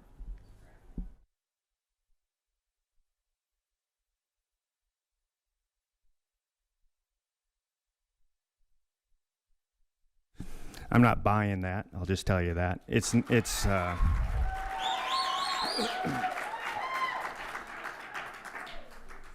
I mean, 10 months of trying to jam some of this stuff down kids' throats is phenomenal, and not to be able to understand that parents want the control of what we're teaching our kids in regards to the 3 items here that I talked about here: sex education, sexual orientation, and gender identity. It's the parents and the local school boards. And here we are, the school board, and Nebraska State School Board Association, for the first time ever, trying to come up with health standards. And the first draft was amazing.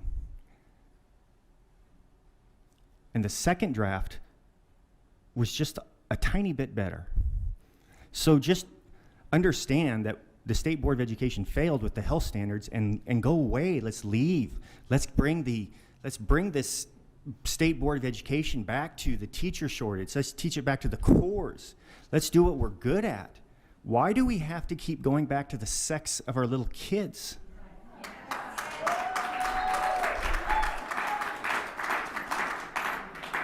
And I mean that nicely when I said I'm not buying it. I mean, but I'm not. The Constitution was written by God-fearing men who love their country. I mean, I'm taking a class on the Constitution right now. It's phenomenal what those guys did. But to have the State Board of Education tell our local school districts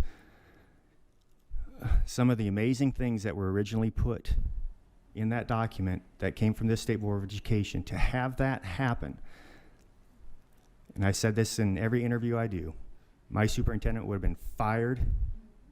I would have been booted out of town if I would have brought those health standards. And don't tell me that they're just recommendations. That's not how it works. I made the point earlier. I said it's like for people who are involved with athletics. You know, voluntary practice is never voluntary practice.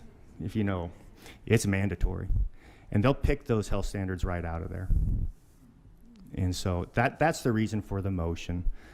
I'm trying to give an opportunity to get away from this so we can have a better board atmosphere, get the credibility back in the board. Just leave it alone. And let's go local control. That's all I got.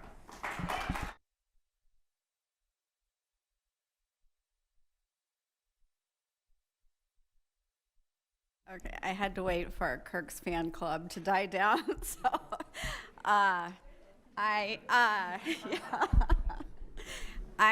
I will say, I do appreciate your passion, Kirk. Like you, anyway, I see that in all of our board members, but it was the first time I got to hear it from you, and appreciate it. And you had to probably guess I might have some thoughts about this. So just to try to lighten the mood. But I guess when you say, why are we doing this? Well, one,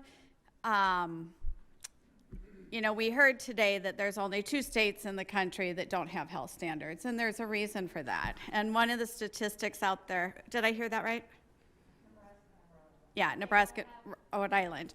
And and the other thing is, and I know you weren't here during all the discussions, and sometime in the distant future we'll be able to do that all again.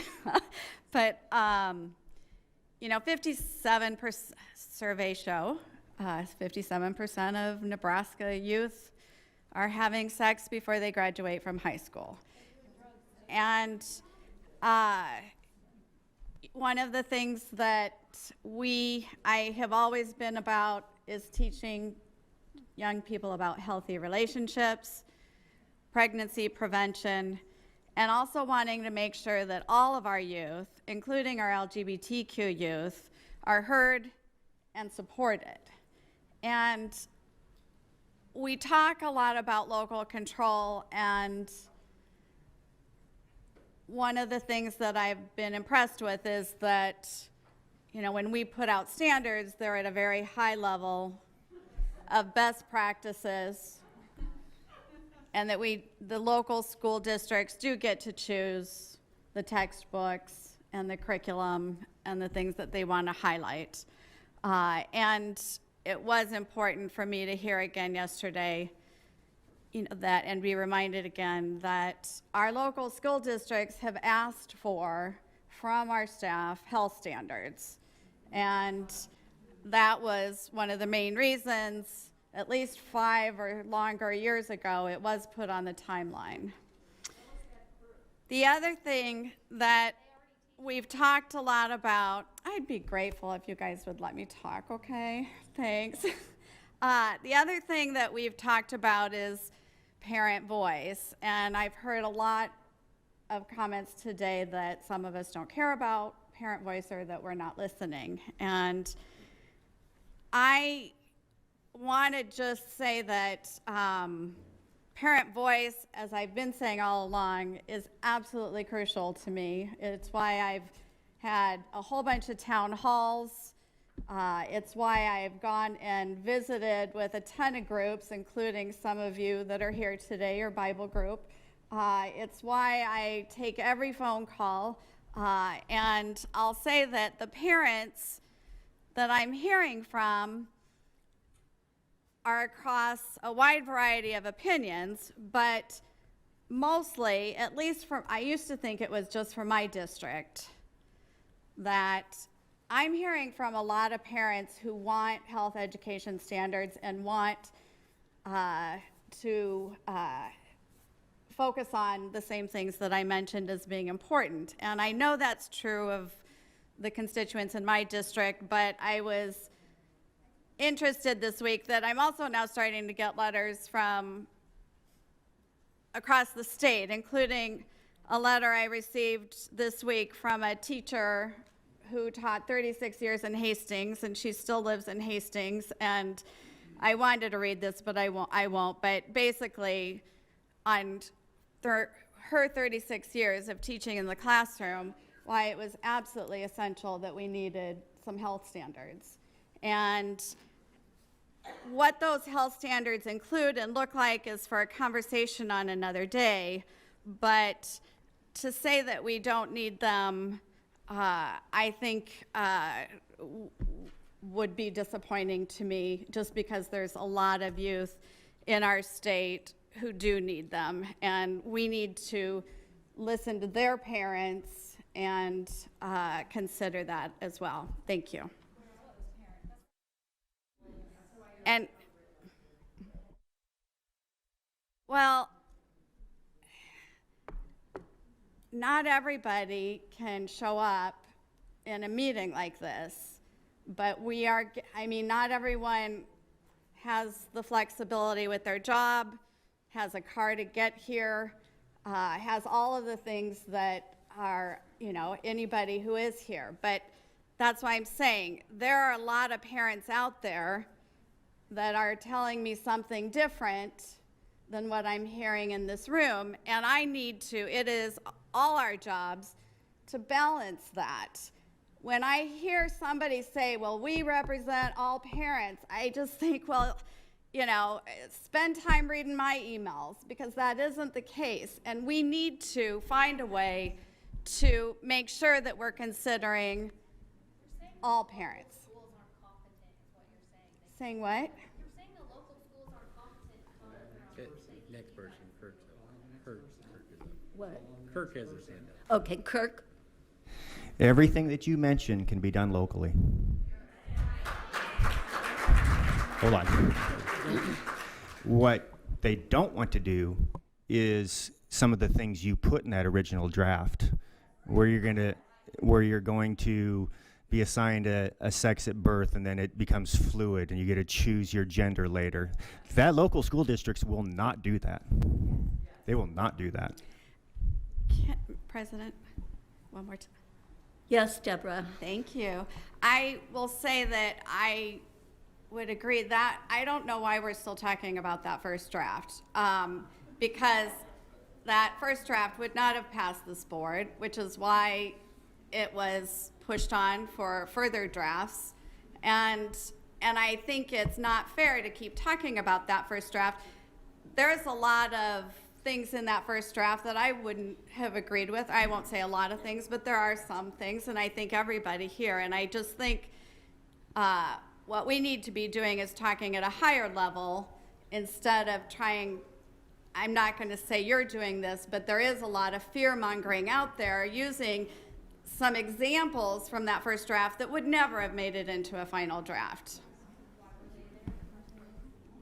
Kirk? How did that draft get out then? Did somebody just put it out? Did you not approve that draft to come out?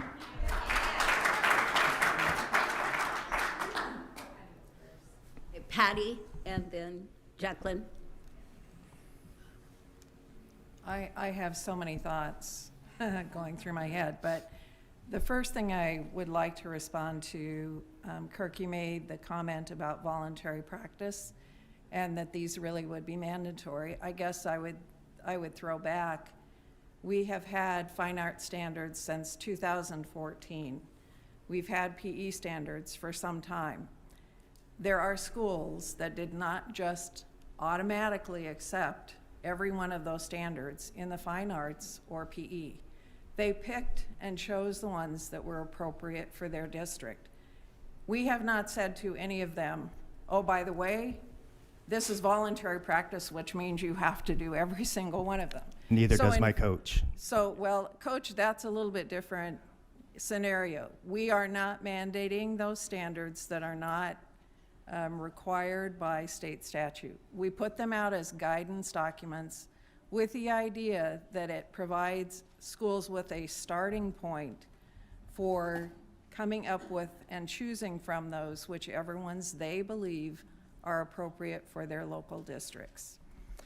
I guess the other point I would make, and I shared this analogy with you, I believe from listening to comments that there is some misunderstanding that health education is the same thing as comprehensive sex education. They are not one and the same. If you look at health education, I mean, the strands that came out in the drafts, they're right. It's been a while since I've looked at these. I believe there were 8 different strands. There were 1 or 2 that the majority of the public objected to. So what that tells me is there are things in those drafts that were meaningful, that made sense to people. Those are similar to things that schools, because by Rule 10, they have to have health ed, those are things that they are currently teaching their students, right? We may have added and changed some. My point being, and I use the analogy for you as someone who's in manufacturing, that if you design a product, and in fact, standards are a product, right? They're a product of our Department of Education, and much tax dollar time and effort and money goes into the development of standards. There's much time devoted by people on the writing team. Okay, they come up with a prototype. Maybe we'll call it a prototype because it never went out on the floor. It was never an approved product, but it was one that you thought, hey, I like this product. This is a good product. And then you started soliciting feedback from potential buyers, and those buyers were saying, oh, we hate that feature. That shower head, I don't know if this is a good analogy or not, but that shower head falls, and it would fall on my foot and probably break my foot. I would not buy it that way, right? As a manufacturer who's put a lot of time into that prototype, do you just throw away the whole tub, or do you say, we're going to make this product right? We're going to look at what's flawed in the potential prototype product, and we're going to work to solve the problem and make it so that it's something that our potential customers would love to buy and love to use.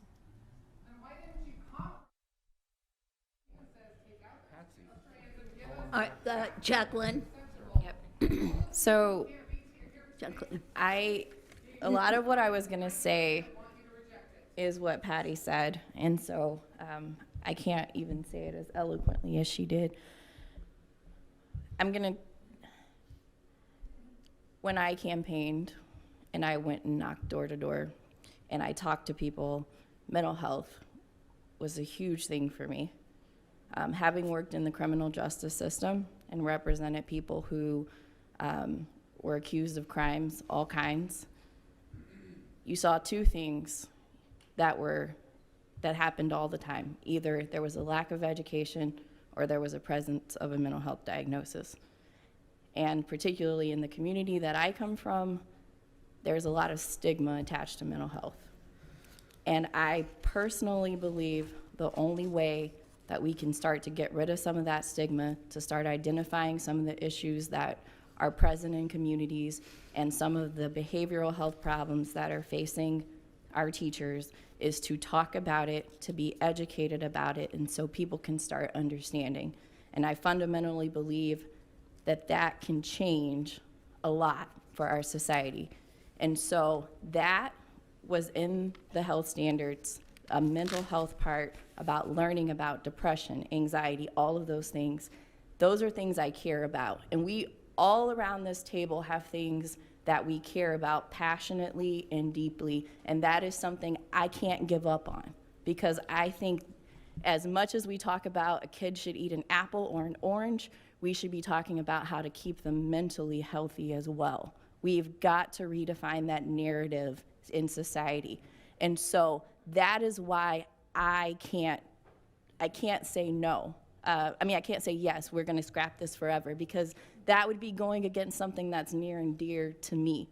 And it goes exactly to what I think Patty was saying, is we don't need to throw out the baby with the bathwater. There was a lot of good, and this to me, it throws everything out and says, nope, we're giving up on it. And I'm not there, and that's why I can't do it. And so I hope you understand, we're all passionate about different things, and that's where I'm at. Okay, Lisa, I'm going to call for the question, if that's all right with you. Andrea, will you? Goebbels?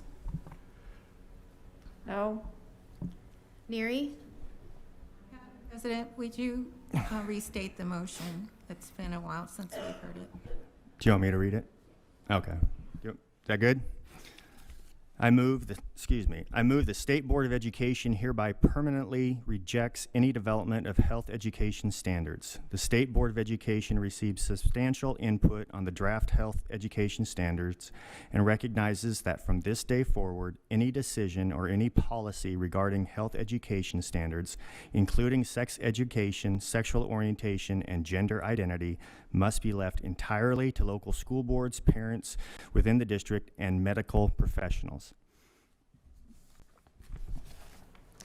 Goebbels? No. Neary? No. Kojons? No. Nichols? No. Fricky? No. Stevens? No. Penner? Yes. Morrison? No. 1 yes, 7 no.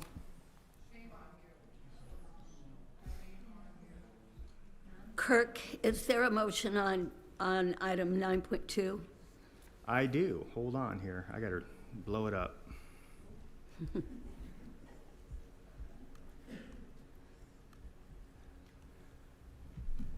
All right, Nebraska State Board of Education believes that local school districts must be responsible to determine their non-required standards, curriculum, and teaching methods. The Nebraska State Board of Education believes that local control and parental involvement is the hallmark of public education. The Nebraska State Board of Education also recognizes the need for statewide standards in the areas granted by the Nebraska legislature.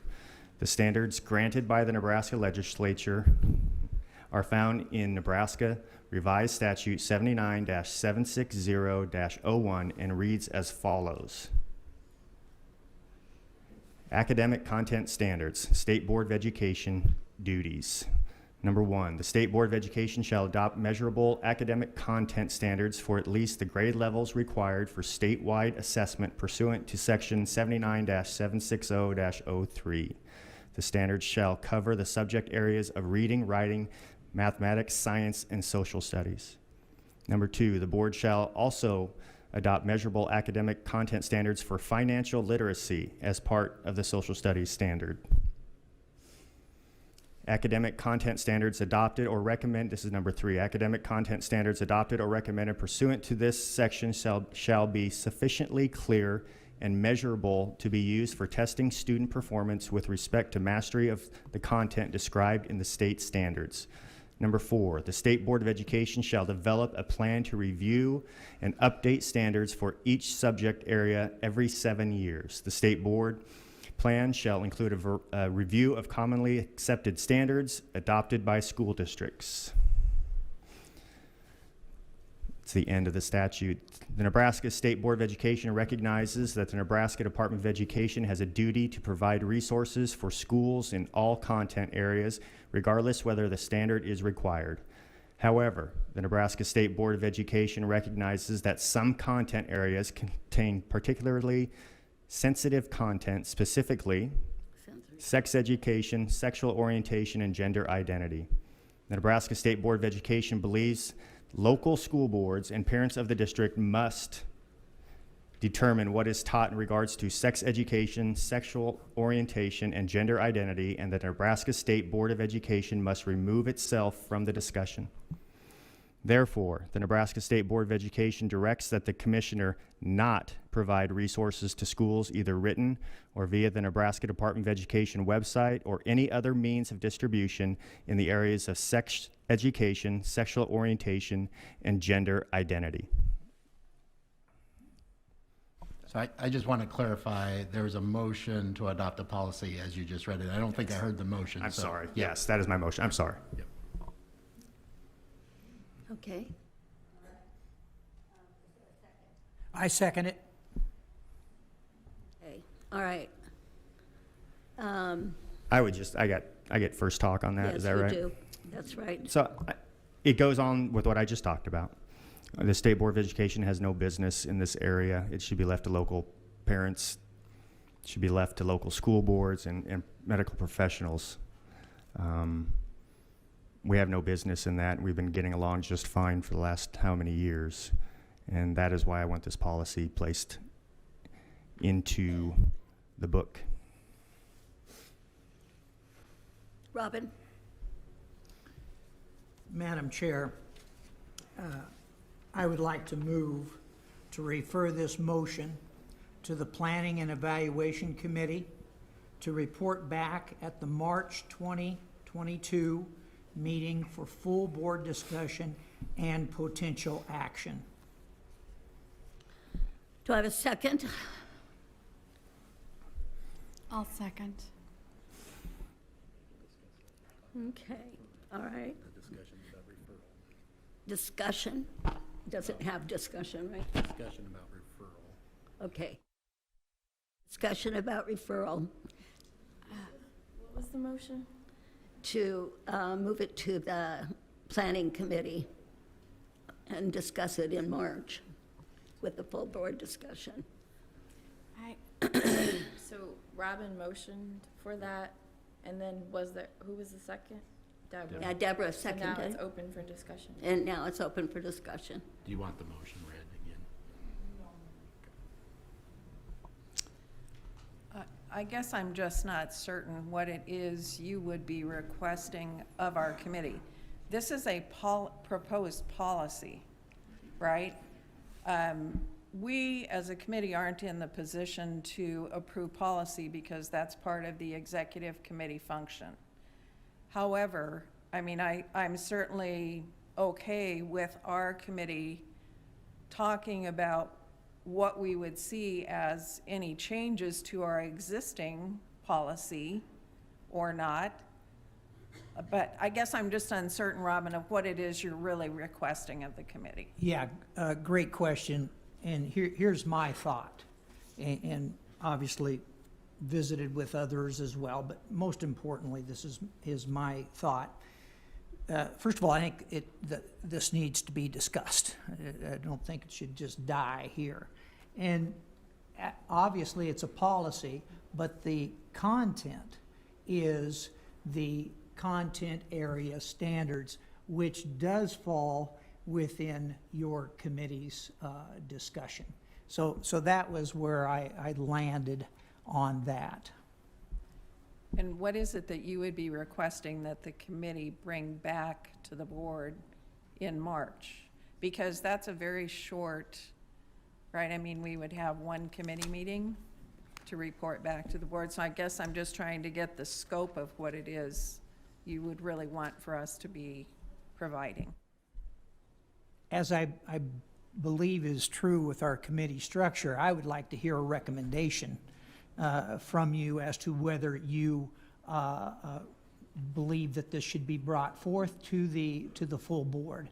I know that we've had a very, very, very brief discussion about you, and you commented here right now about use of the executive committee. But anyway, that's to answer your question as good as I can. That's where I thought it was best, and what I would expect from you is a recommendation.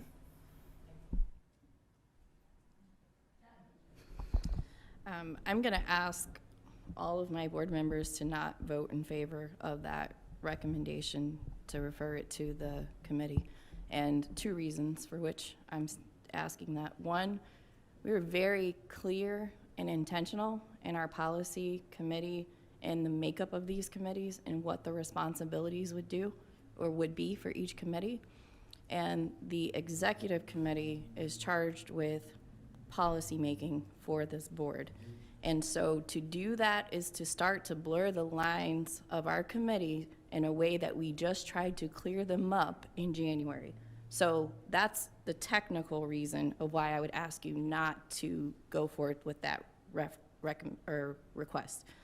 The second reason is we sat together through November, through Thanksgiving, through Christmas, through New Year's, as an ad hoc committee to talk about what our next steps are for policy making as it relates to standards. We came up with recommendations that we thought would move this board forward. And while I understand there are people here who are frustrated, that frustration that some people have today is exactly where I was in November when I asked for that committee to be created. because I wanted to find out exactly what was the work that needed to be done and how do we move forward with making good policy so that this board is involved. And part of what we did was come up with that policy or recommendations to follow. And I think we have to give that work that we did an opportunity to work. To do this is to go against what we just recommended and all of the work we put into trying to move forward. We would be halting that process, stalling it, because we, again, be going back to work on this. I think it is against the work of the ad hoc committee. I also think it's against the work of the new committee structure that we just created. And for those reasons, I'm asking each of you to not vote for this. Quick question. Can I ask a question? Would you be in favor of it if it was, instead of to the Planning and Evaluation Committee, that it go to the Executive Committee? Does that handle any of your concerns? If your recommendation was for this to go to the executive committee, the only way I could support that is if the direction to the executive committee was to come back with a policy at the end of school year 2022, which would coincide with the recommendation that we already are making as the ad hoc committee. If that was not the recommendation, or if it was not tied together with our asking them to create a policy by the end of the year on what our standards, processes, or policy is going to be as a board, I cannot support it, no.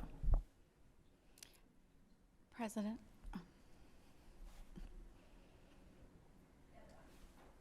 Thank you. I just want you to know, Robin, that I seconded your motion just because you're so good about making sure everybody's been heard, and I wanted to make sure that you were and given the opportunity to discuss. But I personally won't vote to support it because I don't believe that we should be taking a step backwards, as Jacqueline so eloquently explained. Like, we have a process. Our board has already made decisions about when and how and where we're going to move forward in discussing health standards, and now isn't the time because there are a lot of very pressing issues that our committees need to be working on, and so I will be voting against it. Thank you. Another quick question. If the timeline was different, does that make it more palatable to you? Robin, if the timeline was different, it wouldn't be necessary because it's the exact same thing. It's not the exact same thing, but it's what we are already asking to be done. So I guess I'm a little, it's a little mind-boggling to me that you're asking for this after you were part of the committee that's making recommendations to work on this, because this to me is counter to what we're recommending. Okay, I'm going to call for the vote again because we've discussed this for 10 months from every different angle. You haven't discussed it for 10 months. You've had 8-0 votes, and you're silencing me. The ad hoc committee is silencing me. And we're trying to get in a committee so we can talk in committee where we don't write names down of people who talk in the committee. So we don't get to have an open conversation of why we should be putting stuff on the website and sending stuff out about sexual identity and the whole 9 yards. We never have an open conversation about it. And it's going to go to committee. Well, I know it's not coming out of the committee. It's not going to come out. Can I ask a question? Yes. Kirk, which committees are you on? I am on budget and planning. Okay. One of our recommendations, if I may respond, one of our recommendations in the ad hoc committee is for the Planning and Evaluation Committee to review the entire development of standards processes and to be a part of that process with the department, and then to come back to the full board with a recommendation of what our processes for developing standards should be. And so I can't say that I I can't say I'm not silencing you if you feel that you're being silenced, but I guess I feel like you're part of the committee that's going to do the greatest amount of work going forward to correct what went wrong with the process, in my opinion. The other thing that I could say too is that the executive committee has been told that we need to review the policies of the state board, and we discussed it in our meeting. So this is definitely a policy, but it's not going to be a quick turnaround. So what are we voting on? Well, that's interesting. Motion to refer. The motion to refer is what you want me to reread the motion? Yeah. No, let her read the motion. The motion was made to refer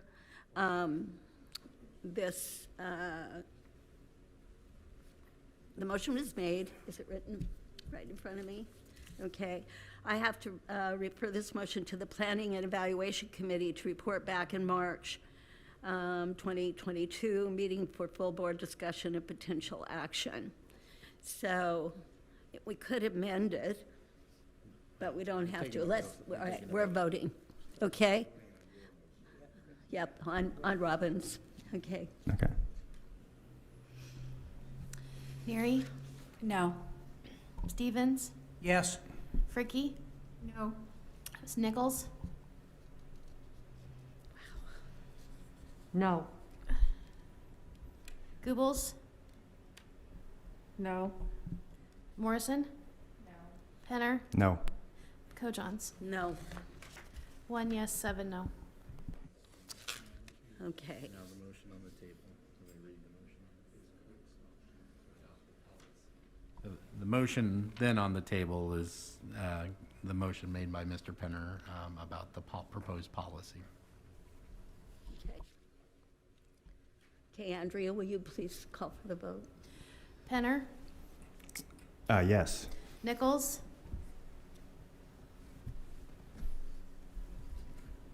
No. Fricky? No. Neary? No. Goebbels? No. Morrison? No. Stevens? No. Kojons? No. 1 yes, 7 no.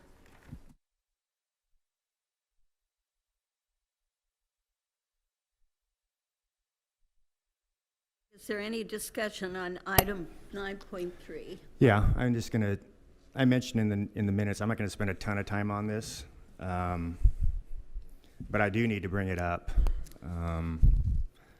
And so this is a discussion on books and libraries, and we had some people talk in the public comment area about what we're finding in these books, and since I put this on the agenda, I have gotten some correspondence from some people talking about Miller versus California, and some of that I appreciate that from the commissioner, and according to some of the laws here, you have the right to put those books in the library. I think you mentioned it earlier.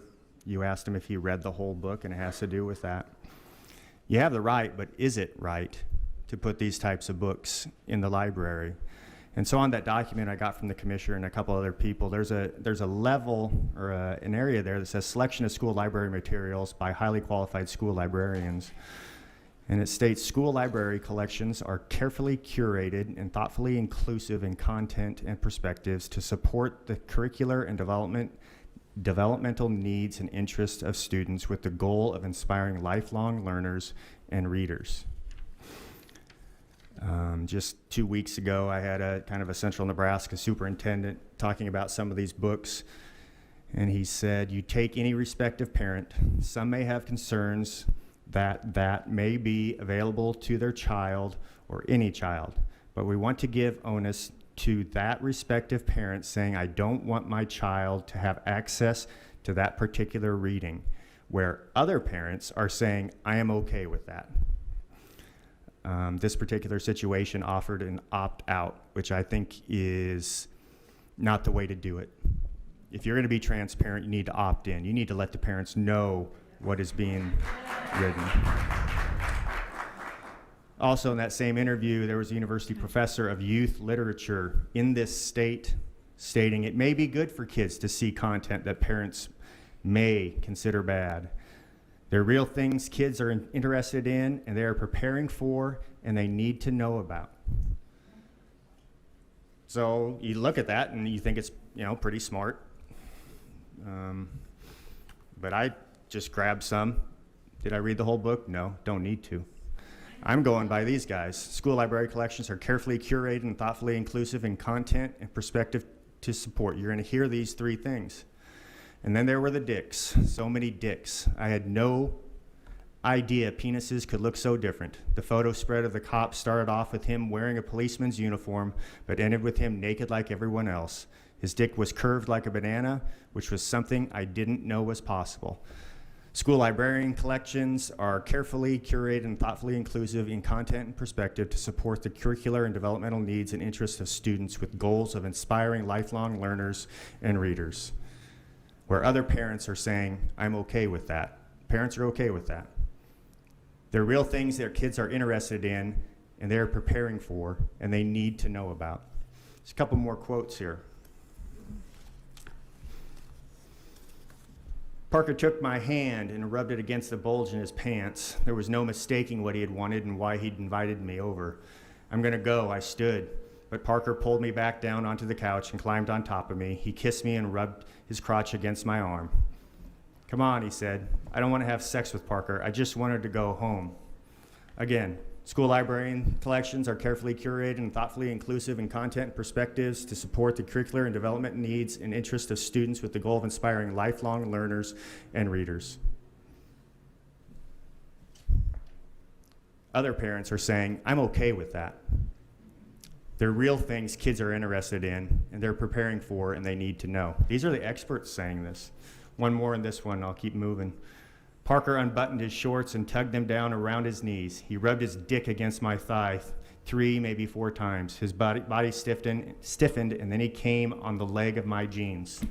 School library collections are carefully curated and thoughtfully inclusive. Where other parents are saying, I'm okay with that. They're real things kids are interested in, and they're preparing for, and they need to know about. Just a couple more here. This was Brave Face, by the way. It Feels Good to Be Yourself by Teresa Thorne, ages 4 to 8. When a baby is born, the parents make a guess as to the child's gender. As the child gets older, they can choose their identity.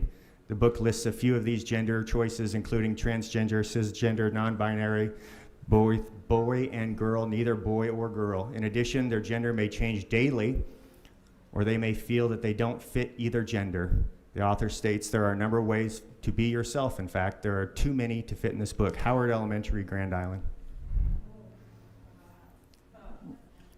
This was Juanita Palisade. I think it's out now. Again, school library collections are carefully curated and thoughtfully inclusive in content and perspective to support curricular and developmental needs and interests of students. Where other parents are saying, I'm okay with that. They're real things that kids are interested in and they're preparing for and they need to know about. Looking for Alaska, John Green, reading level 4-6, interest level 9-12, pages 126 to 128. I think I want to, she said. We kissed a little and then with me sitting watching the Brady Bunch, watching Marsha up to her Brady antics, Laura unbuttoned my pants and pulled my boxers down a little and pulled out my penis. And then she wrapped her hand around it and put it in her mouth.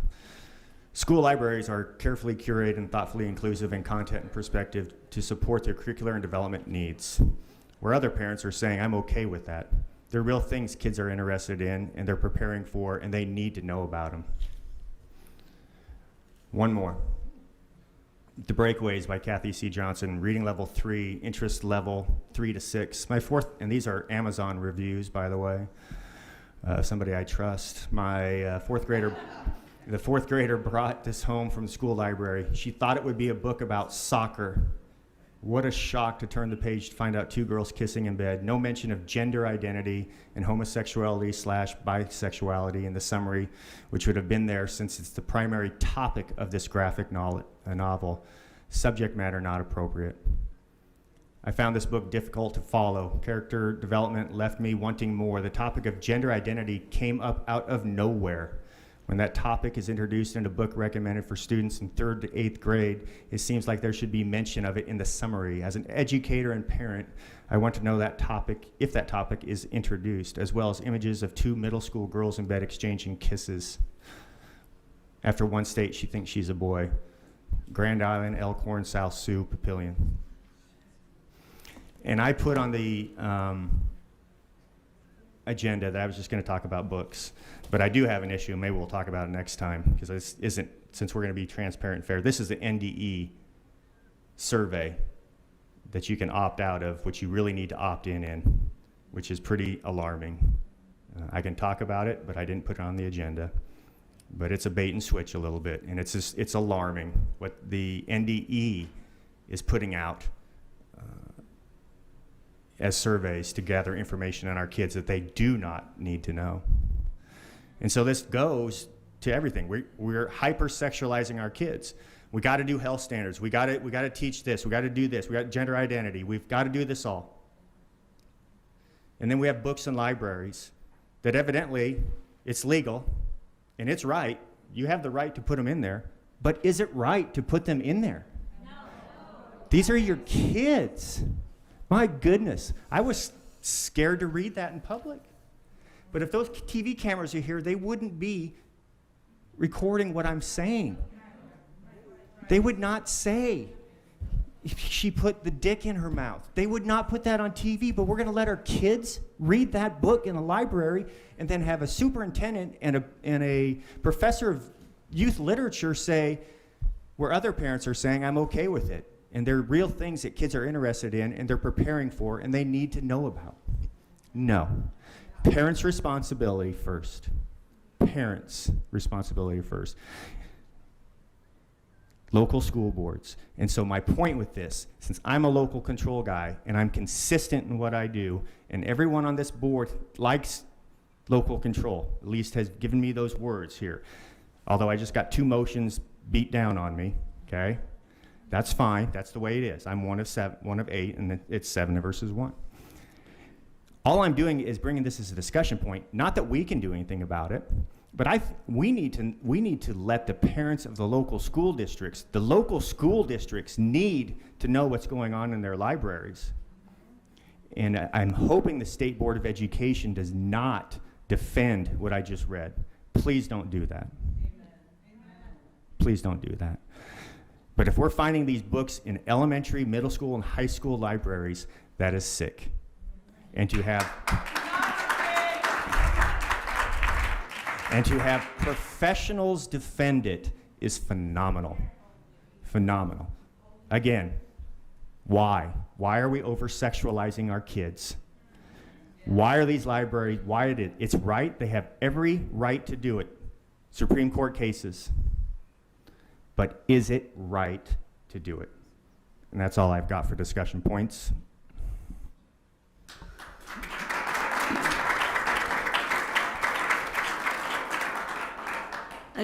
Agenda items. Yeah. Whoops. Go ahead, Jacqueline. You can look in your queue as to who maybe. Okay, Lisa. We've respectfully sat here and listened to compassionate comments, people who are so sincere about what they believe in. And I just wanted to share from the Miller case from the United States Supreme Court, Miller versus California, that there's a three-pronged test with checks and balances. And it says, it refers to obscenity, and it says whether the work depicts or describes in a patently offensive way sexual conduct, specifically defined by applicable law. So that sexual contact, I mean, I was appalled at what was read earlier. What you read, I find very difficult, and parents need to be involved in what their kids read. That's the first responsibility. Local school districts need to really know what's in their books, and as a board, or community with parent involvement, they need to decide, because there are certain books that have no place, at least when my kids were growing up, would not be allowed in my household. I'm the primary caretaker of my children, and I expect my schools, whether they're, parochial or public schools and boards, to be cognizant of what's in their libraries and use, laws, whether it's with the Supreme Court or state, to make sure what's in our school libraries is appropriate, decent. And there are going to be some books that you're not going to like as far as one view versus another, and you're saying you can't have that because I don't believe that. The Bible's in there for reference. At least it was in the schools I was in. So we can't, there's not one litmus test for all, but there's such a thing as decency, age appropriateness, parent decisions, and local control of what's in the library. And like I said, there are varying views, there are varying stories that would touch the lives of some kids that other parents wouldn't want their kids to read. That's understood, because that issue might be something with that kid needs the book, where another kid might not. So I just think we need to use common sense, knowledge, and compassion, but most of all, knowledge of what's there. Okay, Patty. I agree with Lisa's comments. As I was sitting listening to you, Kirk, I guess because I'm typically focused on if there's a perceived problem, how do we really identify what the problem is, and then how do we find solutions? I started hearing you talk of solutions, which I appreciated, because this is local control at its best, right? That local school boards need to be aware of what kinds of materials are in their libraries. I'm not for censorship, but what I do believe is that parents, and I appreciate so much that parents are engaged, and those parents who are engaged. I know there are some schools who have taken the approach that before a child checks out any book from the library, the parent has to approve the book, right? Or there's a list of things that parents say they do not want their children checking out in terms of content in books. So I think there are ways for local school districts and librarians to work together to figure out how to address differing needs of individuals in communities.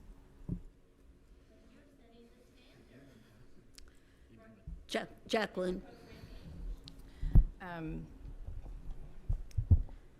I appreciate that you were given the opportunity to speak today and to be passionate about something, Kirk, because when I was criticized for it. So maybe in the future, when I'm passionate, I'll give you my speech and let you say it, and then it'll be acceptable.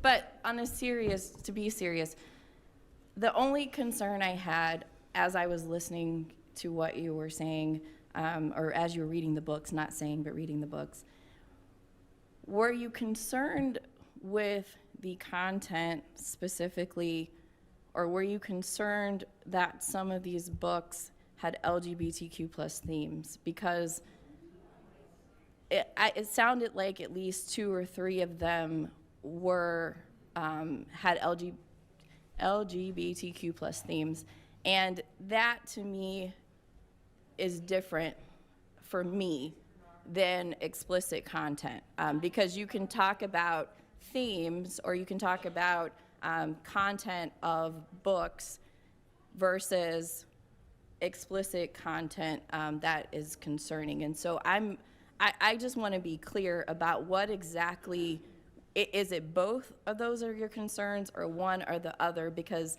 in some of them I can agree with you, but if your position is we shouldn't have books about LGBTQ plus themes in schools, then I can't agree with that. But so I want to know which of the 2 you are referring to. Yeah, there's I mean, the first couple I read were straight, if you want to say it that way, heterosexual. The first couple I read are that. It wasn't even a thought process. Pornography is pornography to me, and you can put it that way. I know what you're saying. I know what you're saying. For solutions, opt in instead of opt out. Transparency. You can opt out, but that's easy. That's a local school's decision Bingo. to decide whether to have opt-in or opt-out, right? Bingo. I'm not suggesting there's one solution. I think the key is for people to work together to find the right solution. True. And one of these times I will we'll talk about the survey at some point. It's not good. Not good from the Nebraska Department of Education. Not good. And we'll talk about it today. It's not on the list. And I'm done talking. I've talked for the last 45 minutes. Thank you for listening. Yeah, Kirk, I too am all about as much local control as we can give a district at all times. In knowing that this topic was coming up, I met with people that were actually librarians in school districts in my district. And what I found out that I did not know even when I was teaching is that every school district, and Robin, you can probably answer this, every school district should have a book complaint policy. Doesn't work. And if that book complaint policy is followed, there's a process. And the book may end up being, if it's followed all the way through, as was explained to me, the book could be taken away. It might be moved to a different grade level. Might not be removed at all. But there is a process that begins with the parent giving the complaint, the school librarian meeting with the parents, and then having a committee that the librarian puts together that deals with parents, educators, administration, to talk about the book in concern. So I'm all about utilizing such a policy. And if our school districts aren't following that policy, then to me, that would be on them, because there should be a policy in place. But I do trust our librarians to If do this it. book finds it into the library and the librarian owns it, we failed. Absolutely failed as a librarian. Failed. That is, there should be no committee on this one right here. This is awful. And if it's made it into the library, the librarian has failed. Deborah? I guess when I saw this on the agenda, I was really confused because this is clearly a local control subject. And I just felt like it was outside our scope. But I wanted to, as I listened to Jacqueline and some others, the thought came into my head is, I didn't know if you were aware that we have a non-discrimination statement that we agreed to at least 2 years ago. And we said as a group at that time, for those that were on the board, that we were not in our work going to discriminate against anyone for their sexual orientation, their gender, their sexual expression, their race, and a whole list of other identities, and that we felt like it was important for us as a group to make sure that we're lifting up and supporting all students. And I didn't know if you were aware of that.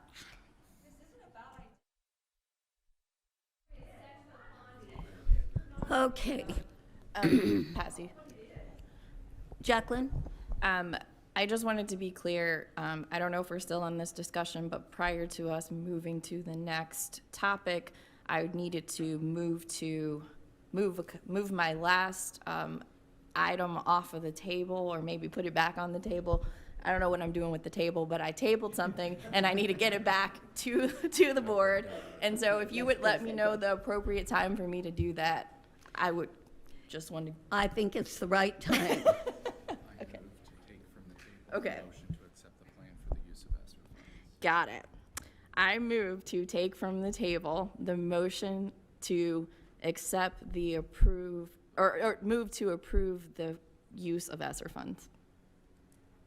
That's it. Do we have a second? Thank you, Lisa.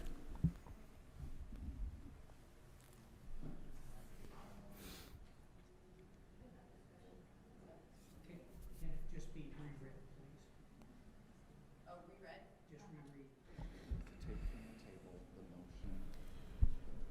To take from the table the motion To accept the plan to accept the plan for the use of ESSER. for the use of ESSER funds.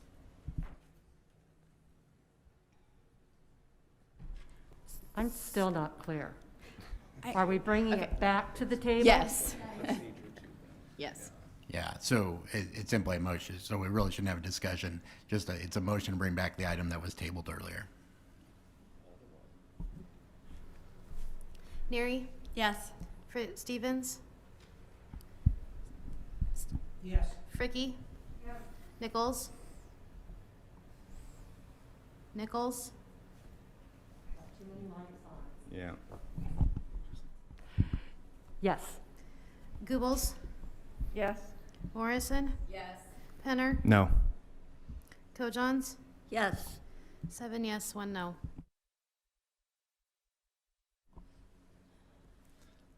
Okay, is there any discussion on the main motion? So you want to read the main motion? You're asking for discussion on the main motion. Sorry. Discussion, any discussion on the main motion? Well, Could we reread the main motion? Yes. I'm not sure. Would you like me to reread the motion? Yeah, it was the motion to accept the recommendation on the proposed spending on ESSER funds. That was the motion. For teachers. No, no. No. Just for the overall plan as For it the was. overall. but there was a question we'd posed that you were going to come Correct, back yes. to I us was with the waiting for answer. someone to Yes. ask me that Okay. question again, just to make sure. So, I'll state the question as I understood it, and if I missed the question, then we may be here a while yet. But the question as I understood it was that you wanted me to go back and work with staff to find out what the timeline was in order to further address that, and whether or not it was important to take that up at this meeting or whether or not there was time beyond that. Is that accurate? I believe that was what Lisa's question. She wanted answered, so I motioned to try to give time to get Lisa an answer. And So does that include the teacher piece, looking with the timeline? No, I mean, what it is we went back and reviewed for what was the requirements that I had or felt like I had relative to report to the federal government. And so and staff went back and confirmed this for me. And then in fact, just about a week ago, the U.S. Department of Education reminded me and all of my colleagues around the country that we have to submit in fact, I might just read it to you so you actually know what they're asking me to be able to submit and respond to. And so, and it says this: as the chief state school officer for his or her authorized representative, I confirm the following. The SEA has awarded or will award the first portion of its ARP-ESSER award by awarding subgrants to LEAs by March 24th, 2022, such as LEAs have or will have access and will be able to use these funds as needed by the LEA by the one-year award deadline. The second bullet on that: if the SEA reserved a portion of the first 2/3 of its award at the state level, please also include this statement. The SEA has awarded or will award, either through subgrants, contracts, or retaining funds to provide direct services itself, funds reserved at the state level from the first portion of ARP ESSER funds by March 24th, 2022, the one-year anniversary of the award date of the first portion of the ARP ESSER funds. An SEA will have met the requirement to award the reserved funds within 1 year as long as it makes an initial determination how it will use the reserved funds before the deadline, even if the funds are not yet committed for that purpose or are later committed for a different purpose. Your response is requested by the close of business on February 28th, 2022. Translation, I suspect you might need on that, right? So I asked staff, and the translation of this is, I believe, and they believe that what I'm asking for is to be able to give that initial commitment of those particular funds, initial determination of how those funds will be used to the U.S. Department of Education. The reason I'm asking in this month is because of that February 28th deadline to do something. It doesn't completely limit what the committee could do otherwise, and maybe work with me on going, hey, look, can we revise that? But I do need to respond with something by February 28th. I could respond as such, and I don't think it would be inappropriate to respond in this way. The state board will meet March, whatever that right date is, 3rd or 4th, to make that initial determination, or you can make that initial determination now and vote that up, or you could vote that down, and we'd have to come back and do that in March. So that's my translation of what that means to me in our work, yes. Lisa? In the, near what I call the preface, it said something about services. Does that mean all the, just what you just read, services to SEAs or LEAs? Is that service the only theme? Oh, sorry. It's not the only theme? No, there's kind of like a laundry list of things if you're using it for these purposes, Okay. but that's just very broad, yeah. Okay. Well, I just heard services, and I was hoping it would go beyond that. All right, thank you. Jacqueline? Commissioner, can you reread, or there was a portion that I thought I heard, I was trying to listen intently. It said, in order to qualify for these funds, you must submit a plan by February 28th of what you intend to do with the funds, or that intention could, even if that intention could change. It sounded like it said something to that. Could you find that portion and read it to me? Yeah, I think this is the portion you're referring to.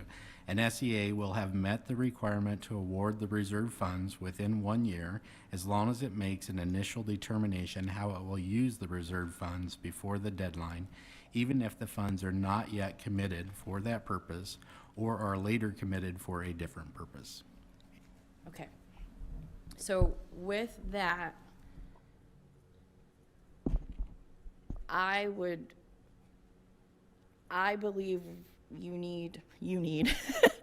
I believe the department needs to submit something by February 28th. I would not want us to wait until after March to do that. However, it sounds to me from that reading, whatever you submit is not set in stone, therefore we would have the ability to revisit the matter. So I would vote that we move forward for the department to submit. And actually, considering we haven't voted on any of these before, I don't even know that it's a belief that you think you need our vote. But if that's the case, then I think we vote on this today so that this go forward as is. But I would only vote on that with the understanding this could be revisited. Well, I'm not voting to say I approve all of the things in what we're doing, but I do approve us moving forward so that we can get the funds. Right, and theoretically, I could submit something as the chief state school officer, but I believe we've all talked that I want to do that with the board, and that's why I'm trying to be consistent with what I think the requests have been since last fall. I feel because this is on our agenda as an action item, that we should take a vote on it.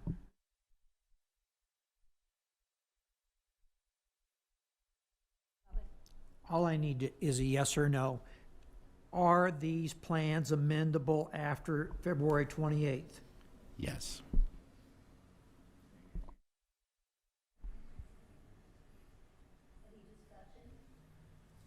Discussion? Morrison? Yes. Fricky? Yes. Nichols? Yes. Goebbels? Yes. Kojons? Yes. Neary? Yes. Stevens? Yes. Penner? 7 yes, 1 no. 10.1 and 10.3, the next items are information items and written reports for the board and for our information only. Agenda item 11. This section of the agenda is intended for board members to offer informal observations of the work of the state board. Board members may make brief announcements about attendance at future events for the purpose of informing other board members. No business or motions or suggested actions of the board may be offered at this point in the agenda, nor should the board members engage in substantive discussion about other agenda items or introduce any new agenda items. Anything for the good of the board? The order? Yes, Patty.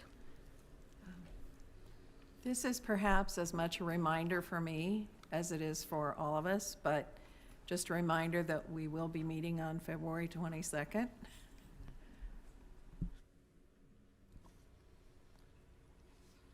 Okay, anything Yeah, else? and, well, what I will say, that is for your quasi-judicial role in a professional practices case, yes. Okay. All right, this meeting is adjourned.